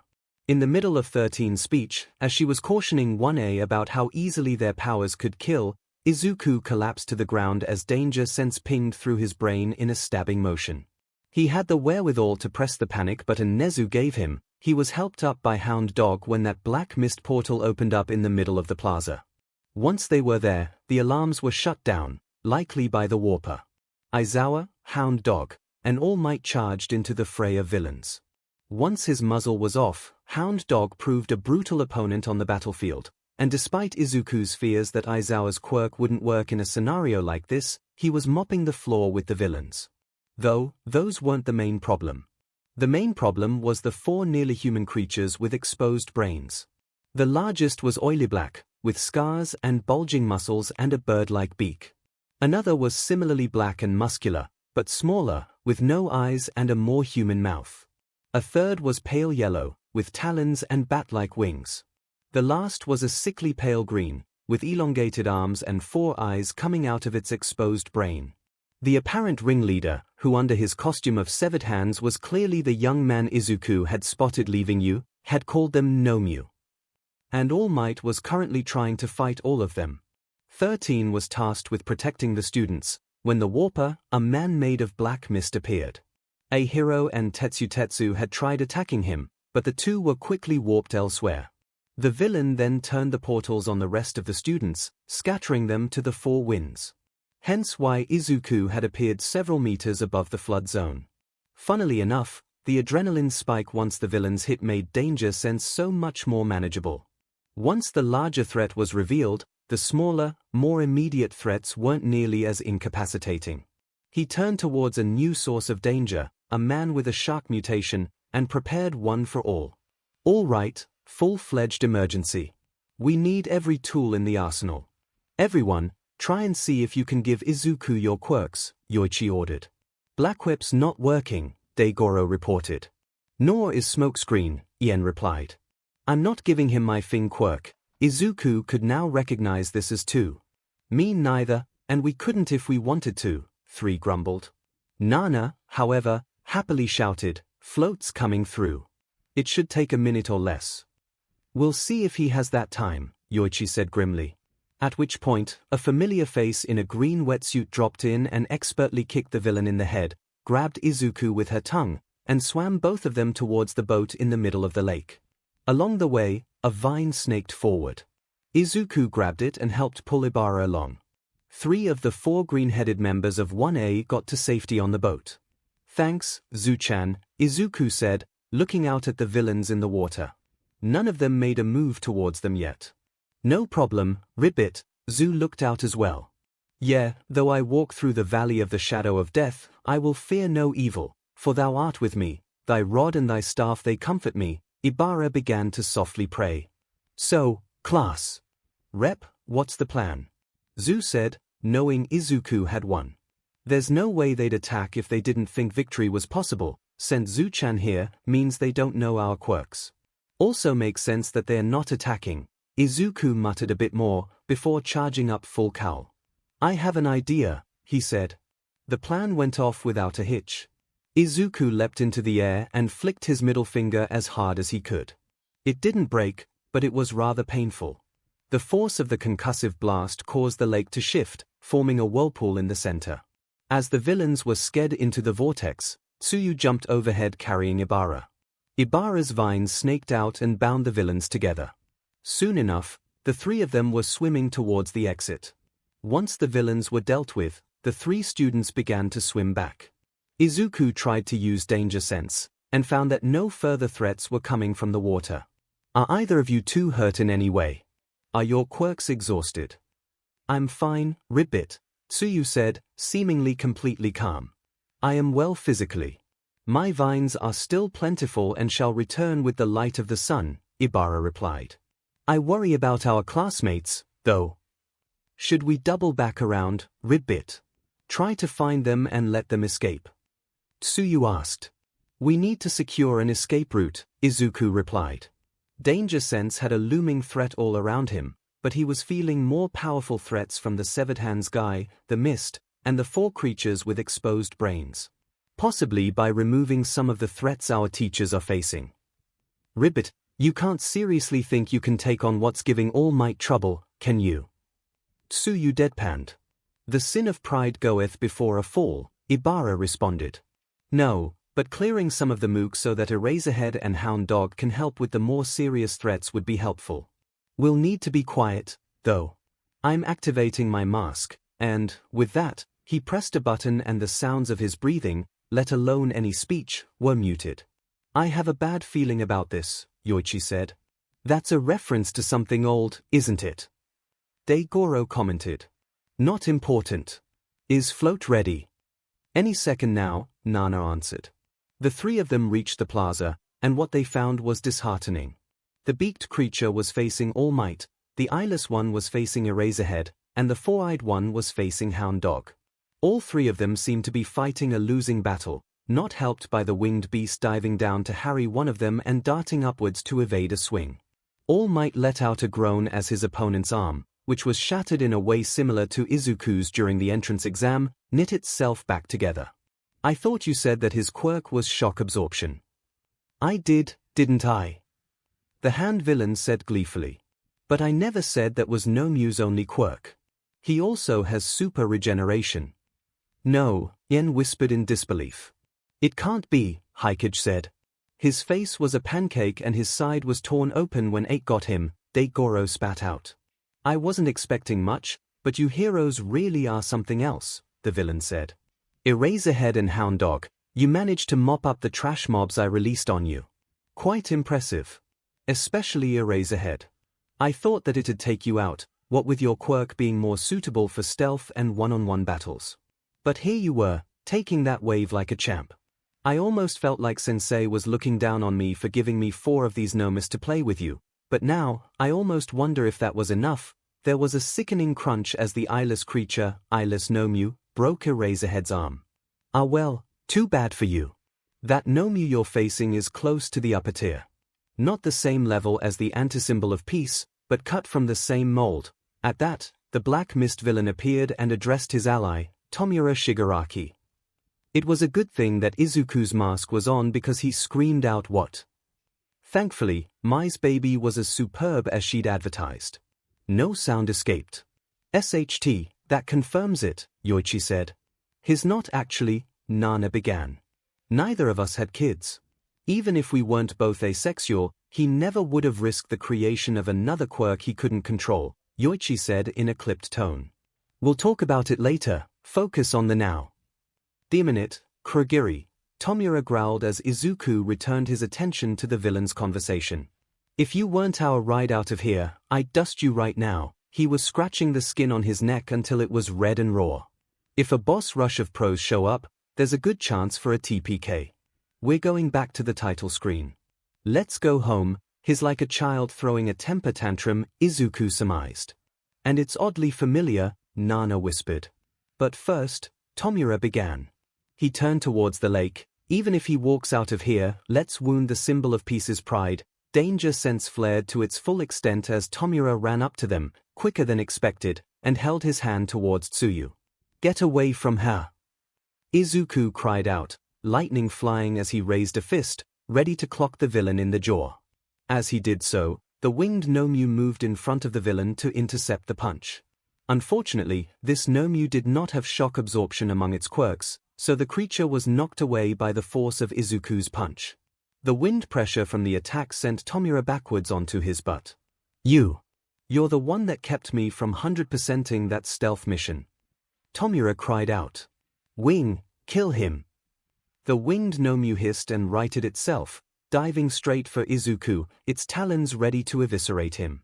Izuku responded by launching himself upwards, glowing. St. Louis smash! Izuku jumped up and launched an axe kick right at the winged Nomyu's brain. As it fell to the ground, Izuku realized something important. He wasn't falling. Floats active. Nana cheered. SHT, they have flying units too. Is this a thing hack? Tomura called out.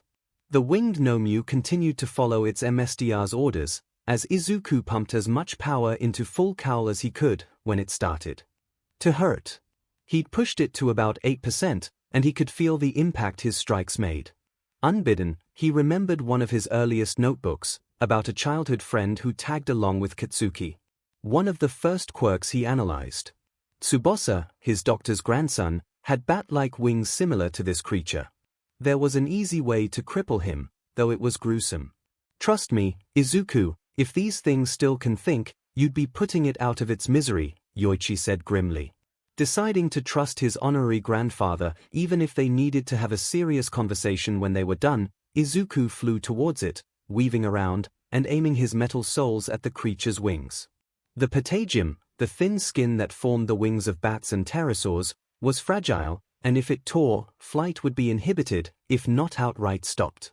The kick tore through the skin and at once the creature began to lose altitude, more so when Izuku repeated the move with the other wing. Once in freefall, Izuku flew up and dove at the falling creature. Grand Canyon smash! Izuku gripped the winged Nomyu's neck and flew it straight towards the ground. Once the creature's head hit the ground, he then flew horizontally, digging a trench with its body until it collided with a massive boulder. Apparently, this Nomyu didn't have super regeneration, because while breathing, it lay still and did not get up. Izuku's arms ached, but it was manageable as he stared at Tomura. SHT, this one's a mid-boss. Kurogiri, plan B for All Might. Tomura said a feeble attempt. Came a new voice from behind as Kurogiri's neck brace was encased in a violet glow and 𝐒𝐽 emerged, yanking the villain away from the fray. You brat! I'll reduce you to atoms. Tomura cried out. I think not, said 𝐒𝐿𝐼𝐺, and dark shadow exploded outwards, grasping Kurogiri in her claws, beginning to squeeze. Grr! Eyeless! Get the green brat! Danger sense had barely registered the Nomyu, which moved away from Hound Dog, who was guarding Eraserhead's prone form, when he felt something grab him around the waist. Pulling him away before he could find himself in more peril, Tsuyu retracted her tongue and pulled Izuku towards her, and the entrance. Thump thump thump click. Oh, is this what you were talking about, Nana? Daigoro asked. Unpack the frog's bond later. Nana shouted in return. An arrow shot into the eyeless Nomyu's brain, and Izuku realized its source was Momo, having shot it from a crossbow, and that the arrow was attached to a very long wire. I suggest you stand clear of that. She tossed the other end of the wire to Denki, who grinned and began to generate a charge. The wire became engulfed in electricity, which transferred right into the equally conductive arrow, and the Nomyu began to twitch and spasm. He called them bioengineered creatures, Momo said. And this one has regenerated from blows that would be fatal to anything else. As she said that, the beast fell, smoke emerging from it, and it did not rise. Izuku could only stare in awe. Aitu, Tomura began to scratch himself further. How can this get any worse? He stretched out his hand and reached for All Might as he started to run. I have to dash bang. A bullet tore through Tomura's right hand, aimed so perfectly as to remove the pointer finger entirely. Several others found their mark in Tomura's body. He cried out in pain as he shouted, "Krogiri!" The mist man dissolved in a black portal, escaping the grasps of both 𝐒𝐿𝐾 and Dark Shadow. Another swallowed up Tomura. Another, smaller one, took the severed finger. From behind the students, the rest of the 𝐻𝐸 faculty joined the fray. Izuku was still on alert. He watched, nervous, until All Might was able to disable his 𝐻𝐸 with a strike directly to the brain. Following that, Cementos engulfed both it and the palest 𝐻𝐸 in concrete, while Vlad King helped hound Dog and Eraserhead back towards the entrance. Midnight released a cloud of her quirk, and the 𝐻𝐸's struggling ceased. Danger Sense finally calmed down, to the point where Izuku felt he could breathe easily. In the end, everyone in Class 1A was safe. Tenya and Toru both managed to leave the facility to get help. Luckily, Izuku's panic button had alerted the staff just before signals were blocked by Kurogiri. They encountered the faculty already en route. Momo, Denki, Setsuna, and Kyoka managed to avoid the portals and remained near the entrance. Kurogiri had crippled 13, using his portals to turn her own quirk against her. Setsuna managed to grab his metal brace, keeping the villain from finishing the hero off, with Kyoka using sonic attacks to keep him at bay. Momo managed to blast a hole for Tenya and Toru to escape, then began crafting supplies to keep 13's suit together. 𝐻𝐸 and Tetsu had been sent to the conflagration zone. The two of them were bashing the small fry around without any problems. They almost seemed disappointed when Power Loader showed up to save them.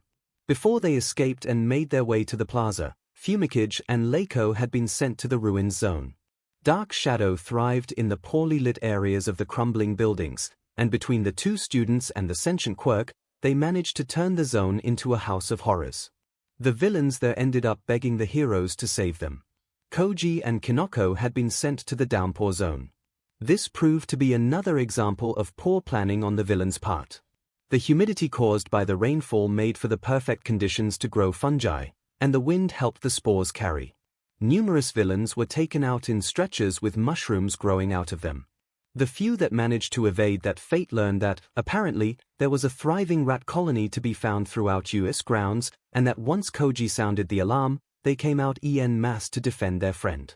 Mina, Pony, and Itsuka were sent to the mountain zone. Mina and Pony used their quirks to a phenomenal level, Mina gripping one of Pony's horns, and Pony zipping her around the air, letting her rain acid down on the hapless villains. Anyone who managed to avoid that or get too close was quickly taken down by Itsuka's fists. Yui and Okiko had been sent to the landslide zone. Here, it turned out that their quirks synergized extremely well. Both of them began touching every rock they could find, from pebbles to boulders, as they ran out of the way of villains and up one of the mountains. Once they'd reached the summit and the limits of their quirks, Okiko released her quirk while Yui activated hers. The attack was perhaps the most devastating that any person there, save perhaps All Might, had done that day. No student was seriously injured. Izuku was the most injured, having strained 1 for all to 8% and causing bone fractures as he fought the winged 𝐻𝐸 in midair. Denki had overcharged himself, but it was nothing he wasn't used to. Mina had pushed her acid too much and was suffering minor burns. Nothing a quick kiss from Recovery Girl couldn't solve. Eraserhead had been injured the worst out of the teachers, with a broken arm and leg. 13 wasn't too far behind, though she would pull through thanks to Recovery Girl's efforts. Hound Dog didn't have any overt injuries, but was definitely going to need healing. When Izuku was taken for questioning, All Might was present in his shriveled form, alongside a nondescript-looking officer. Izuku was quickly introduced to Detective Tsukochi, who All Might had cleared as being one of 5 people who had known about 1 for all prior to Izuku receiving it. The briefing went well. At the end, All Might had said, "Young Midoriya, I must thank you. Removing the winged 𝐻𝐸 from the fight helped us immensely. However, the most useful action you have done today is press your panic button when danger sense flared. The timely arrival of my colleagues saved us all. However, you've broken the promise you made to Nezu. You should not have approached the plaza. Once you, young Asui, and young Shiozaki had apprehended the villains attacking you, you should have made your way to the exit, or to hide. I cannot guarantee that you would have been safe, but you should have avoided our main fight. All Might placed a hand on Izuku's shoulder. You are strong and brave, and one day you will be a fantastic hero. But you are not a hero yet. This is, to a significant extent, my own fault. You have a bright future ahead and people who love you. You cannot cut that short. Unable to form words, Izuku nodded as he left to join his class. Immediately, a green blur rushed to him, and the next thing he knew, Tsuyu was holding on to him, letting out croaking sobs. I was so scared you were going to die, Ribbit, she choked out. You saved my life from that creep, and all of a sudden you were in a dogfight with that thing that our teachers were struggling against, and I was so scared you were going to die for me. From another side, Okako barreled into him and held him. You reckless idiot, she began crying as well. Momo stood there, eyes rimmed red, looking like she was trying to stay dignified and poised, before, after what seemed to be a bond-based infodump, she joined the hug. She shook her head. You didn't have to do that. You were brave, but you came closer to death than any of us. Perhaps, as class representative, you thought you needed to protect us, but we want you to keep serving your position.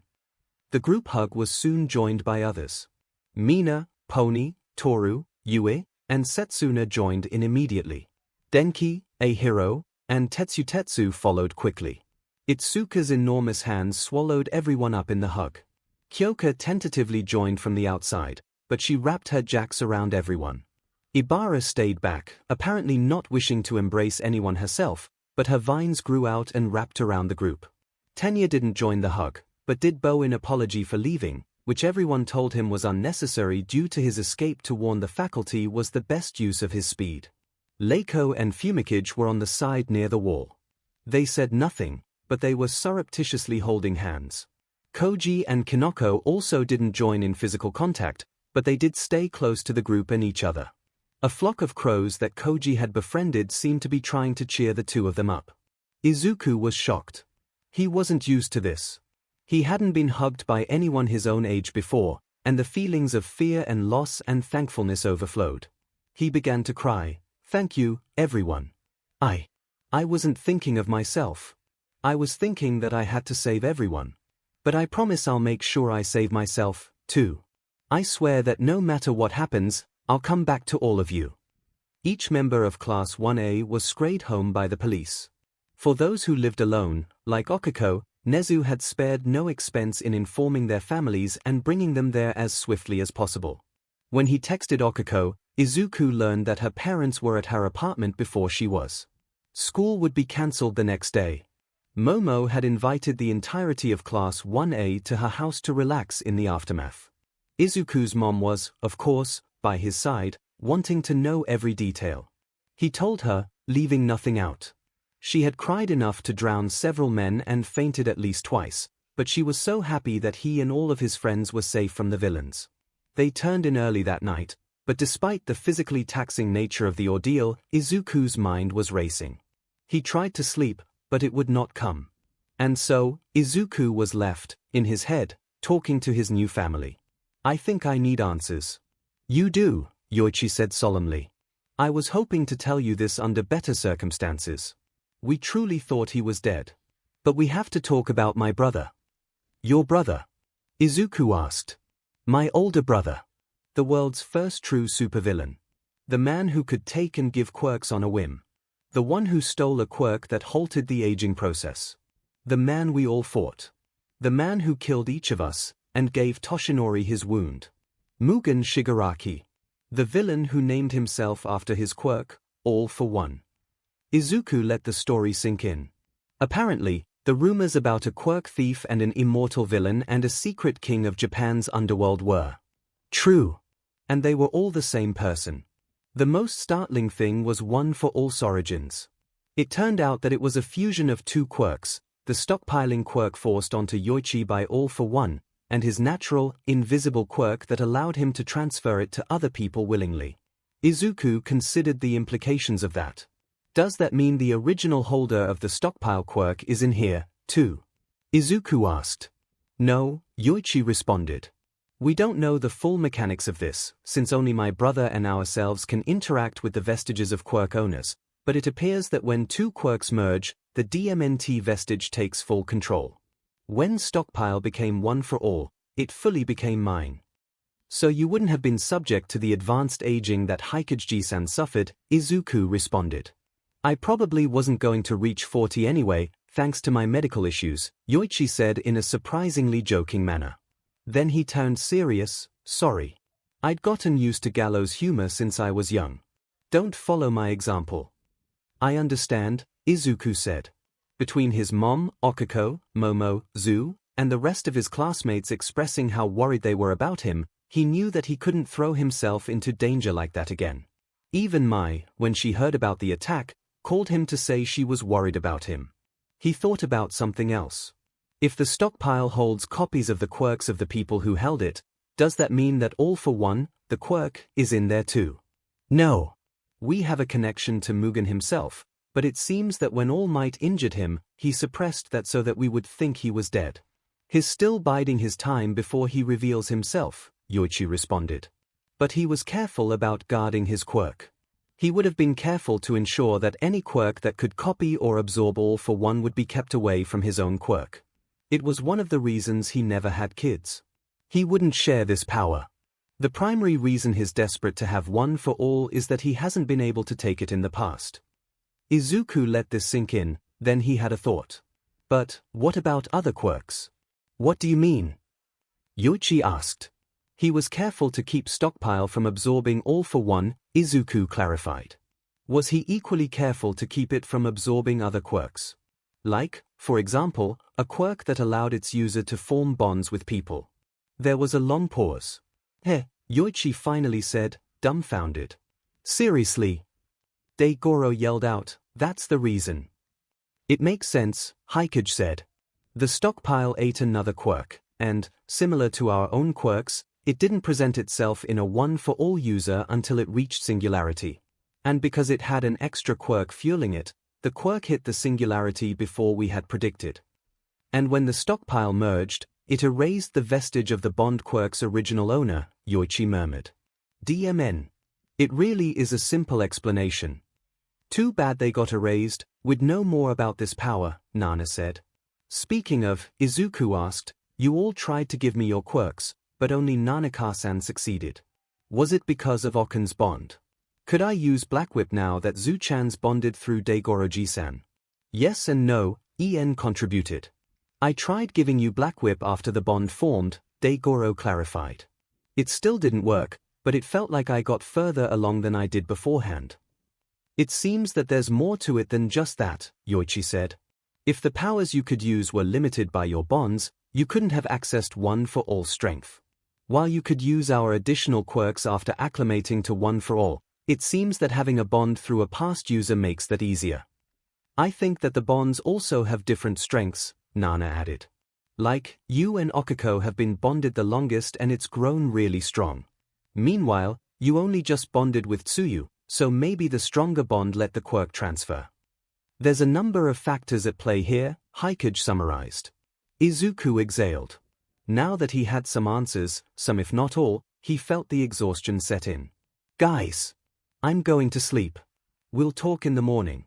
Good night, Izuku, Yoichi said fondly. Oh, and for the record, before I head over to see your Momo, I'm looking you guys up.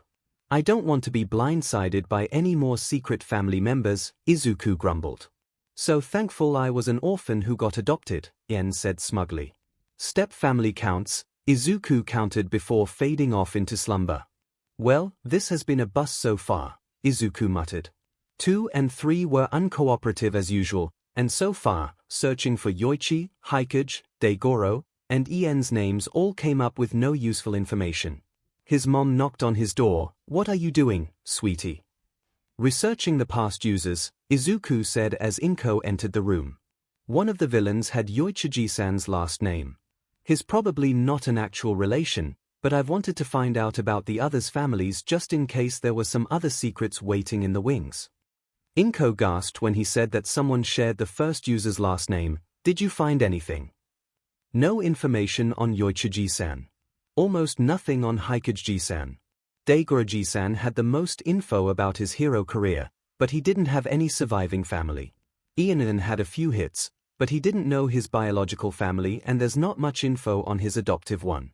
I'm about to search for Nanakasan's now, which should be the easiest, since I know the name of her son, Kotaro Shimura, Izuku explained. Well, let's see what we find, 𝐿𝐴 said hopefully. Izuku nodded and clicked the search engine.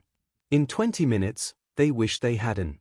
It took some searching to find the correct person, but when they did, the first thing they found was a news article from 15 years ago stating that Kotaro and his entire family was dead. Further articles seemed to state that the case had gone cold. In a single day, Kotaro, his wife, his parents-in-law, his children, even his dog were killed in gruesome fashion, their bodies reduced to an unrecognizable slurry. The age of the children made it worse. His daughter, Hana, was only 6, while his son, Tenko, was 5. Both mother and son held each other and wept. In his head, Izuku could hear Nana's wailing and feel the other Vestiges, each and every of them comforting her. He wished he could join them, but for now, he and his mother were there, holding on to each other. It took some time for them to calm down and prepare to visit the Yorozu estate. Momo had extended the offer not only to her classmates but to their families, knowing they wouldn't want to let the hero students out of their sight after such a traumatic experience. Izuku was the first to enter the bathroom and take a shower. As he bathed, suddenly, everything clicked for Izuku. The bodies were reduced to bloody dust. There was no way they could truly confirm that all of the family members were there, could they? Tenko Shimura was 5 at the time, a bit late, but still within the time frame for a quirk to manifest. He would be 20 years old by now, the right age for the man-child he encountered yesterday. Nana found his temper tantrum familiar. Did it remind her of one of Kotaro's? Tomura Shigaraki is Tenko Shimura, Izuku deduced with mounting horror, and the further wails of Nana. Izuku almost cancelled, with the magnitude of that revelation filling up his brain like a cloud of smoke in a poorly ventilated room. However, when he reached for his phone, he was hit by the feeling of disappointment that Okiko, Momo, Zu, and Mai would feel if he did so. He didn't want to make them feel that way, so he decided to persevere. Wait, Mai was coming too. That was an interesting way to find out. He had to tell All Might, but this couldn't be discussed over text message. He just sent the message that the two of them needed to talk face-to-face the next day they were at school. As he got dressed, he found himself being drawn to a certain outfit, his bonds providing him with information that this is what would make him look the best. He was wearing a nice button-down green shirt and a pair of black jeans. Certainly looks better than the t-shirt that says dress shirt, Yoichi said. You have a bad sense of humor, Yen said plainly. I got the feeling Momo would have liked it, Izuku said in his defense. Momo has a bad sense of humor, Yen clarified. Nana gave a sad chuckle at that one. It wasn't long before both Izuku and 𝐿𝐴 were sent a text informing them their ride was here. They walked outside to find a stretch limousine. What? 𝐿𝐴 asked quizzically. Right, forgot to tell you, Yamomo's rich, Izuku scratched the back of his head. The chauffeur opened the door to the back of the limo, at which point, they were greeted by a familiar face nestled in between two unfamiliar ones. Izuku-san. Okin. Both of their faces looked shocked at the development. The older gentleman, who was looking somewhat uncomfortable at first, gave a stern look at the young man entering the car. So you're the young man who's been spending so much time with my daughter. Daddy! Okiko cried out in annoyance. Her mother cried out at the same time, in the same tone. Okiko's father continued to stare down Izuku, before his mouth quirked up into a smile, and he started to giggle. I'm sorry, I've always wanted to try the overprotective dad thing for my little girl, but it's hard when the guy punched a skyscraper in half to save her. My name is Taiyu Uraraka. It's a pleasure to meet you both. Hoshi Uraraka, her mother said, and both bowed slightly. Thank you so much for taking care of Okiko while she's here at UA. 𝐿𝐴 teared up somewhat. We should be thanking you, she's delightful. Both Izuku and Okiko began to blush so hard their faces were ready to bruise. But, as her father, I'm obliged to let you know that if you hurt my baby girl, I'll be forced to string you up, super quirk or no super quirk, Taiyu said jokingly. Daddy! Okiko said indignantly. 2 nights ago, one of Izuku's trainers visited and told us the story of how he dove into a fight with a villain, before he could even use his quirk to save his childhood bully. If he hurts me, it'll be by accident. Taiyu blinked. Wait, really? When Inko nodded, with a proud smile on her face, Taiyu said, okay, let's change the subject. I know that the bride's family often pays for the wedding, but we'll need to scrimp and save for a few years before we can do it properly, unless you're willing to let him elope. Izuku and Okuko's souls chose to leave their bodies at that moment. The Yoorozu estate was quite imposing. It was second only to UA's campus in terms of size. And it was a close second.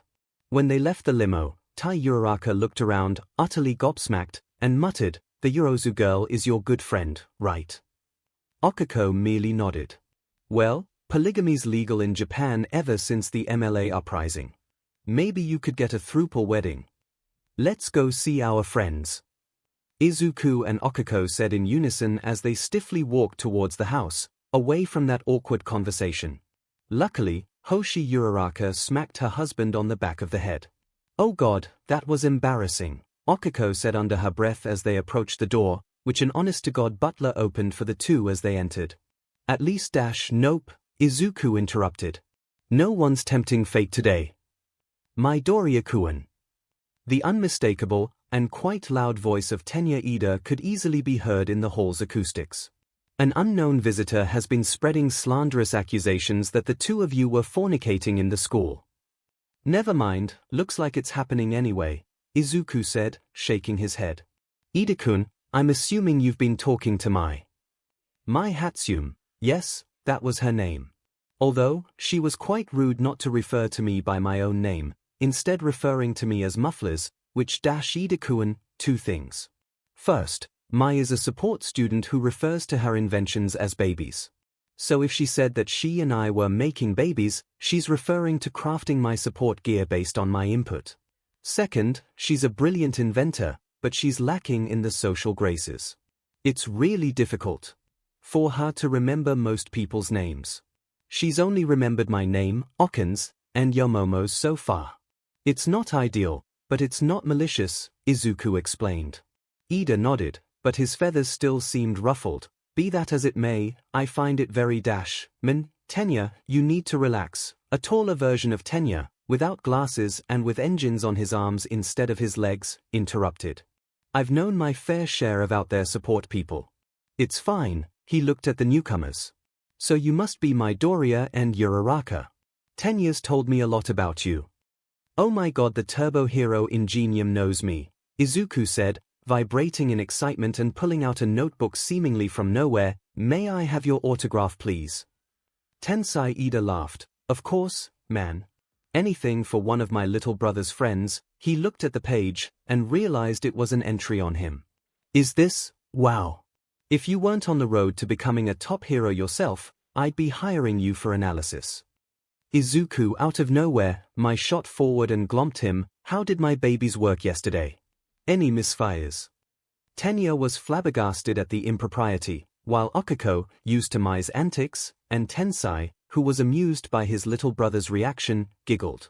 Izuku got a sense that Mai had been worried that her babies might have failed him at an inopportune time and put him in danger. He smiled widely. They were perfect. I got startled at one point, but your respirator kept me from giving us away. I pushed myself a bit past my limits and the compression sleeves kept the fractures minimal. And I managed to unlock flight, and the Iron Souls did wonders against the winged villain I fought. Mai's face exploded in joy. My first satisfied customer, she said with pride. You have another, Okuko said. The boots were fantastic. Perfect. So I can boast 100% satisfaction. Mai cheered. Now, Izuku, give me your notes on your classmates so I can increase the sample size. Not without their consent, Izuku said wearily. Danjit, I'll have to convince 'em myself. She turned around. Wait, don't she's gone, Izuku said, calling after her as she went to talk to others in 1A. As Momo approached him, wearing a blue dress and leggings, Izuku wondered how his life got to the point where he not only had friends, but was friends with several gorgeous women. Luck, primarily, quipped. Shut it, Izuku thought as he walked up to Momo. Thank you for inviting us, Yo. Your home is lovely. She gave a wonderful smile. You're quite welcome, Izuku-an. It's so nice to finally have friends over. Izuku looked a little sad at that. I know that feeling well. Momo looked at him with concern. How are you faring after the attack yesterday? I want to say I'm fine, but I know that sounds flippant, Izuku said cautiously. I know you were worried about me, and I don't want you to think I'm dismissing your concerns. Like, I was really scared at the moment, and I feel like I'm dealing with it so far. I'll let you know if that changes. Momo seemed to examine him as he said that. I want to dispute that, but I can tell you're sincere. That's odd. I mean, we were forced to fight for our lives, and I never expected we'd be attacked at school. Izuku blinked. Ah. Momo tilted her head. What is it? Izuku blushed at how adorable she looked just then. Well, it wasn't on the same scale, but I have faced a villain before. And I'm used to not feeling safe at school. So I guess it's not as big of a shock to me as it is to everyone else. Momo's eyes widened. Wait, how? Kids were cruel, and the teachers came in 3 categories. Ignore it, subtly encourage it, or actively encourage it, Izuku said flatly. Momo's expression darkened. What was the name of your former school district again? Nezu told me he has a team investigating it, Izuku said, sweat forming in response. Momo instantly perked up. Oh good, so they won't be around for much longer. Izuku blinked, but was interrupted as one of Setsuna's floating hands grabbed his shirt, the other tapping Momo's shoulder, and the two were dragged off for another conversation. Aizu-chan. Tsuyu intercepted Izuku while he was having a seat and a drink of water. Hey, Zu-chan, Izuku responded. The bond was making it easier to call her that. Not quite the same as genuine confidence, but he'll take what he could get. There are 2 things I want to talk about, Ribbit, Tsuyu said. First, I realized that I never actually thanked you for saving me. Ribbit, I suppose it was implied when we hugged, but I wanted to make sure I said it outright. You don't need to, but I'm really glad you felt that way, Zu-chan, Izuku smiled widely. Indeed, Ribbit. The second thing is that I've been having some weird insights lately and I wondered what it was. It started happening after I heard this weird thumping and a click back at the USJ. I was hoping you could tell me about it. Tsuyu's expression barely changed, but Izuku could tell she was a little concerned about it. Not too much, she trusted him. That was still a weird feeling to know implicitly, but she was concerned. Yeah, it's an aspect of my quirk that I don't have control over. It forms a bond between me and someone else after that sound happens. It increases empathy, and lets everyone who's been bonded know relevant information about a person. So far, I've bonded with 4 people. You, Okan, Yomomo, and Mai-chan from support, Izuku explained. Tsuyu put her finger to her chin. That explains why I got some information on them as well, Ribbit. Are the information dumps random? As far as I can tell, no, Izuku replied. It only works when communicating with that person or if you're thinking about that person and want to do something for them. So that's why I had conflicting information when I was deciding what to wear today, Ribbit. Tsuyu tilted her head. Do you know why it happened? No, but I'm glad you mentioned that you heard the click, too, Izuku said, his notebook appearing in his hands. The others didn't mention it. Do you know of anything special that was going on when you heard it? Oh, that's when I started crushing on you. Izuku started to choke on his own breath as Tsuyu stated it bluntly. www.Tsuyu cut him off. You really don't believe it. You seriously think it'd be impossible for a girl to like you like that? Again, her tone and expression were the same, but Izuku knew that she was really sad at that. I mean, Izuku didn't know where to begin. The foundations of his world were being shaken apart. Makes sense, Ribbit. You were considered quirkless and you were surrounded by 𝐤𝐽𝐽𝐾. Same kinds of 𝐤𝐽𝐽𝐾 who bullied and ignored me, Ribbit. Kind of wish I'd met you before you, Tsuyu said, now with righteous anger on his behalf. I was a different person back then, Izuku said with a sad smile. Not just because I have a quirk now. I wasn't the person I am now. Ribbit, I think you're less different than you believe you are, Ribbit. But we're getting off topic. I didn't realize it at the time, but later I realized I was crushing on you after the USJ. Tsuyu said, absolutely bluntly. I mean, you were quite a catch before. You've got a cute face and a nice body, and you're very sweet, ribbit. After saving me, I was having some feelings towards you, but when I caught you and dragged you away from that Nomu, I realized that I liked having you close to me, ribbit. Then I heard that thump-click noise. Izuku looked absolutely flabbergasted at the nonchalant way she described that. Look, Aizu-chan, I'm not good at subtle communication, ribbit. My mutations make my tone and facial expressions unreadable most of the time. If I'm not absolutely blunt, people will make up their own hidden meanings to what I say even if I never intended it. Ribbit, kinda like Yujin, except I didn't go quiet in response, Tsuyu explained. Izuku could only weakly nod. So, I can tell I've dropped a bombshell on you, ribbit, and I'm sorry. I was hoping to introduce you to my parents and siblings. They want to meet you, ribbit, but you'll need some time to compose yourself. See you soon, Aizu-chan. And with that, she walked off, seemingly happier. When he realized she was wearing a really cute sundress, and the information came that she chose it specifically for him, he suddenly realized that, holy SHT, this was real. Katsuki Bakugo grumbled as he burst into the cafe. He could see where his classmates had gathered. He stomped over, looking utterly cessed that they'd called him. Nito Monoma gave him his trademark smug grin. So the firecracker had deigned to give us extras his time, has he? Still makes him better than the Ice Prince, Yosetsu Awase grumbled. You're the one who invited me, copycat. You're just lucky I didn't have anything better to do, Bakugo snapped back. Because, honestly, he didn't.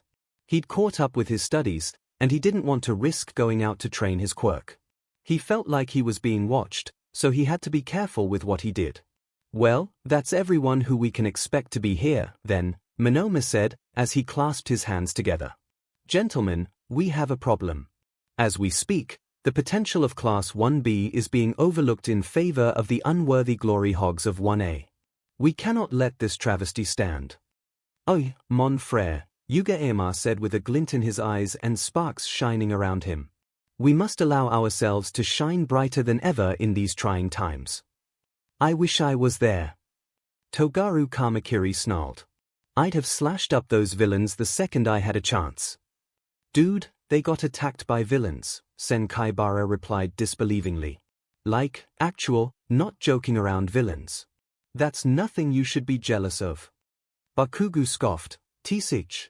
If Deku and the rest of those losers could take, they have to be some of the weakest SHTs out there. Letting out a long sigh, Masharao Ojiro flicked his massive tail and muttered, someday we're gonna have to learn who this Deku person Bakugo's obsessed with is. Got something to say to my face, monkey man? Bakugo shouted in response. Enough! Jirota Shishida roared, before clearing his throat, adjusting his glasses, and saying, in a much calmer tone, pardon me.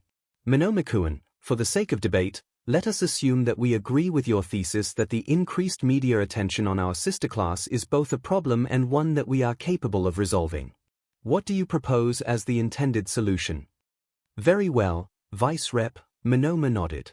It would be uncouth of us to simply attempt to pick fights the way those ruffians did.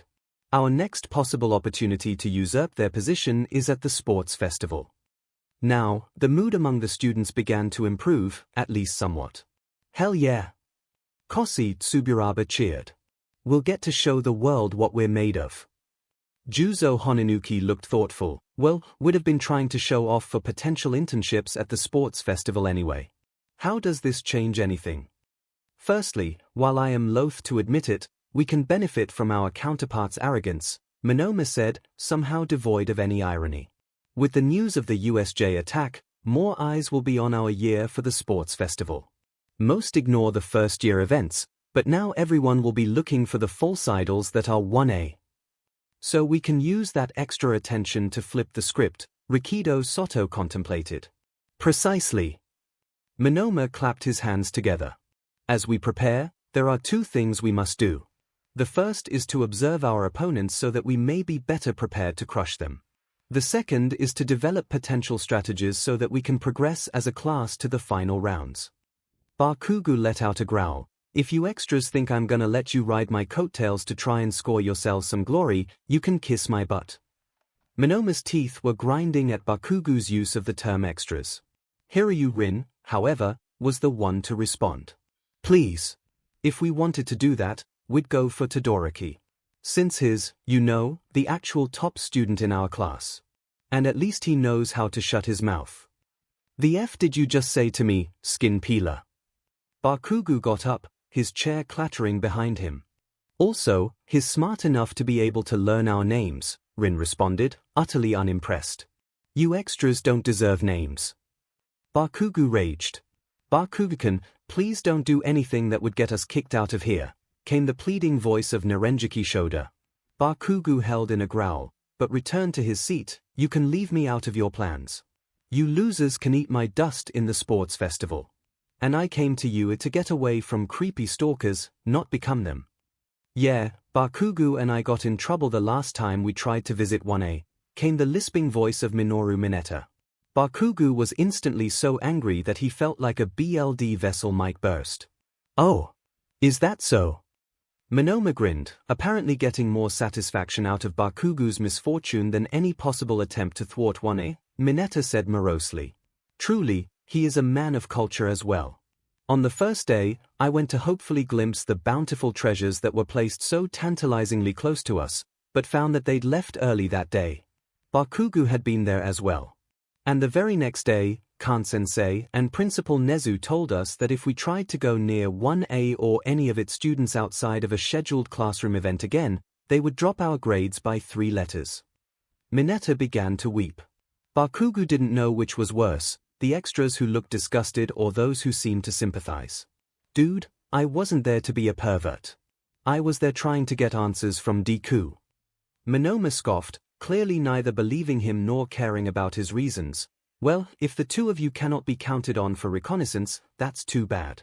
However, I have come across one person we must watch out for. The rumor mill has been hard at work, in spite of the media blackout on naming minors and our teachers attempting to cover it up. One of 1A's students was apparently the one to snag the credit for the victory at the USJ. He was the one who caught their leader stealing information on campus, and was given authority to alert the faculty in case of emergencies. He then forewarned them before the villain's blockades were in place. He even took down a villain that was giving All Might trouble. Others had their taste of glory, but this one had stolen the show. Monoma looked out to his classmates. My brothers, our biggest possible threat is Izuku Midoriya. And suddenly, Bakugu was so enraged it almost looped back to calm. What was that about Deku? Bakugu said icily. Everyone blinked in shock. Wait, 1A's representative Midoriya is Deku. Shoda said, flabbergasted. He got first in the entrance exam. He beat All Might's record. Why would you call him useless? Because he is. For 15 years, he was nothing but a worthless, quirkless thing trailing along at my heels like some creepy stalker, and then all of a sudden, he turns out to have been lying this whole time just to laugh at me behind my back. Bakugu ranted. Shishida blinked, that seems out of character. Admittedly, Shoda and I only encountered him briefly when meeting him and his vice representative Yorozu to establish our classes, but he did not seem duplicitous. The argument could be made that he was overly zealous in questioning us about our quirks, but overall he seemed amicable. Well, if he was good at lying, it's not like you'd be able to tell, Hunter Zero offered. Great, he's a super strong guy in a class full of hotties. I bet he's already got a HM, Mineta mourned. Why would anyone pretend to be quirkless? Mizo Shoji interjected, hoping to interrupt Mineta's train of thought. There's nothing to gain from it. I don't understand why that shitty nerd did what he did. Bakugu growled. All I know is the day after we got our results, he showed up in class with some bullshit story about how he couldn't use his quirk before then. So either he was pretending just to rob me of my victory at the last minute or he cheated somehow and I don't care what it is. Monoma sighed, I had the slightest bit of hope since you knew him beforehand, but apparently you are delusional as well as uncooperative. You son of a dash. Bakugu was interrupted by the staff telling 1B to leave the premises. David Shield blinked at the incoming call. He was used to late nights, but not so much a phone call. As soon as he realized who it was, however, he was delighted. He'd heard about the attack at you that All Might was involved in, and he'd sent a worried text, hoping he was okay. "Toshi," David said happily. "It's good to hear from you." "It's been too long, old friend," All Might said warmly. It hurt David's heart to hear just how tired his friend sounded. "It has. We could do with a visit." "Melissa's been asking about you," David said. "I wish I was less busy with work. Transitioning to a teaching role is harder than I expected," All Might admitted sheepishly. "Yeah, I know that struggle myself," David chuckled sympathetically. "Listen, David. I need your help," All Might asked. "What is it, Toshi?" David said, tone serious as he became worried. "I'll do anything." "What happened?" "I have a son now," All Might said simply. That completely derailed David's train of thought. "Wait, when were you planning on telling me you were dating?" "No, it's not like that," All Might shouted. "I sort of accidentally adopted him." David was utterly shocked. "What?" "Or, well, it might be more accurate to say that he adopted me." "I'm going to need some more info on this, Toshi," David said, feeling a headache coming on. And thus All Might gave a truncated summary of how he met Izuku, ending on how the young man helped save the day during the USJ incident. "I need help because I don't know how to be a father to someone. How do I let young Midoriya know I'm proud of him without undermining the fact that he's not concerned with his own safety?" David laughed. "I felt the same thing when Melissa managed to create a plasma cutter unsupervised the first time. I wanted to punish and congratulate her in the same breath. I'd say, try to encourage what he did right and discourage what he did wrong." "Well, that fits what I told him yesterday," All Might smiled. "I hope you don't mind if I pick your brain for more advice." "Not at all. The boy must really mean a lot to you," David said happily. "He's my successor, Dave," All Might said simply. As David gasped, All Might continued, "His quirk is similar to mine. He has the right instincts and the drive to succeed and be the best possible hero. I know he'll surpass me one day, and I can't wait for that to happen. I don't have to worry about the future anymore. I see his smile and I know that everything's going to be all right." David was taken aback. Wow, Toshi. That's a lot to take in. You're saying that as though it's the end of an era." "It is. My hero career is coming to an end, Dave. It'll happen sooner rather than later. I've made peace with that, and look forward to ushering in the next generation of heroes," All Might said warmly. David stared ahead, and said, "Well, I can't wait to see you at the next iExpo. Neither can Melissa. Be sure to bring your boy along." "Of course. He'll be thrilled to meet you. Perhaps I'll have him join in on a call with you beforehand," All Might suggested. "Sounds great. I might invite Melissa, too. She always wants to hear from her Uncle Might, and she could use a new friend," David grinned. "Sounds like a plan. Talk to you later, Dave," All Might hung up. David looked around at his lab. He thought of the device currently locked up. He thought about the plans he'd put into motion already. Finally, he sighed, "I need to fix this."